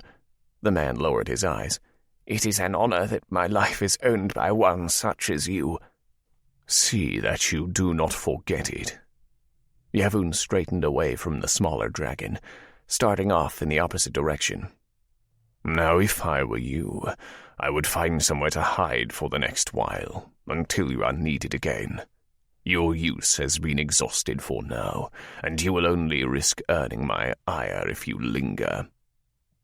He paused at the end of the hall. Furthermore, your sister is out for your heart. If you think being on Lisp will keep her from hunting you down, you underestimate her. Finner glowered at the mention of Petra, but he didn't object. Yevon continued away, trusting in Finner's cowardice more than anything else about the man. He would continue on for the sake of his self-preservation above all else. Yevon had more important things to worry about. Dragons would not be enough to stand against the threat of the perfect chimera. To fight a beast, Yevon needed a more fearsome creature of his own. He needed dragons that would have no shame in stooping to any level for power and strength, even if that meant imbibing. But something even further than consuming the flesh of other dragons was working through the back of his mind. Fenthri could have the flesh of dragons cut into them. They had no taboos and no fear of exploring such things. If he found dragons who could cast aside those inhibitions as well, could they receive the organs of other dragons? Could he sew together his own dragon warriors from the strongest parts there were to pick from? Yevon licked his lips with a morbid sort of hunger. Coletta! The heady sense of earth and foliage assaulted his nose the moment he crossed into her domain. Coletta's world was enclosed by a tall wall, cleverly designed right into the aesthetic of the estate. Large sunshades allowed in light for her plants, but helped conceal the true nature of her gardens from the casual observer on the back of a boko. For any who looked too close would see the ominous crimson spikes that scaled up some of her flowering plants, or the unsettling aroma that lingered beneath the heavy perfumes of unnatural sweetness. Yevon. She stood from amid the plants down the path from him. The woman wore nothing, allowing the poisons to brush directly against her skin. Yevon had thought her a fool for it in the beginning. She was sick constantly, frail, always afflicted with horrible boils and rashes. But with time, her body had developed immunities. Now he would dare argue that she had become the strongest of them all, and no one but him ever saw it. Leona, you knew of her well before she lived in our halls. And how to pull her strings to tie her to us as something useful. The woman knelt back down, returning to her plants as though they spoke of little more than their preference of meat for dinner that night. Your little flowers budding everywhere, they were the ones who gave you such knowledge, no? They did. She resumed her business, plucking flowers as delicately as a hummingbird drawing nectar. I have someone else that I need you to find. Yevon didn't enjoy going to Coletta for help. While he wouldn't begrudge his mate the enjoyment of knowing she was needed in his world, Yevon wanted to provide. He did not want to be seen as lacking or half-measured when the woman did not even know how to breathe without giving the act everything she possessed. Coletta smiled, lowered her eyes, and gave a small dip of her head, an elegant curve that offered him subservience. Visually, anyway. Her chest remained upright, her body strong, her back straight. She relinquished no real power to him. She was a study in contrasts, strength from weakness, beautiful and hideous, dangerous and so tender at the same time. She is an unnamed. Coletta crossed over to a work table next to him, dropping off her basket among a variety of distilling beakers that would make an alchemist of Loom envious. I know of whom you speak. You do. I told her to stay away until you had solved the matter of Lossum. Coletta spoke lightly, while her hands remained busy. He was a fine temporary recovery for you after Leona. I didn't want you running into the training of a true replacement for our lost girl until you were ready to do so properly. Coletta, I would... Remove the growl and spare me the bravado, Yevon. She narrowed her eyes to a dagger's edge. You cared too much for the girl. Her death affected you, made your head soft. All you need to do is look at your delicate actions following the fact that Cvareh Shin is even still alive." Yevon's lip twitched in a rage that was directed more at himself than his mate.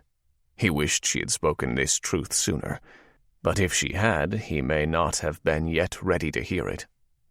"Trust me," Coletta breathed delicately, a spell made from spun glass. She stepped forward, resting her hand on his cheek. "I have always seen to it that the path is clear for you to walk. Trust my designs." His mate was a shadow master, well versed in the underbelly of Nova. Most never realized how deeply her roots stretched while she enjoyed the sun of the world above, and it seemed Yevon had forgotten as well. The death of his riders had turned him into a reactionary beast. He had to trust the hand that rested itself upon him to pull him back on course and chart a route that would lead to their conquest. "Go under. Find her. She will come with you now." Coletta's instruction was a borderline command. She abruptly returned to her work, the tenderness gone. "Now," Yevon clarified. "Now." Yevon paused for only a moment. There was more to this than what Coletta was letting him see. He took her hand and pulled her face toward him. She set her jaw in determination, clearly expressing her opinion on his attempt to draw out any additional truth or facts. He leaned forward and placed a gentle kiss on his mate's mouth that transformed the ambivalent line into a thin smile. "I love you, in no half measure," Yevon whispered. When the world was falling apart, it made him appreciate the pillar of her ruthlessness all the more. She brewed death at her fingertips and reaped it with words over claws. Most other dragons would see cowardice, but he saw a stunning commitment to all she was. Yevon left his Ryu, his true mate, to start for the world below, and to earn his new master rider. Florence. Something isn't right. It was the 4th time Derek had said so in the past day. The train made due course from Tear 1.2 to Kiel along the main tracks. "Take your pick from the garden of everything is wrong. There's no shortage of bounty in the field." Florence settled in the plush seat of the train cabin they'd been given on Powell's behalf. But even if Powell hadn't asked it of the train, they still could have each taken their own cabin if they wanted. The vessel was at less than half capacity, and most of the travelers kept to themselves. A heavy weight kept heads down and mouths quiet. Nora gave Florence a tired look at the discourse repeating itself. There should be more dragons along the checkpoints. They've been monitoring all the trains going in and out of Kiel for months, looking for an illegal transport of supplies. Derek clarified. But we haven't seen a single one so far. "I suppose they only have enough time to burn Loom and not dance on its ashes." Florence folded her arms. I don't know why they're not here. Derek leaned his forehead against the window, watching one of the aforementioned tunneled checkpoints that kept the Endwig at bay as the skeleton forest whizzed by. It was dark and unmanned, so the train continued on. "Yes, you do." Florence wouldn't stand to see fear and shock dull Derek's sharp senses. "You know why they left." No, they still need to. "To what? To guard the transportation of goods? Derek, there has to be a guild for the goods to go to." There's no way they would do that to the alchemists. He couldn't even say what it was. "The harvesters are more essential to Loom than the alchemists." Derek and Nora both gave Florence incredulous stares at the notion, but she held fast. "If they'll do it to one guild, they'll do it to any.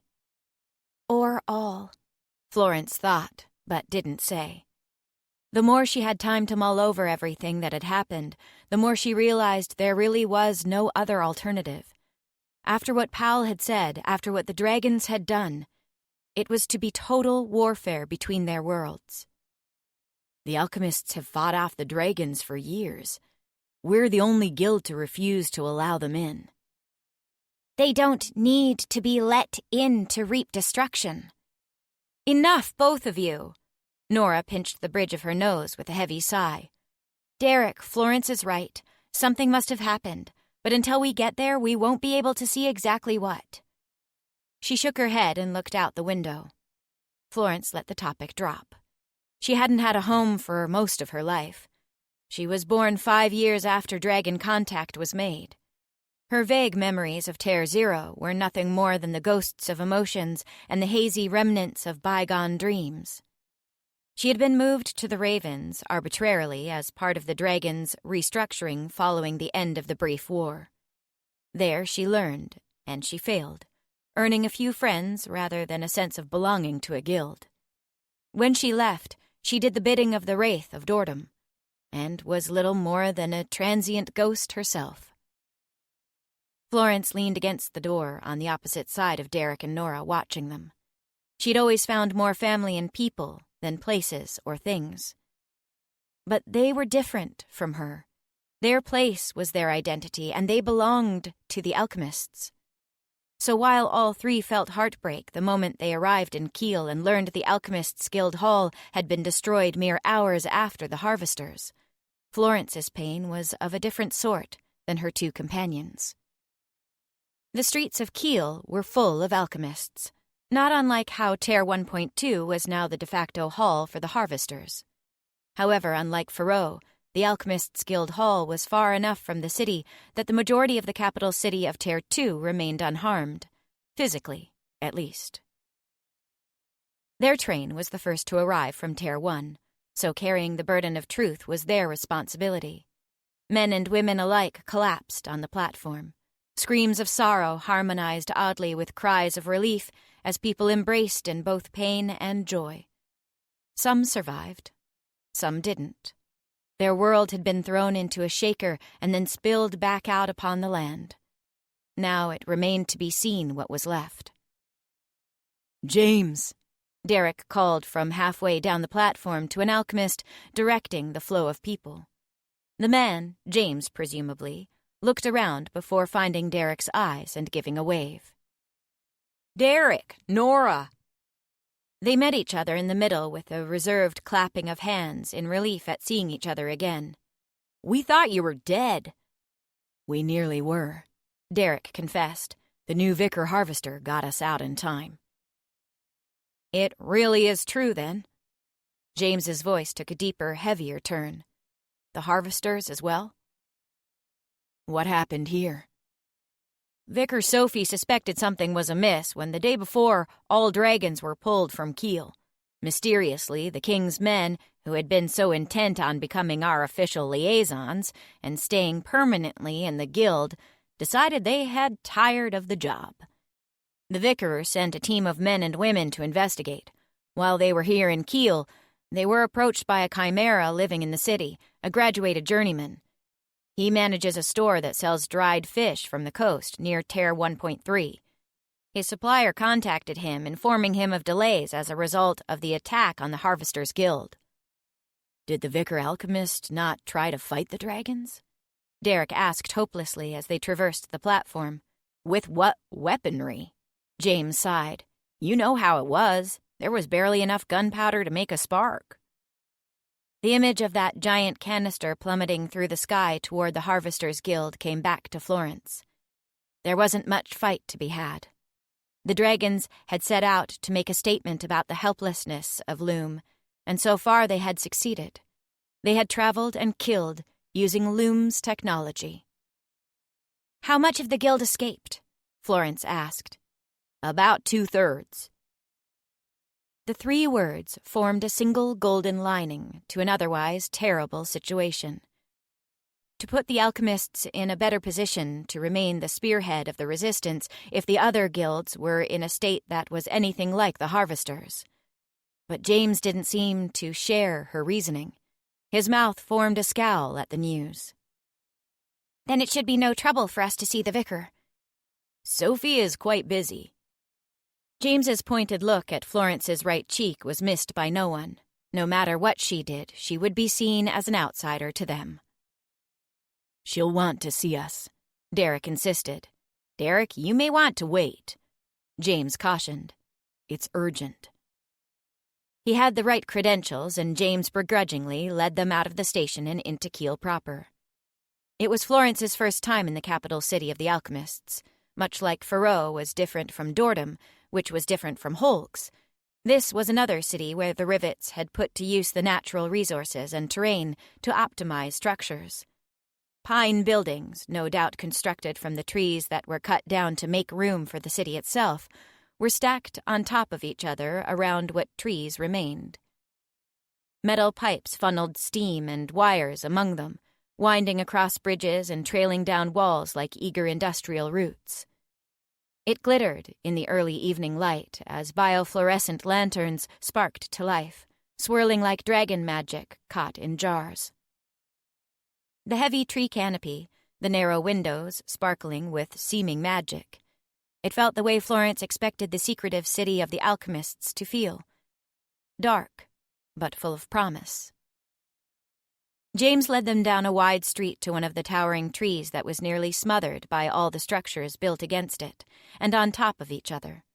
Plumes of steam mingled with an odd trail of red smoke that curled in the air around its upper levels, piped out from what Florence could only assume to be a laboratory within.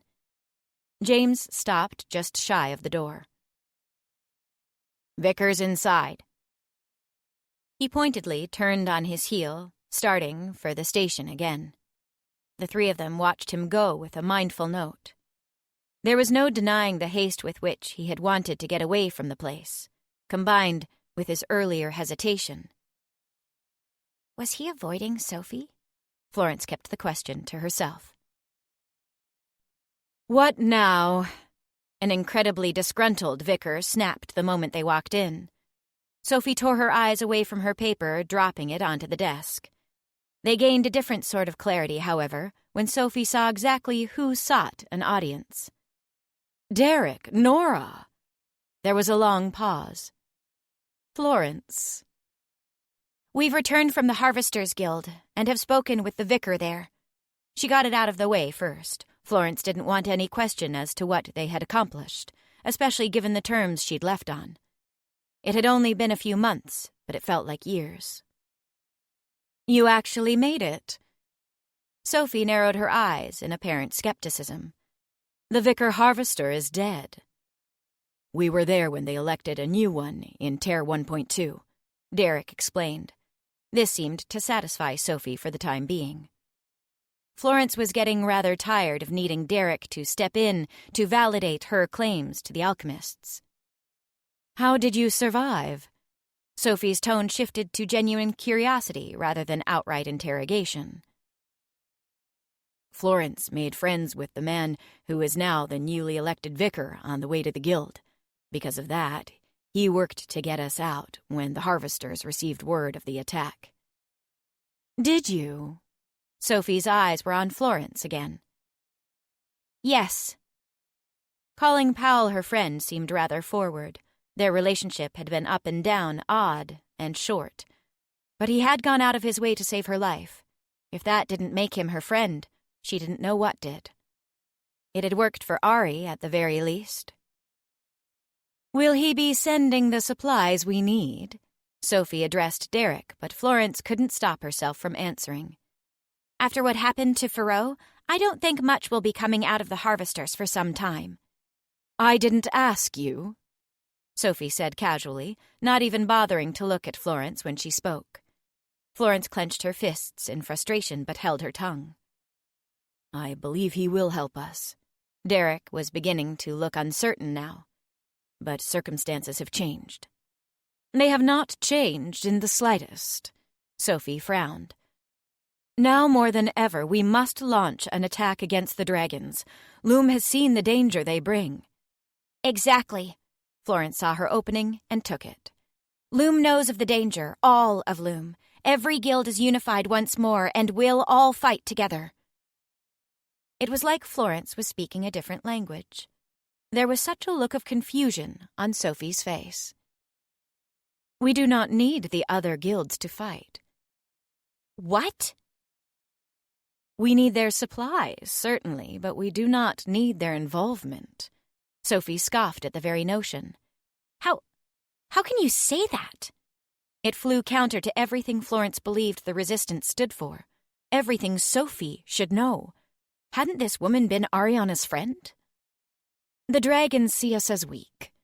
And we should show them we are strong. No.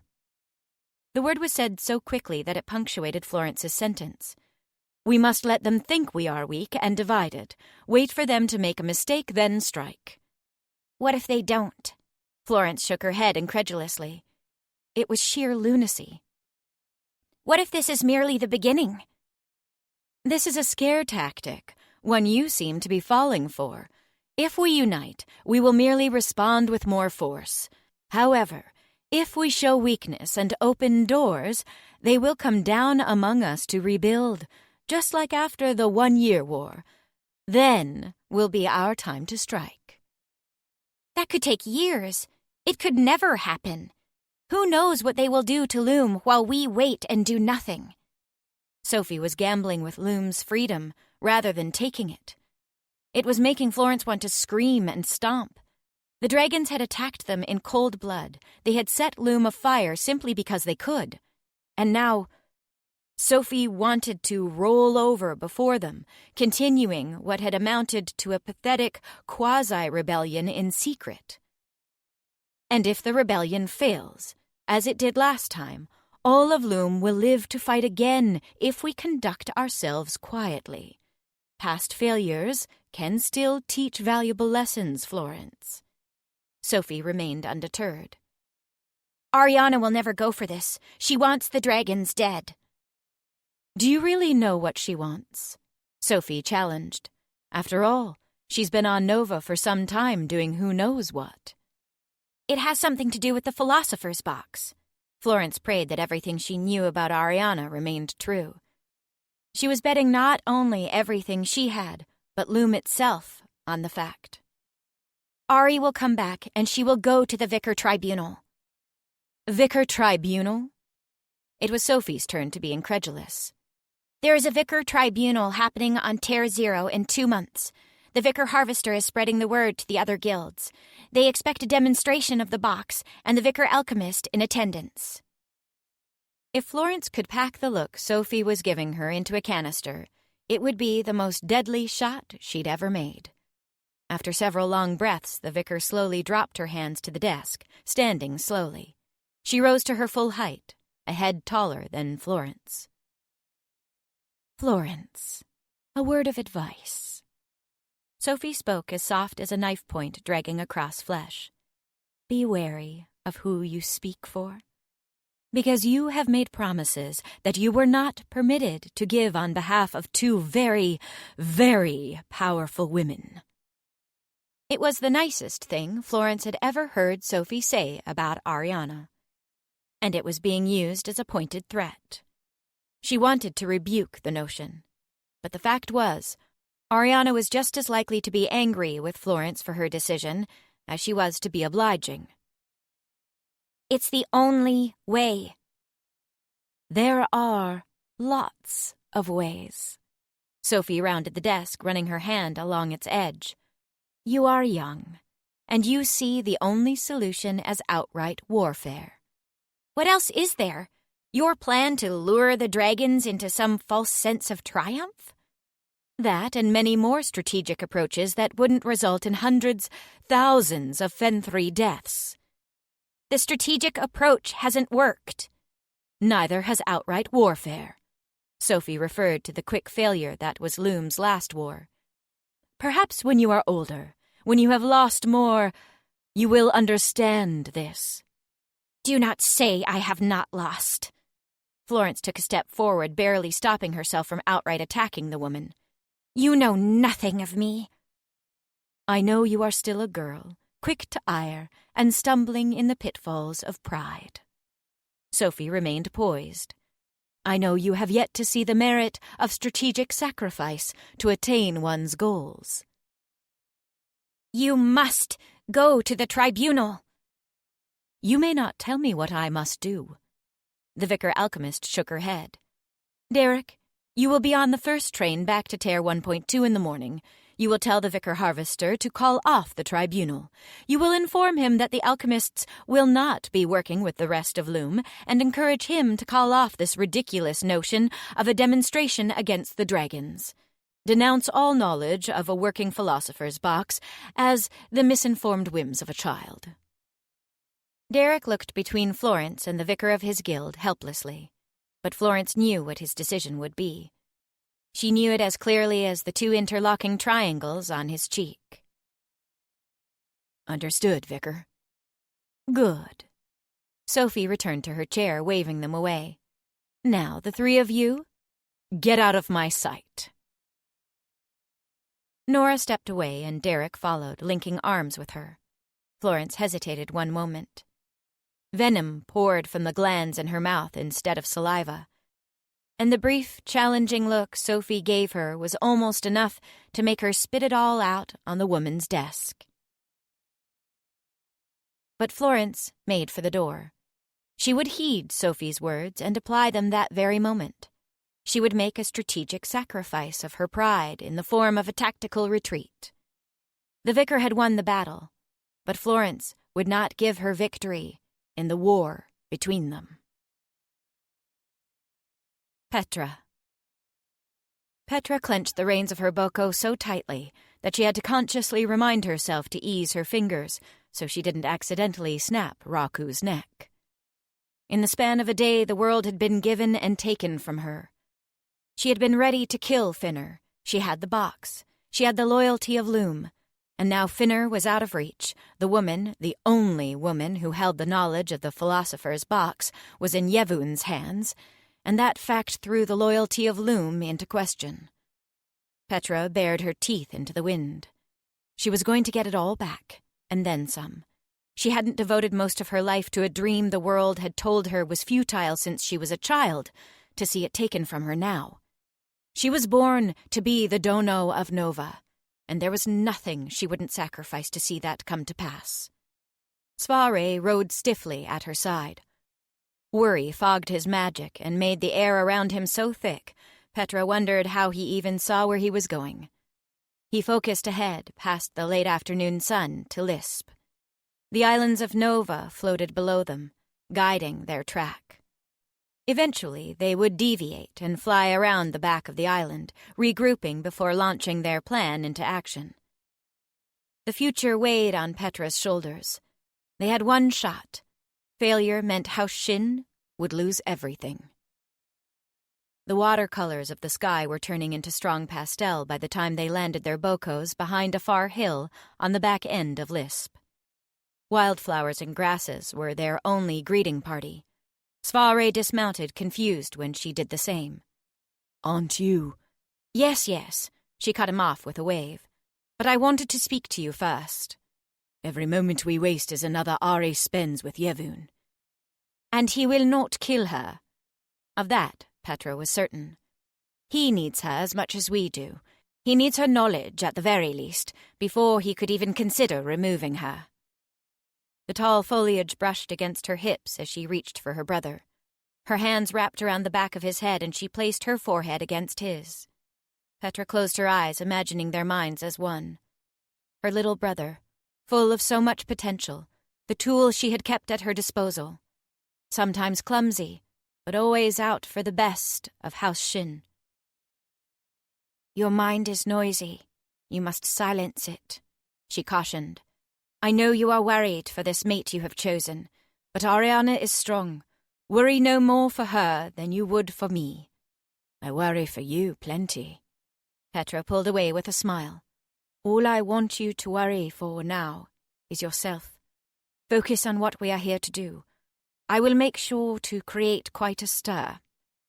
I'll keep Rock's attention on me for as long as I reasonably can, but you must make haste while I do. I will.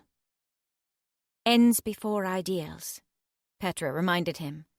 Do what you must for our house, Cvareh. I will, he repeated. Satisfied, Petra wrapped her arms around his shoulders, pulled him tight for a brief moment, then mounted her boko once more. They'd always been playing a dangerous game, but the stakes never let up. They grew with each passing moment, each passing day. Everything had come to a head so quickly that Petra knew every decision they made from here on would govern the future of their house, and perhaps the future of Nova itself. Cvareh moved forward on foot, and Petra watched him leave. She waited long after he disappeared over the hill. She gave him time, stiff in her saddle, impatient but forcing herself to remain. They had landed intentionally far from the rock estate. It wasn't a distance he could traverse inconspicuously with any speed. When the sun hung low in the sky, she took to the air once more. The shifting grasses and swaying spindly trees below caught the sunlight, shining as if the world itself was aflame. Petra scanned the ground, flying at leisure, satisfied when she finally caught a glimpse of Cvareh. He was near the edge of the estate, entering through the homes where Yevun's political wards lived. It was an area Petra had made sure he was familiar with by having him visit Finner often enough. How he would find Arianna once inside was up to him. She had more important things to concern herself with. Petra landed in the field designated for guests' bocos and summoned a face of pure ire. It wasn't hard, given the circumstances. She stormed for the opening of Rock Estate, claws out, teeth bared, the very image of Oji scorned. "Where is Finna Shin?" she barked to the first rock servant who had the ill fortune of greeting her. "Shin Oji, we were not expecting—" Petra gouged out his throat. It was risky to spill any blood on the Rock Estate, but the smell of one of their own bleeding would send every rider running. It would draw all eyes to her. Sure enough, the soft clicking of beads of a rider neared, rounding the corner as an apple-skinned woman stopped at the far end of the hall. She sheathed her claws the moment her eyes fell on Petra. The court was too fresh in every dragon's mind for any to be inclined to challenge her, any other than Yevun. Especially not over the death of a no-name slave. "I demand my brother," she spoke loudly for all who were gathering. "I demand Finna Shin." "Finna is a ward of Yevun Dono." Petra mentally commended the rider for maintaining a strong and level voice in the face of her rage. "The Dono would need to approve Finna's departure." "The Dono can keep him," Petra snorted. "I merely want to kill him." "The Dono would need to approve a duel." Petra advanced on the rider. She could smell the fear in the air around the woman, her dilated eyes, her barely stable hands. The rider was ready to fight, but they all knew who would win. It would be a life wasted. "This is not the court. This is a house matter.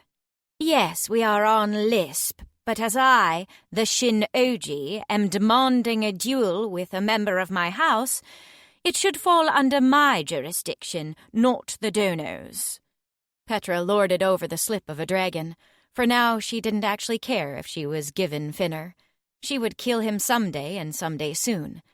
But the longer they stalled, the more of an opportunity she had to raise a fuss over the fact, and the more time Cvareh had to find Arianna. "You are quite right." A new voice stilled the room with its whispering tones. Petra straightened away from the rider, looking with curiosity for the source of the sound. A small, frail-looking dragon had parted the gathering mass of people with her presence alone. Petra had seen the woman before at courts and a few special functions, but she was as rare as raindrops otherwise. The mere sight of her sent a whole new wave of rage across her skin. Coletta Ryu. Petra had to think quickly, or she'd lose all reason to anger. She didn't expect the Ryu to greet her. Yevun wasted no time glowering over her at every chance. What did it mean for this woman to be standing in his stead? He was no doubt somewhere delighting at having the butcher of Petra's people greet her. "Will you see Finna fashioned for me?" "Certainly." The woman gave a thin-lipped smile, submissive and demure. Petra wondered what the Dono saw in her at all. She was nothing more than a coward. "Please, Shin Oji, come with me. Lisp is a far ride from Ruana, and you must be tired after such tragedy has struck your house." Petra's hands vibrated from the tension her muscles were under as the rock Ryu had the boldness to mention her plot against Petra's home. She wanted to rip the woman limb from limb, but that pursuit of revenge would have to wait. She only had Finner's word to go on, one Yevon would vehemently deny. As the Rock Oji, his word was law in approving all duels for the members of his house, and he would not see Petra's claims against Coletta as viable for a duel. Killing Coletta Ryu was going to be a much longer game. "You are too kind." Petra smiled as wide as she could, her lips curling back, her fangs showing. "House Rock is quite invested in the future of House Shin. We have been for many years." Coletta spoke as she led Petra down a long hall. The riders and half the staff followed them. Petra knew any would say it was to ensure they were waited on hand and foot, but she knew the truth. It was a visual reminder of Rock's strength. No matter how skilled a fighter Petra was, if she attacked the Rock Oji, they would show her no quarter. "We would not want to move against your ends." Petra responded to lies with lies. "And House Shin is nothing but loyal, in no half measures, to House Rock for their kindness." Coletta smiled falsely in reply. They were both speaking the same language. "We can wait in here." Coletta motioned to a lavish parlor that overlooked a private garden. It smelled strongly of the woman and had a lived-in look. Petra bristled at the realization that she'd been led into the asp's den. "Yeon, please fetch some appropriate refreshments for the Oji and me. Topan, please see to finding the Oji's brother. The rest of you please return to your duties. There is no need to overwhelm the Shin Oji." "Coletta Ryu, the riders would like to stand guard," the woman from earlier insisted. Petra racked her mind for how to make sure they did indeed stay. The more people who were around, the fewer who could run into Cvareh. She had no reason to demand an audience. "I don't think it's necessary. Let us not insult our guest by even implying that she may do something underhanded." Coletta smiled almost sweetly. "I am perfectly safe with the honorable Shin Oji." Petra wanted to tell her she was anything but. However, there was truth to the words. Petra respected the dragon's ways. She would not lower herself to killing the Ryu outside of a pit. She was better than this woman, at least in that respect. "It is the wish of the Rock Oji," the riders insisted. "Very well, then outside with you so we may relax." That seemed to satisfy their wishes, and the riders assumed their places on the other side of the door. Petra listened closely after it closed for footsteps walking away, but heard none. So her presence tied up the Rock Ryu and the riders. It was something, at the very least. "Thank you for your hospitality, Coletta Ryu." "It's just us, Petra Oji. You don't need to pretend any longer." The woman tilted her head to the side in amusement. Something about her demeanor shifted. It was like a cat had grown into a lion in mere moments. Where there had been something unassuming before, now stood a menace. This was the woman who had killed her house in cold-blooded shadows. "I'm afraid I do not know of what you speak." One of Coletta's servants, Yeon, returned with a tray. She crossed silently to the center of the room, laying out a small assortment of fruits and cheeses with 2 wine glasses. One vessel was set out for Coletta, the other placed on Petra's side of the table. Petra stared at the offending liquid. The woman before her was a monster, putting in front of her the means she had used to kill her people like a trophy. Petra's nose scrunched at the scent of the wine. "What is this?" Petra motioned to the glasses, unable to keep the comment to herself. "Wine from Arianna. I wanted to make you feel at home." Was this woman so bold that she would really kill an Oji behind closed doors? Petra approached the unassuming vessels as though they could fly off the table and strike at any moment. It is quite safe, I assure you. A different vintage than what was consumed at court. A strange happening, that, Petra said quietly. How all of the wine from different vineyards, different wineries, was so deadly. Truly, an inexplicable tragedy. One could explain it as poison. Coletta turned, the fading light of day catching the red of her eyes and making them glow ominously as she assessed Petra. She smiled again. This time the edge of a canine crept from beneath her lips. You speak of dangerous things, Petra Oje. I believe I stand before a very dangerous woman. It was a dance of words, neither wanting to cross the line into overt threats. I am the Rock Ryu, Coletta hummed quietly, walking to the edge of the table. And Petra, I have been watching you for some time. Petra bristled at the lack of title attached to her name. That was something, almost enough of something, to challenge the woman on. But still they had no witnesses to the offense, and plenty of people who would lie and object, and stand for the Ryu.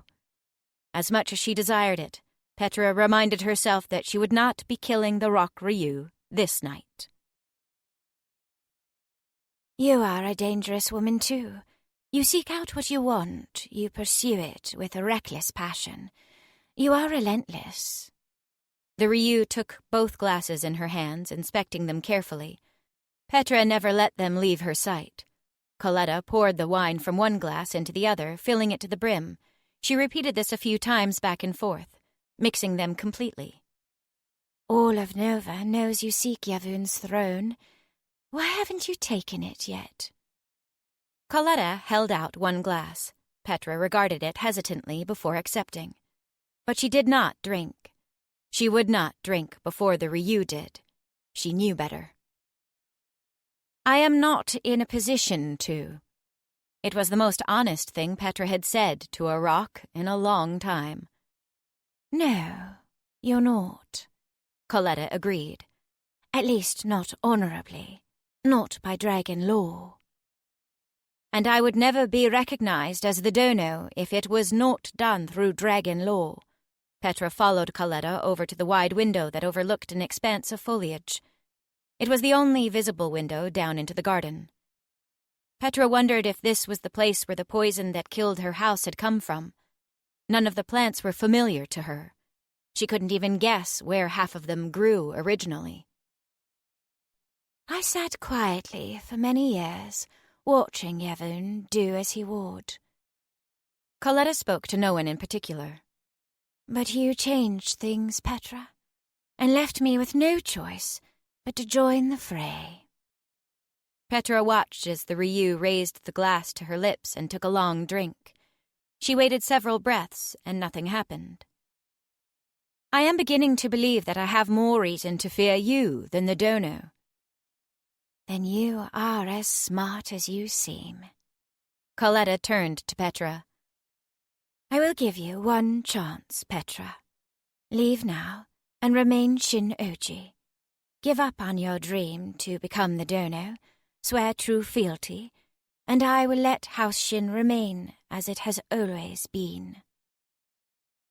The very notion was ridiculous, and Petra made sure Coletta was aware of the fact with her unrestrained laughter. You cannot threaten me or my house, Coletta. The woman's eye twitched at the lack of title. And I will never bargain with House Rock, not when I hold the cards.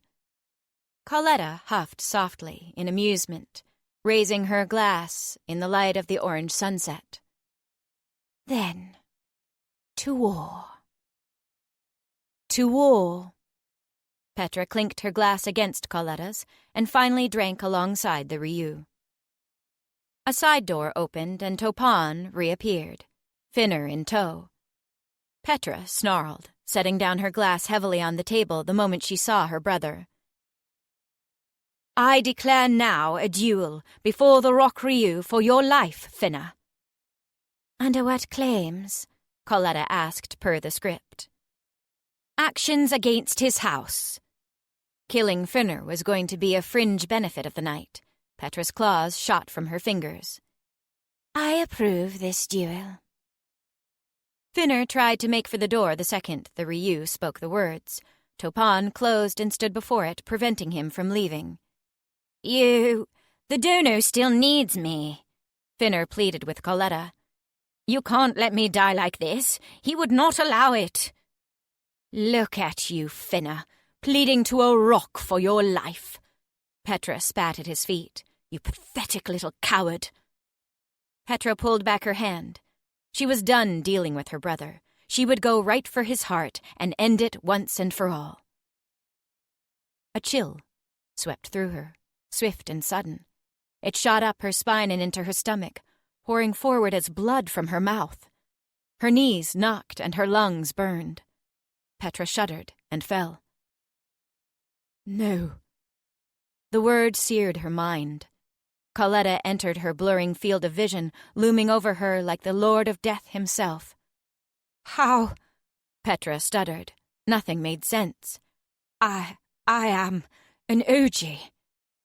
You think a title will protect you, Petra? Coletta spoke down to her.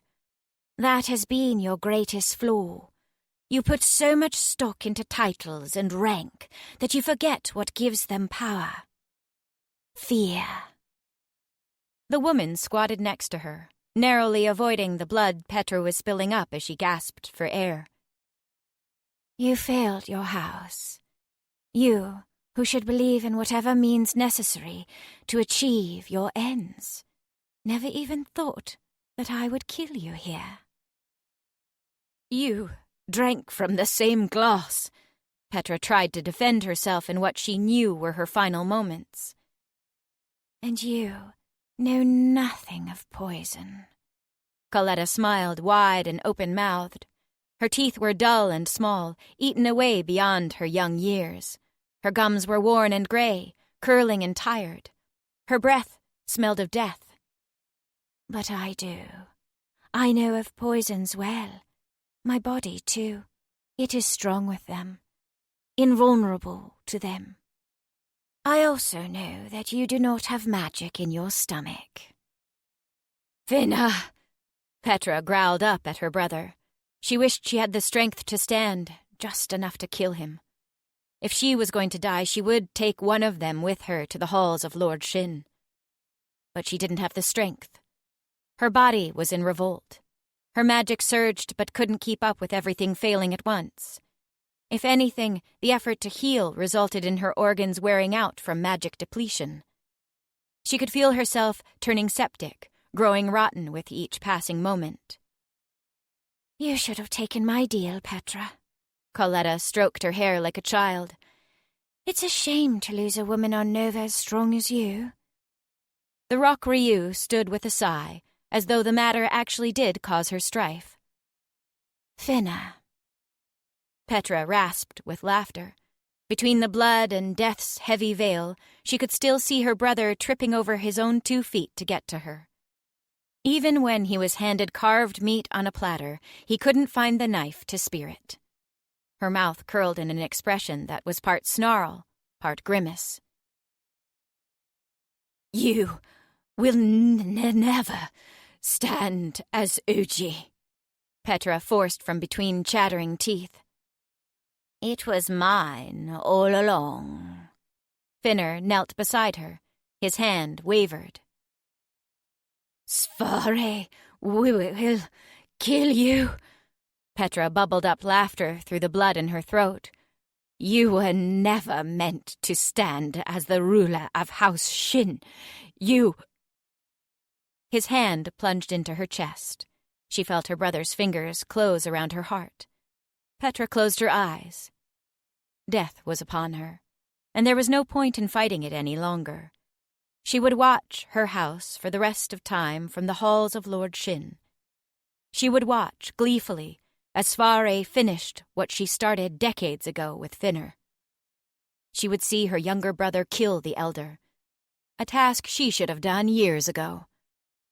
Petra Shin Oji To's last discovery in life was the sensation of what it felt like to have her heart ripped out.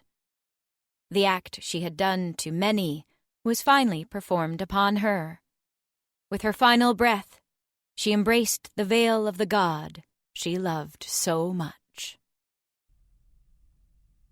Cvareh. Petra was counting on him. Arianna was counting on him, even if she didn't know it. The future of House Shin was counting on him. It was the same sort of weight he felt the last time he had crept through the rock estate for the schematics. Now he felt it in triplicate, looking for the woman who created those same drawings. There was a twisted and cruel sort of parallel drawn between them that had started long before they'd ever met. Cvareh knew the moment Petra had arrived, since every man and woman who had been milling about the halls quickly sprinted off with eager whispers. His sister was always cause for attention, and the Shin-Oji calling for the blood of one of her kin was added fuel to that particular fire. Cvareh just hoped she kept her word from back on Ruana, that she would not actually kill Finner. He had promised that honor to Arianna, and after all Cvareh had come to know and realize, she well and truly deserved his brother's blood. In the fading sunlight, the rock estate was undeniable in its glamour and overpowering in its lavishness. Rooms of grandiose proportions dwarfed him, glittering with gold and gemstone. He used the scale to his advantage, keeping his head down and the scarf of the drab, humble clothes he wore high around his face. Peeking out just above the fabric was the symbol of House Rock. He'd inked it shortly after sneaking into the estate, using an idea he borrowed from Arianna. He wasn't known on sight here. Petra had kept him from many a court and function across the years, making his appearance only vaguely familiar to any not of Ruana. Once more Petra's foresight served them well, when another head-bowed servant crossed paths with him and paid him little more than a glance at his cheek. Cvareh knew his general headway to the holding pens of the rock estate. Most houses had something of the variety for containing dragons awaiting a duel, or for when the OG couldn't decide if a duel was even merited at all. It was where he should have taken Finner, rather than putting him anywhere remotely close to Arianna. Usually the pens remained empty. Cvareh had yet to meet an OG who couldn't make a split-second decision on such matters. He heard the shifting of beads from around the corner and stopped his progress, listening carefully to the movement. Without doubt, a rider was stationed at the door. If he needed any further proof that Arianna was likely being held in one of the rooms in the hall beyond, that was it. They wouldn't exhaust a rider on something so trivial otherwise. Cvareh leaned against the wall, stilling his breathing, trying to slow the very beating of his heart so he had time to figure out a solution to his predicament. Did he try to draw the rider away and then circle back to the door? If he attacked, the scent of blood would draw others. He pressed his eyes closed and uttered a quick prayer to Lord Agendi and Lord Shin. He asked the first to cast his gaze on his endeavor, and the second to do the opposite. Cvareh rounded the corner. The dragon looked up from inspecting her claws. The woman had only 2 beads, and Cvareh didn't instantly recognize her. If she wasn't in the court, she might not know his face either. Cvareh adjusted his wide scarf, and hoped the mark he drew on his cheek was clear enough and hadn't smudged. "What do you want?" The woman sneered at the very sight of him, but she didn't attack. "Your presence is requested upstairs." Cvareh kept his voice level and his eyes lowered. He hated taking his side off the woman, who could decide to lunge at any second, but he had no choice. The more suspicion he raised by acting out of character, the lower his chances of getting inside. "To deal with the Shin-Oji." "The Shin-Oji is here." The woman sighed heavily. "What trouble is the Blue Devil trying to make now?" Cvareh kept his mouth shut. It served his image, and if he didn't, he might have spit out a hasty defense of Petra. He'd learned the hard way to keep his mouth shut in a train station on Loom, in a confrontation that now seemed an eternity ago. It was a mistake he wouldn't now repeat. "You sure you don't want to go back to her and beg for your place in House Shin? They may invite you to their tea parties and wine tastings if you do."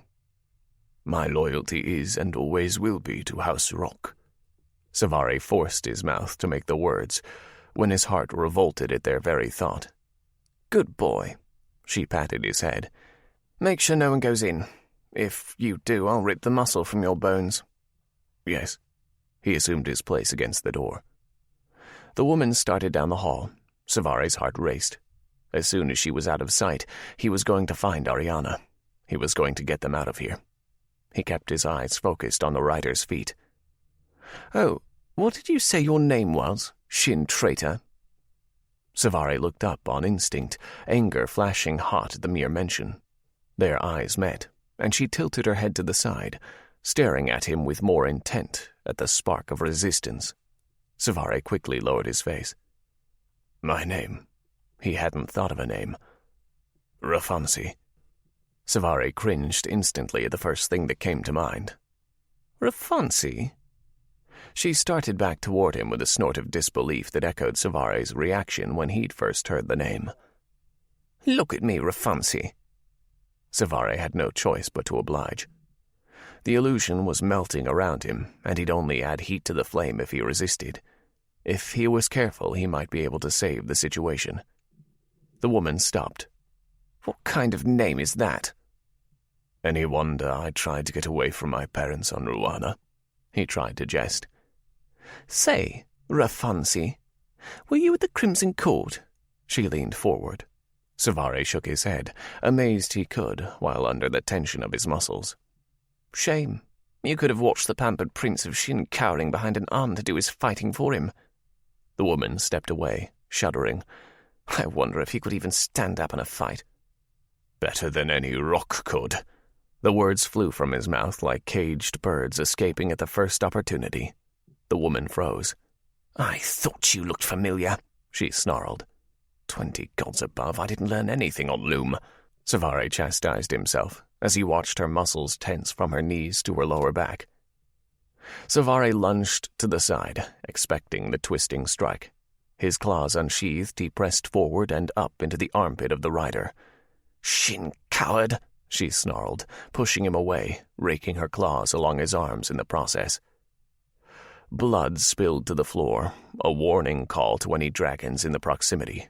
Cvareh cursed aloud. There was no time, no point in subversion now. He was going to fight his way out alone. The rider lunged for him and Cvareh sidestepped. He countered. She thrust right for his chest.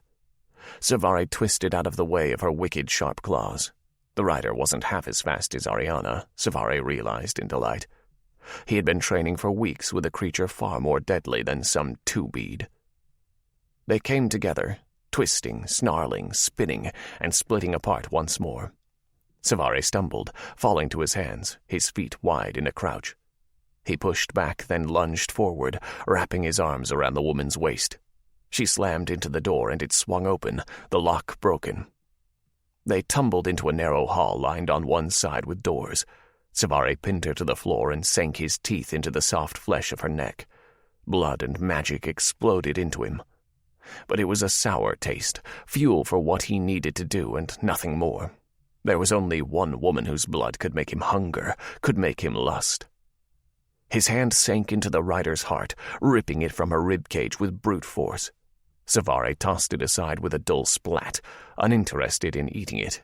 His mouth was already filled with the unwelcome tang of the foreign woman. Motion from one of the rooms sounded like rainbows and fireflies and the brightest of magics against his ears, against his body. It sparked life into the dim corridor. Cvareh sprinted for the last door on the left, swinging it open. The smell of his mate assaulted his senses, and Arianna looked up at him like some deadly caged predator. "Ari," he breathed in relief. Her lip curled in disgust at the mere sight of him. "You will let me out of these chains so I can properly kill you." "I can explain, but—" "He was your brother!" She lunged. She must have known full well the range of the chains, but she did it anyway. She was jolted to a stop, just short of where he stood inside the door. She chomped and foamed at him in rage, a rabid wolf at the end of its leash. "He was your brother!" "I know." That only served to make her angrier. "But I didn't know then. I didn't figure it out." "You idiot! He was your brother!" The woman he admired for the equal ferocity of her mind and body was reduced to animalistic rage, functioning only on instinct, and those instincts now told her to tear him apart. Lord Shin give him strength, because if what she needed to be made whole was his heart, he would tear the organ from his body himself and serve it to her on the finest silver platter. "You didn't tell me. He was your brother. You supported him. You didn't tell me," Cvareh snapped back angrily. "Surely you knew when I brought you the hands, but you said nothing. Did you not think I would help you? Could you not trust me? I offered you everything." "He was your brother, and I want to see you kill him." Arianna stopped all movement, stunned. "I want to see him die by your hands, Arianna." He placed his hands on either side of her face and crossed the line of safety into her reach. He pressed his mouth against hers. She stilled all movement for a long moment. He felt the warmth of her breath on his cheek, the heaving of her chest on him. It was life and everything good in the world.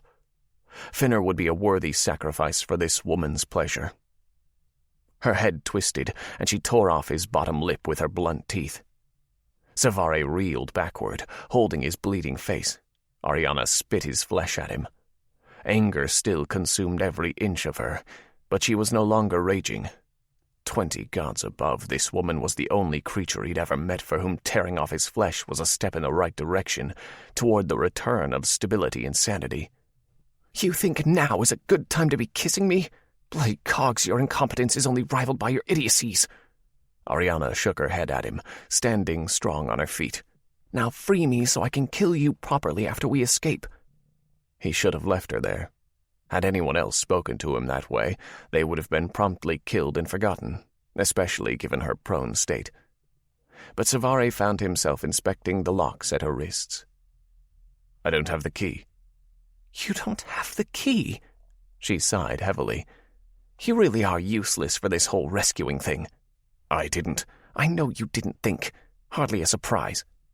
She was a vicious sort at the moment, but he'd take verbal lashings over physical ones. It was its own kind of progress. "I need gold, untempered gold. They took my harness and tools." All the ornate trimmings of the rock estate came to mind instantly.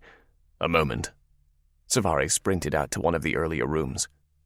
For now it seemed the bloodshed was far enough away from other dragons that it had yet to attract attention, but he was certain their luck would run out. Lord Agendi only had so much good spirit for him, and he kept cashing in prayers daily. Using his claws, he ripped out a chunk of the ornate gilding, bringing it back down to her. "Will this do?" "Well enough," she admitted, begrudgingly awarding praise. Arianna focused on the gold, and her magic filled the air. Cvareh watched as it lifted itself from the wood, isolating the strip of metal. She took a deep breath, and the silver turned hot. Arianna didn't even wince as she burned her fingers to blistering on the molten metal, shaping it into a fine and slightly curved point. Her fingers had healed by the time she tested the pick in the lock, only to be burned as she adjusted the shape a second time and a third, until there was a soft click and the shackles fell away one by one. "Now, we need to—" She lunged for him. They fell to the floor, and Arianna had him pinned in a mere breath. One hand was at his throat, claws pressing into his neck, drawing blood.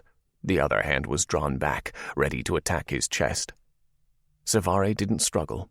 He submitted beneath her, gave her the control she so clearly craved. If she needed to physically see his heart to know it didn't beat against her, he had already decided to permit it.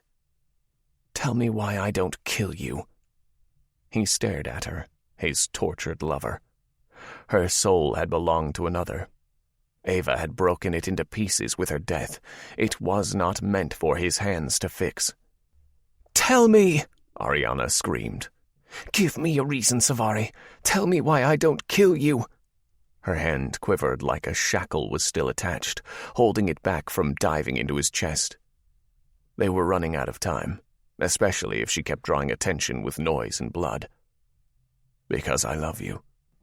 Arianna's face twisted as the invisible soldiers who fought wars in the dark battlefields of her mind plunged their claws into her all at once. "That's not good enough." "Because I love you, and because you love me in return." Her eyes shot wide open. "I do not." "Why didn't you kill me then, on the airship? Why not after? Why not on Nova, when I avoided you because I could no longer stand being in the same room as you without touching your skin? Why not when I brought you my brother's hands? Why not a moment ago? Why not now? Why? He needed to hear it as much as she needed to say it. They'd been dancing around it for so long, a waltz on the deck of a swan-diving airship. Because I want my boon. Then why haven't you spent this precious boon? He pressed. She was too logical for this. Because I don't know what I want. He sighed softly. Yes, you do. You want this. You want me. I only wanted you for a night. Fallacy colored her magic. You wish that were true. Damn you, Cvareh, she cursed loudly. Damn you. Arianna pushed away from him, swaying as she stood. You want to kill my brother. I want to see you do it. Petra's already marked him for dead. You want to free Loom from dragon rule, and Petra will give that to you. I will help. No more objections, Arianna. You know it's true, just as you've known all along that the man who betrayed you was closely connected to me. Perhaps somewhere in that brilliant mind of yours you already deduced the possibility of our familial ties. Cvareh appealed to her sense of logic, her sense of reason. She was too smart not to have put it together. Even if she hadn't consciously admitted it, she knew it was true. Everything has changed, Arianna whispered. Nothing has changed, he insisted. There's not much time. Come back with me to Ruana. This isn't about you, she said sharply. The king, he said something about destroying the guilds. I have to return to Loom. Yevon Dono would never. You're clearly delusional if you really believe that he would not resort to whatever extreme he deemed necessary. The very statement made him wonder if she somehow knew of the poisoned wine. We'll be stronger together. I don't even know if I want to look at you. The raw honesty of the statement cut him low. I'm going to find a glider, and I'm going home. Arianna started for the door. Cvareh reached out, grabbing her wrist, stopping her. He couldn't let her leave, not like this. She, the woman who had so claimed his heart, was leaving, and he honestly had no idea if she would ever return to him, if she would ever let him return to her. She stared down at the offending hand, clearly waiting to see if he was going to willingly remove it or if she needed to cut it off. Cvareh chose the former. Ari, I'll wait. For what?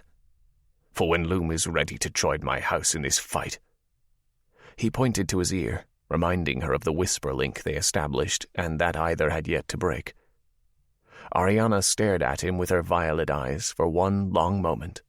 They scanned his face as if memorizing its every curve and edge. He wondered what she saw in him. We don't need you, she whispered. You'll only betray us again. Do not lump me with my brother's sins because it is easier for you to remain angry. She started down the hall once more, ignoring the comment. Cvareh watched as the first and only woman he had ever loved marched willingly into the hornet's nest of enemies that was House Rock. He wished desperately to know what she was thinking, just once. Arianna paused, and spoke without turning. Don't whisper me first, Cvareh, or I will know that everything was merely for your house, and Loom will never side with you. Cvareh stared long after she was gone, the image of her back imprinted on his eyes. To most, the statement would seem like the definitive end of all possibilities, but not to Cvareh. He'd come to know something of the White Wraith's logic, and in the smallest corner of his heart, it gave him hope. For if she cautioned him against an action that would make her not work with him, it meant that despite everything, the woman still considered him her ally. She still regarded them as a possibility, perhaps even an inevitability if nothing further was damaged between them. Repeating this fact to himself, Cvareh started back through the estate, making haste through every hallway, killing the 2 servants who saw him. Petra was doing an exceptional job of keeping the place busy, for he hardly ran into anyone on his way out. Arianna. There was a swirling tempest in her chest. Its winds caught pains old and new, blending them with loves familiar and yet to be fully realized. The longer she spent in his presence, the greater the likelihood it would tear her apart. She didn't want to love someone at the cost of her ideals. She didn't want to need someone attached to the murderer of the last person she needed. She didn't want to see her heart free in a world that was slowly shifting closer and closer to the end of days. She had spent too long on Nova.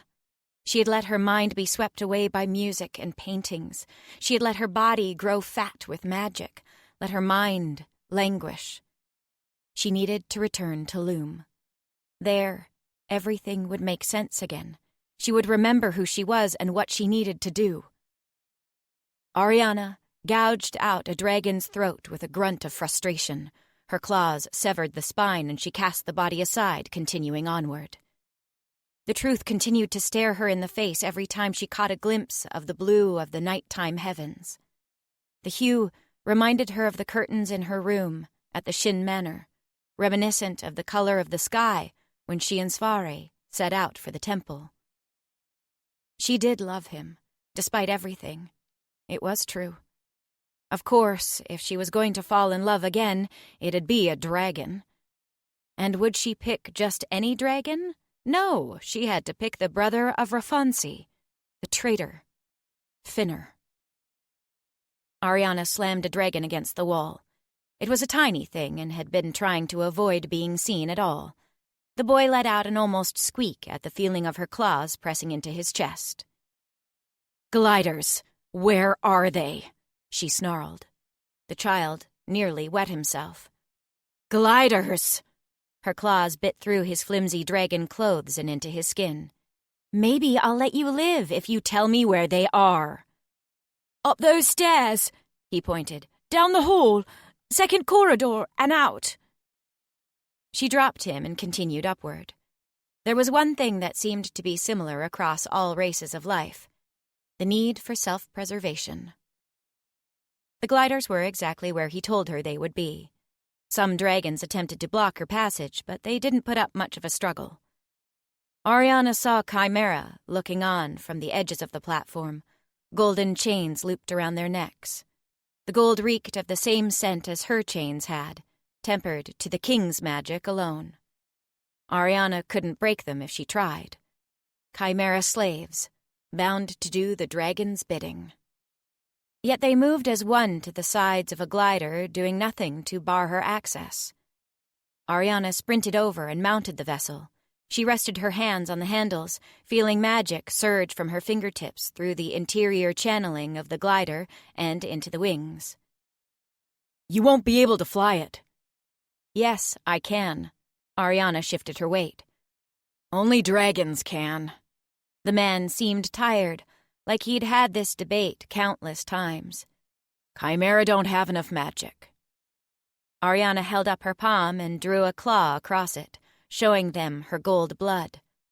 It mattered little now, keeping her secret up on Nova. Let them talk. Let the dragons know she was real, and she would come to kill them with an army of perfect chimera just like her. The chimera looked on, stunned, like she was one of the dragon's gods come to life. She wished she could tell them that she was, and that she had the power to save them. But they were lost causes. She couldn't bring them back to Loom with her, and she had no doubt that when the Dragon King fell, he would take everything he could with him, assuming they weren't killed for not barring her access now. "I can't save you." She felt compelled to apologize. "We know," a woman replied. There was some comfort in hearing the tones of Fenish spoken again. "But we can save you." "What?" Arianna asked in confusion. "Go. We'll see to it that you can't be followed." The chimera closed in on the other gliders with tools in hand. She pushed her magic into the wings, strong and even. Arianna focused her will and commanded the glider like an extension of herself. "Up," she demanded mentally, and the glider took to the sky. Arianna soared on her own for the first time.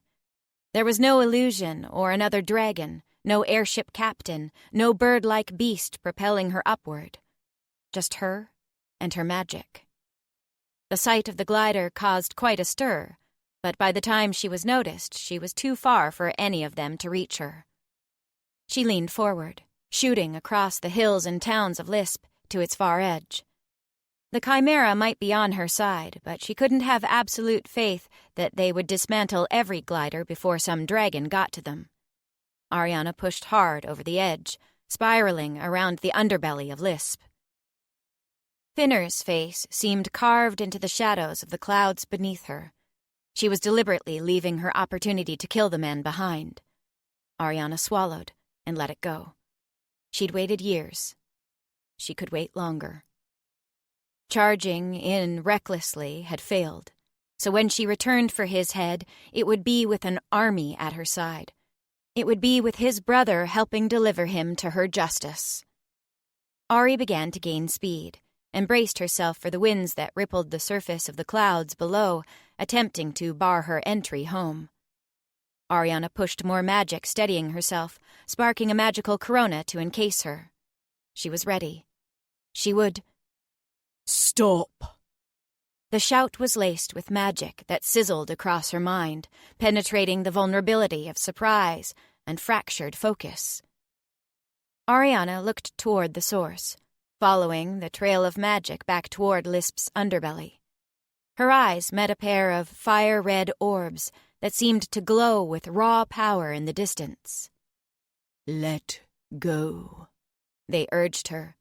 She stared, vapidly confounded by the presence of the king of the dragons in the underside of the island. But there he stood on a ledge, holding her eyes and mind in his sway. Let go, he mentally urged again. Her hands shook. Between the shock and magical exertion, Arianna's fingers uncurled. It was only a second, the feeling of air rushing between her digits and over her palms, but she was jolted back into awareness. A second was all it took.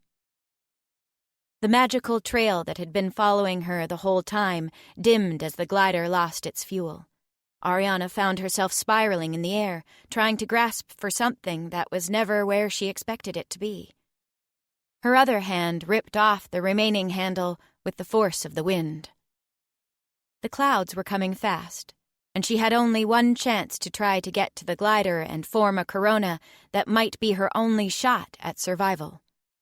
She twisted her body in the air, trying to swim through nothing toward the one life raft that would save her from an ocean of death. Her fingertips touched gold as the clouds engulfed her with their howling winds. Florence. The forest at night was cool, despite summer encroaching on them. Faint light from the gray sky above was almost completely smothered by the tree canopy. The leaves rustled in a faint wind, echoing the restlessness of the fenthry below. Florence had followed Derek and Nora to a group of their friends. She recognized James from earlier, but the rest were vaguely familiar faces. A tight-knit group of alchemists that had no interest in allowing a wanderer to penetrate their ranks. Perhaps that was the problem with Loom. They had all been told to stay in their place, to follow their guild marks, to not question when it had been their nature for so many years to question everything. The older generations resisted, but Florence's age and younger, they knew no better. They had grown up accepting the idea that Loom was as it was for some unknown reason, even if they didn't fully agree with it, even if history didn't agree with it. That was the danger of Sophie's plan. She spoke of sacrifices, but the sacrifices she was risking encompassed the very future of Loom. The longer they spent accepting the dragon's rule, the more they would all forget. It was easy for Sophie to say otherwise from where she sat. She was of the last generation. Her heart had been hammered into shape before the dragons had ever ruled. The young ones who sat among them now were still taking form. Florence watched silently from her seat at the far end of the table, closest to the open window, as the younger initiates slowly trickled from the room. When they were older, would they even remember a rebellion? What world would they inherit? "You've been quiet," Nora noted, tearing some bread off the loaf in the center of the table and shoving it into her mouth. "Just hungry," Florence lied. Well, it wasn't a complete lie. She was hungry, but that had nothing to do with her silence. Nora hummed, clearly unconvinced. "Does it have to do with what the vicar said?" "What else?" Florence mumbled, wishing the conversation would change. She had yet to work through the best response to Sophie's decision.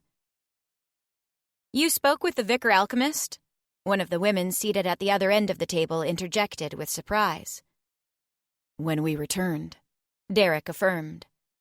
"What did she have to say for herself?" The woman stabbed at the food on her plate with renewed purpose. "In regards to?" Florence left the question hanging. She wanted to see how the woman would finish it. Her tone was too similar to the one James had spoken with when they asked about the vicar earlier that day. Killing her own guild? Everyone at the table suddenly found everything else in the room more fascinating than the master speaking, or the three people she addressed. "Explain yourself."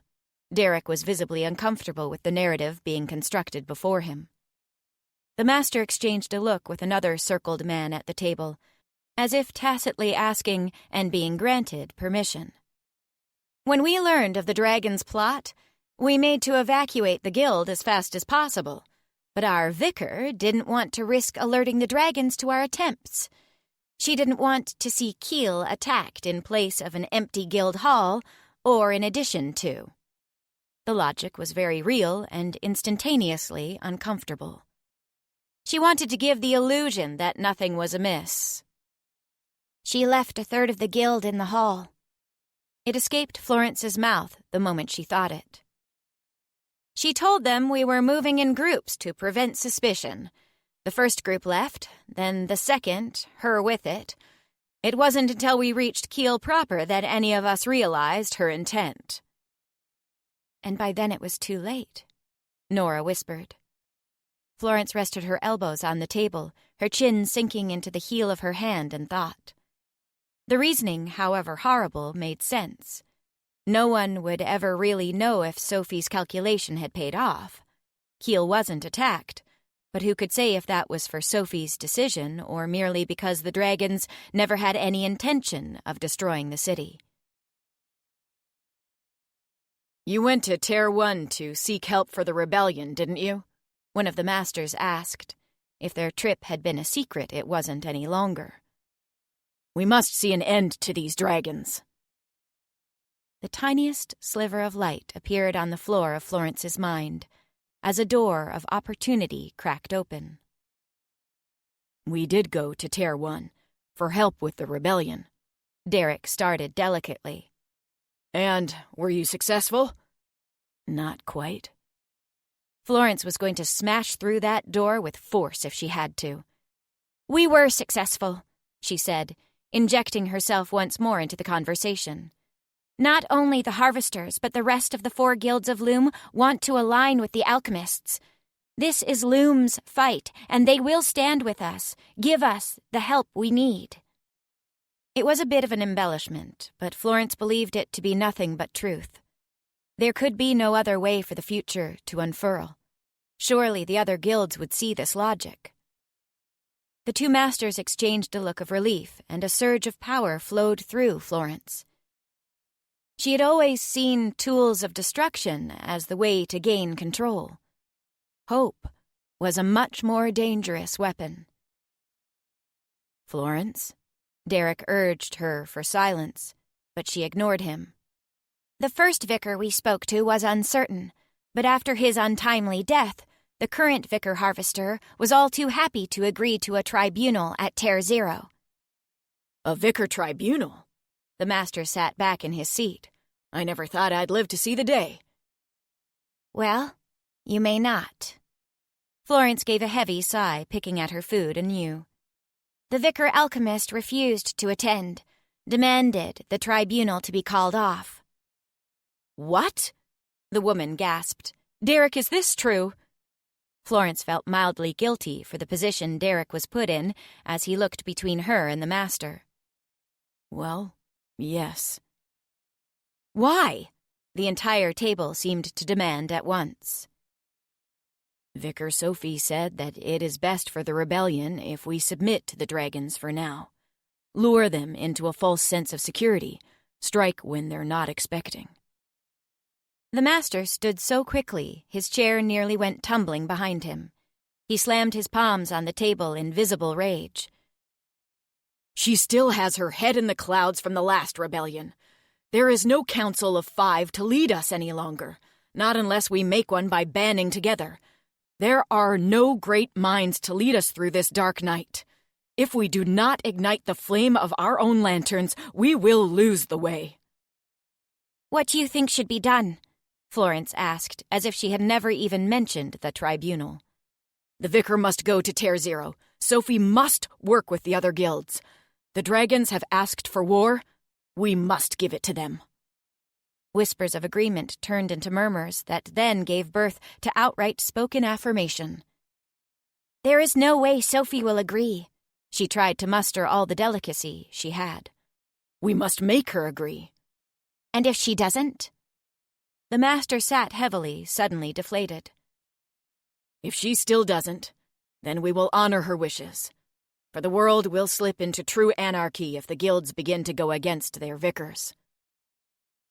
Who would have suspected the harvesters were lucky for their vicar dying?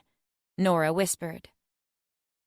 It was certainly convenient for them, the master agreed, most of the table echoing the dangerous sentiment. Florence remained at the table until the lamp glow was dim and the food had long since been finished. She listened to masters and journeymen alike lament their situation. She listened to how they would want to do things differently. By the time the last of them finally broke away, her mind was made up. She knew where gunpowder would be kept. She'd know it by logic and looks alone. All good Revos were trained how to properly store their explosives. Florence? Derek called after her, arm in arm with Nora. The two exchanged a look, and Nora gave a small nod, breaking away and starting in the opposite direction. Derek sprinted the distance between them. She looked into his dark eyes, searching, waiting. She would not say the first word. Not this time. He had sought her out after all. You're walking a dangerous path. I'm walking the only path. She shifted her weight, still assessing if they were indeed talking about the same thing. Will the rest of them see it that way? She gave a nod in the direction of the now empty hall. I can't say for certain. The very idea of it made Derek uncomfortable, but he was not objecting. He had yet to speak a true word against it. Say for you. Florence took a long step toward him, their toes almost touching. She ran her hands down Derek's forearms, slowly, encircling his fingers with hers. The touch demanded his attention. It was slow, but not quite sensual. Demanding, but not quite heated. There was a certain life-changing weight to it that almost negated the need for a link mark. Here, now, no one is around, Derek. What do you want as an alchemist?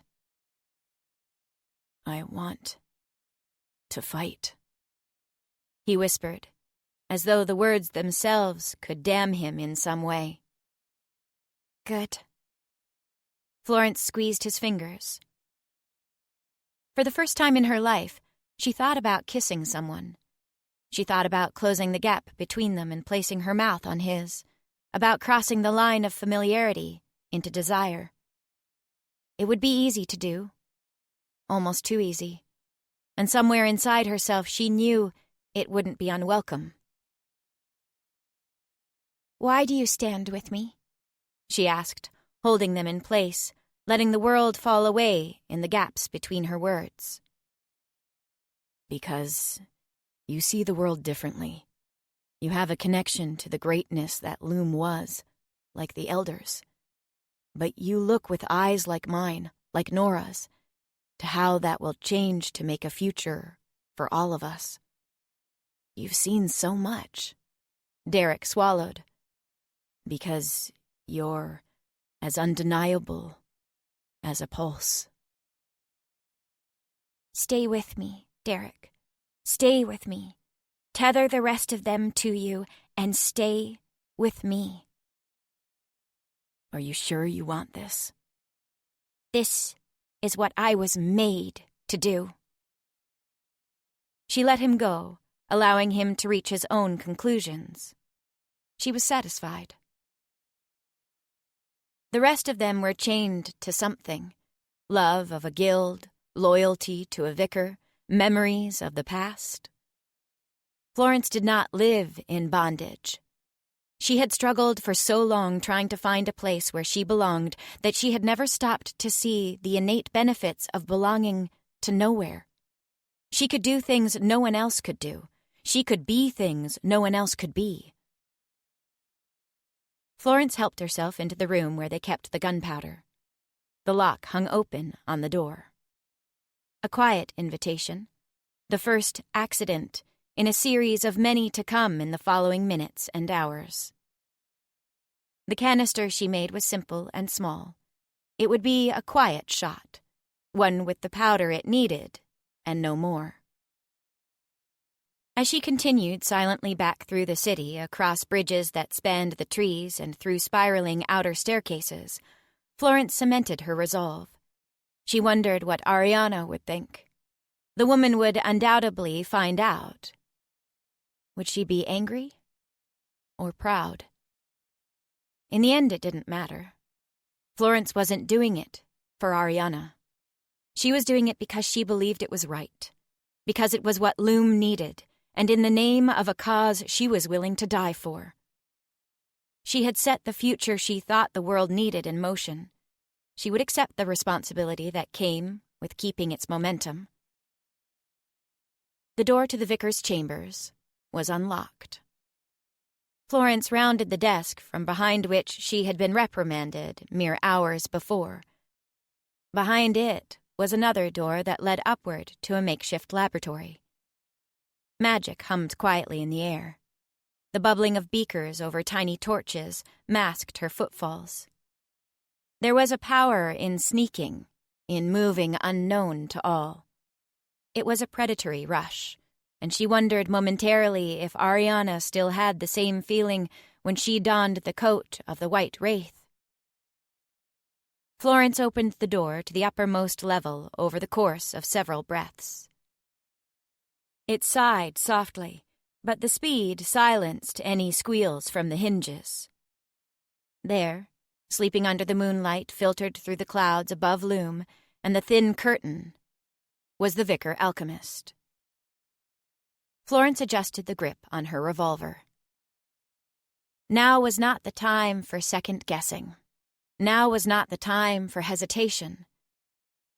There was one future before them, kill or be killed.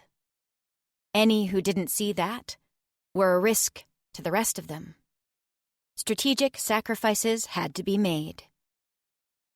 Florence crossed the room in a few wide steps. A floorboard creaked from her unhesitant movement, and the vicar stirred. Florence raised her arm.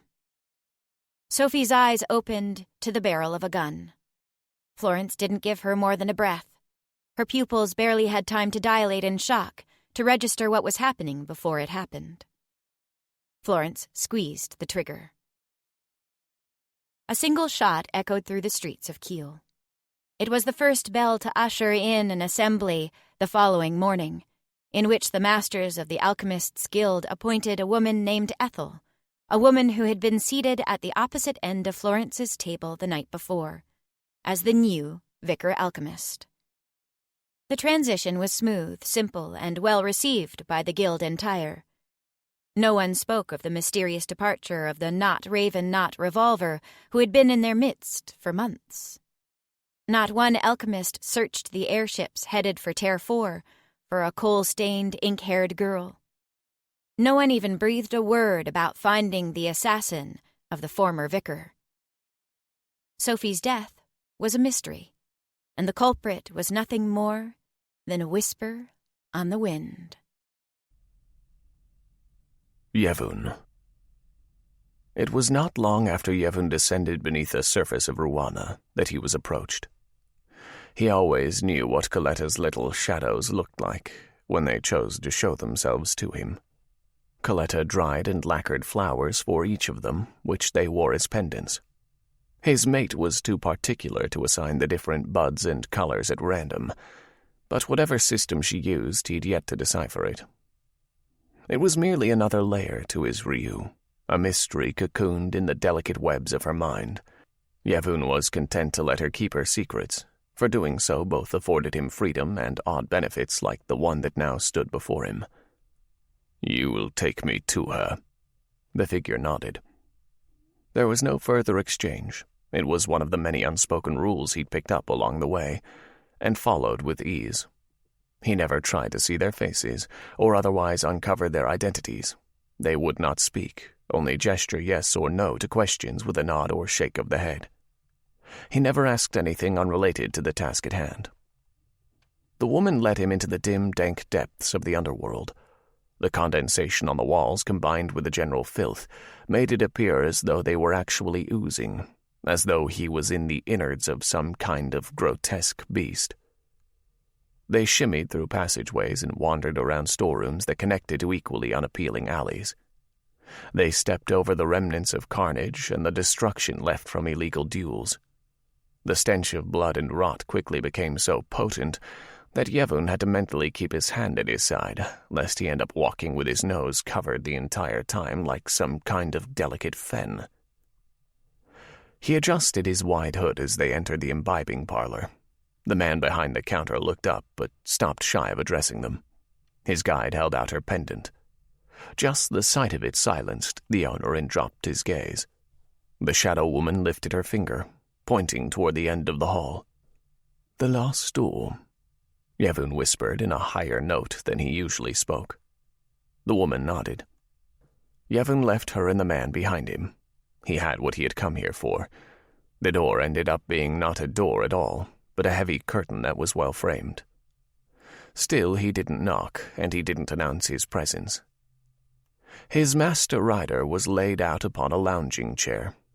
Arms and legs stretched every which way, muscles cutting out from underneath the skin. She was naked, save for the thin coating of blood that seemed to cover most of her body. But the blood wasn't hers. She had engorged herself to the point of her stomach growing fat and her eyelids heavy at this little illegal parlor. Her body moved slowly to life, her eyes opening just enough to see him.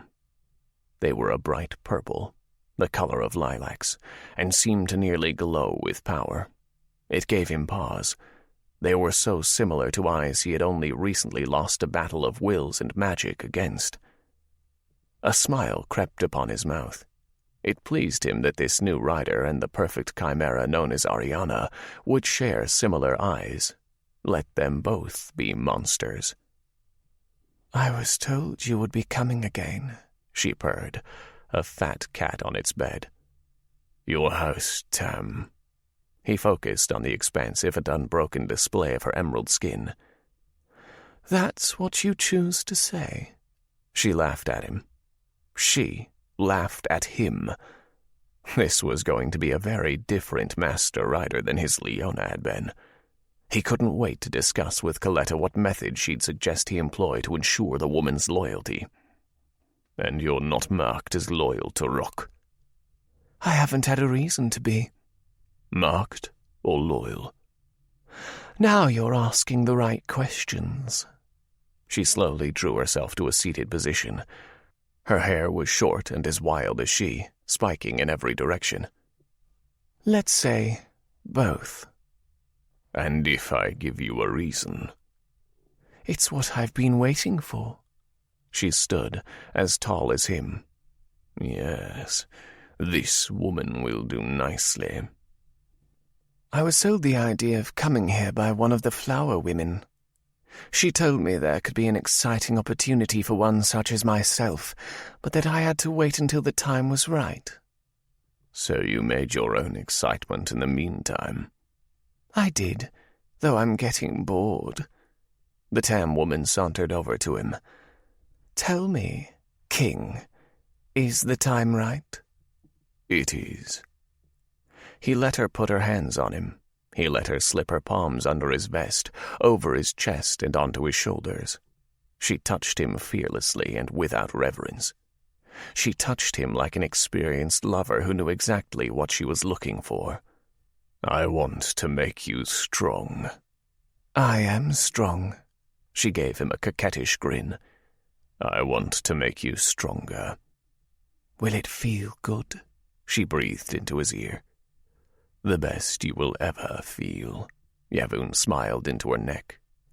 She had no idea what he had in store for her. He would find alchemists and bring them to Nova. They would sew and stitch until she was the perfect dragon. Will there be blood? So much blood. She quivered, whimpering softly as if his words had put heat straight to her groin. The woman smelled of fallen dragons and freshly healed wounds. Coletta had done a good job identifying this one for him. Yevon's palms fell on her narrow hips. She straightened away. Now. It took him a moment to realize she was talking about imbibing. But when the woman raised a clawed finger to the top of her breast and carved a golden line down to her nipple, blood dripping off its peak and onto the floor, the point was made well and truly clear. She smelled sweetly of dewy honeysuckle.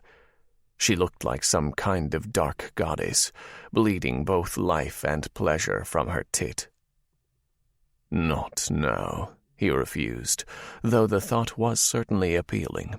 His hand cupped her breast, thumb flicking over the nipple to smear the offered blood across its surface.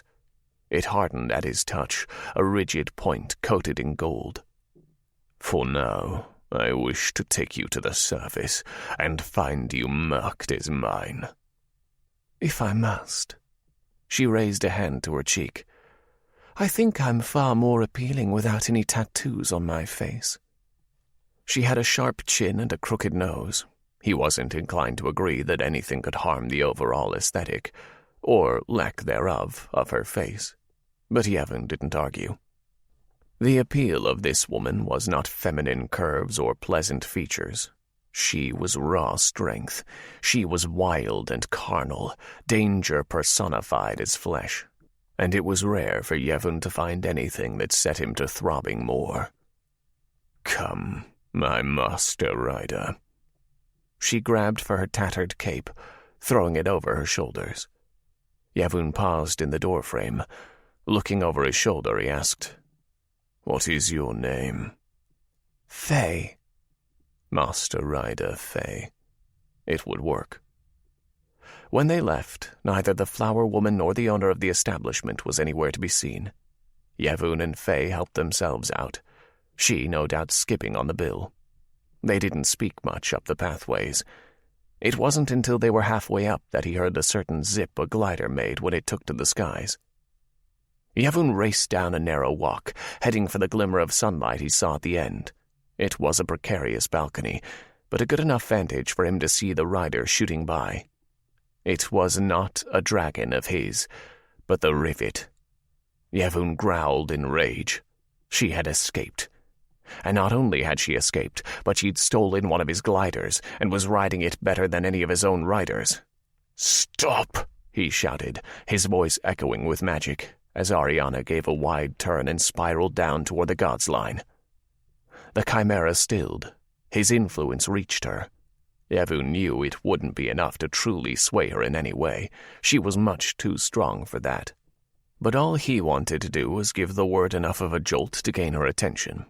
Once he had it by virtue of her eyes, he wasn't letting go. Yevon poured every ounce of will and asked for something very, very simple. The more complex a command, the easier it was for the person he was commanding to refute it. This was a simple wish. 2 words. Just the mere distraction they would cause could be enough. Let go. When he saw her fingers uncurl, he knew he'd won. The girl flopped through the air like a fish out of water. She was a rag doll that had been cast aside, headed toward its ultimate demise. If he could not have her knowledge, no one would. He would see her dead. The woman plunged into the clouds a mere hand's width from grabbing the glider. To have even a hope of surviving, she'd have to find a way to reach it and then summon the magic mid-air to muster a corona. She'd either have to sustain that magic or fly it again to survive the landing. Yevon cursed aloud. Had it been anyone else, he would have taken them for dead, but not Arianna. He had been trying to kill this woman for years, and yet she persisted. "Who was that?" Faye asked, caressing his forearm as she pressed her breasts into his triceps. "The first person you are going to hunt down, kill, and consume." The woman on his arm shivered in delight, and it was enough to bring a small smile back to his lips. He had tried to hunt Arianna before, but it had always been in half measures. He hadn't known the girl, not really, to issue a full command. But now they had both seen each other. Now he had a master rider worthy of the name, and he would not stop halfway when molding her into the perfect killing machine. Let the rivet return to her bleeding world, Yevon thought darkly. Let her know only hopelessness before her imminent demise. Louis. What a time to be in the organ business. Dragons blowing guilds up, guilds blowing themselves up. The world had gone crazy, and there was only one thing he was certain of. Everyone could use a little bit more magic right about now. "King Louis, we have received reports that a glider has fallen into the remnants of Dortum." After the destruction of Mercury Town, Louis had decided it was time to invest a bit in the real estate business. Dortum had always been dangerous, but it was taking a new turn with the past year's events. He found a comfortable spot down along the main train line out of the city, close enough that his men could pop into the Revo's world when they needed something, but far enough away that he was well removed. Conveniently, it also positioned him better to run down the line in the opposite direction to Tear 5.2, which opened a whole world of opportunity for exporting. Business had been going so well that he was considering moving operations permanently in that direction, or even onto Tear 4 altogether. He'd been contacted by two very interesting ravens at the behest of a certain girl he once did business with, for the infamous White Wraith of Dortum. It almost made him feel bad for selling out young Florence to the dragons. Almost. But all was well that ended well. The girl clearly survived and was none the wiser to his decision to trade her for a few organs. Organs he never got. "Would you like us to investigate?" Ralph asked. Louis took his eyes away from his personal harvesting operation. "Let's continue this upstairs. The smell is overwhelming." Ralph followed him upward. They switched back in a half-dozen flights of stairs, up to ground level, and a few more to Louis's new throne room. The depth helped hide the scent of harvesting, so Louis had purchased the building immediately when he had discovered the depth of its underground portion. Bloody cogs, how he loved the revolvers and their need to build a bunker into everything. Not to mention it had an excellent view of the mountains of Tear 5 that turned into a front-row seat to watch Dortum burn days before. "Has there been any word on if it took off again?" he asked. "No reports of such. Any dragon activity?" "None seen." Curious, Louis thought to himself. He had good instincts. It was part of what made him so effective for so long. Good instincts, determination, and the proper amount of ruthlessness to tie it all together. They lived in a cold world, no point in rewarding it with warmth. "I shall go and investigate myself, I think." Louis slipped on a pair of leather gloves, carefully selecting the proper goggles and mask to match. Dortum was a smoking wasteland. "Do you think that's wise?" Ralph folded his arms. "My men work harder when they think I could appear at any moment," Louis explained. "Furthermore, there's something odd about this one. A rider returning alone? Perhaps they were checking to see if the guild was truly destroyed. That explosion rattled the world itself. Louis chuckled and shook his head. Even if that were true, why has the glider not left yet? Perhaps it has and was unseen. And if such is the case, I will just be checking to ensure my men are leaving no stone unturned, no valuable untaken, and no organ left to rot. Ralph knew better than to continue objecting when Louis had made up his mind. He knew who paid his salary, after all. Trains had long since stopped running along the main tracks into Dortham. The only engines that went in and out were small vehicles fashioned for single-track runs. Fast little things lifted right from the high-speed thoughts of the Ravens themselves. Louis didn't know the first of how it worked, but the two Ravens, Will and Helen, had agreed to supplying schematics for his rivets to reproduce as a sign of good faith in their business agreement to funnel weaponry to them from the Revos. What two Ravens wanted with the guns, Louis didn't know nor care to find out. He, Ralph, and two others kept on retainer, whose names Louis never bothered to learn, sped toward Dortham in the late night. The center of Dortham, where the guild used to be, was nothing more than a smoldering crater. Louis had kept his ear to the ground following the destruction, trying to make sense of the presence of dragon riders and sudden silence that seemed to sweep across Loom. He was slowly gaining a picture that explained why the revolvers would blow their own guild 5 ways to rubble. The refinery still burned, keeping other parts of the city aflame with it. Buildings still tumbled, smoke still darkened the air in all too quiet Dortham. Louis couldn't be bothered for any of it. The days slipped from one to the next, the people struggled. Everyone fought so hard for everything they thought was so important. And in the end, what did it get them? Piles of ash. Ralph, tell your men to seek out my other excavators and have them all report here with their current findings for my review, Louis instructed. You will lead me to where this supposed glider landed. Ralph did as he was told, sending off the other men and starting through the carnage in the general direction of what was once Mercury Town. Louis was winded within minutes and questioning his decision to come out at all. It was hard work scaling all the rubble. He had people for this. But the prospect of a dragon glider was far too enticing. Technology he didn't get his hands on often, at least not until the first glider crashed in New Dortham months ago. If he had a few more mostly intact machines, he might be able to finally reverse-engineer the mechanics the rivets kept under such careful lock and key. That would really accelerate his business in new and exciting ways. It was nearly enough to make him giggle with glee. According to the reports, it should be somewhere around here. Ralph helped Louis onto the top of a fallen building, trying to get a better vantage. It was hard to see through the darkness, even harder with the perpetual haze that clouded the air. Do you see anything? No, Ralph stopped and pointed. Over there. Louis followed his finger, looking through the night.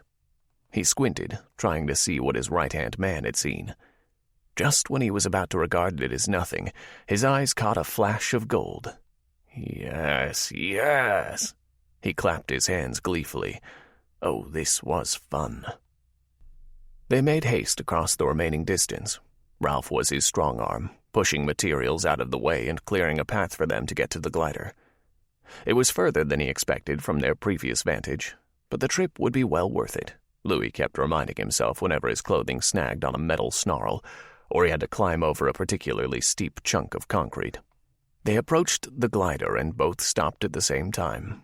Louis didn't need to ask if Ralph saw what he saw, for there was no denying the spot of white shining in the faint moonlight, as if protesting the inky blackness that tried to close in around the figure. The glider was half atop the woman, a chimera by all appearances, but there was something different about this one. Louis stepped forward. It may not be safe. Ralph stopped him.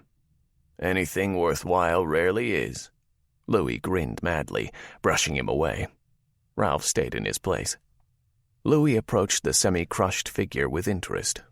For the first time he saw the creature up close. There was no mistaking it. The unique coat alone was proof enough. Each detail met every first-hand account perfectly. The White Wraith was a woman. But that was not Louis's most important revelation of the day. No, There was something far, far more curious about her. A spear of iron was stabbed directly through the side of her stomach. Her body was no doubt struggling to heal the wound, despite the presence of the foreign object. But no magic could remove the iron, so blood continued to ooze around it before slowly fading into the night air. Louis squatted next to the unconscious woman, touching his fingertips lightly against the wound. Sure enough, the blood was warm. It was truly coming from her. He had encountered many valuable things over the years and dealt in everything from secrets to organs, weapons to schematics. But Louis had never found something so rare, so precious, and so dangerous that it could change the world. He grinned, already thinking of the possibilities for how he was going to work this discovery to his advantage. Not only did he have what he well suspected to be the infamous White Wraith of Dortum in his clutches, he also had a chimera the likes of which Loom had never seen. Though he didn't understand exactly how, he knew the creature before him would shake the very foundations upon which their world was built. He had what guilds wanted and dragons feared. He had a chimera that bled gold. This concludes The Dragons of Nova by Elise Kova, narrated by Aaron Moon and Tim Campbell. Copyright 2016 by Elise Kova. This unabridged audiobook is published by arrangement with Price World Publishing, LLC, and was produced in the year 2017 by Tantor Media Incorporated, a division of Recorded Books which holds the copyright thereto. Please visit Tantor.com for more information on our growing library of unabridged audiobooks and to take advantage of special offers.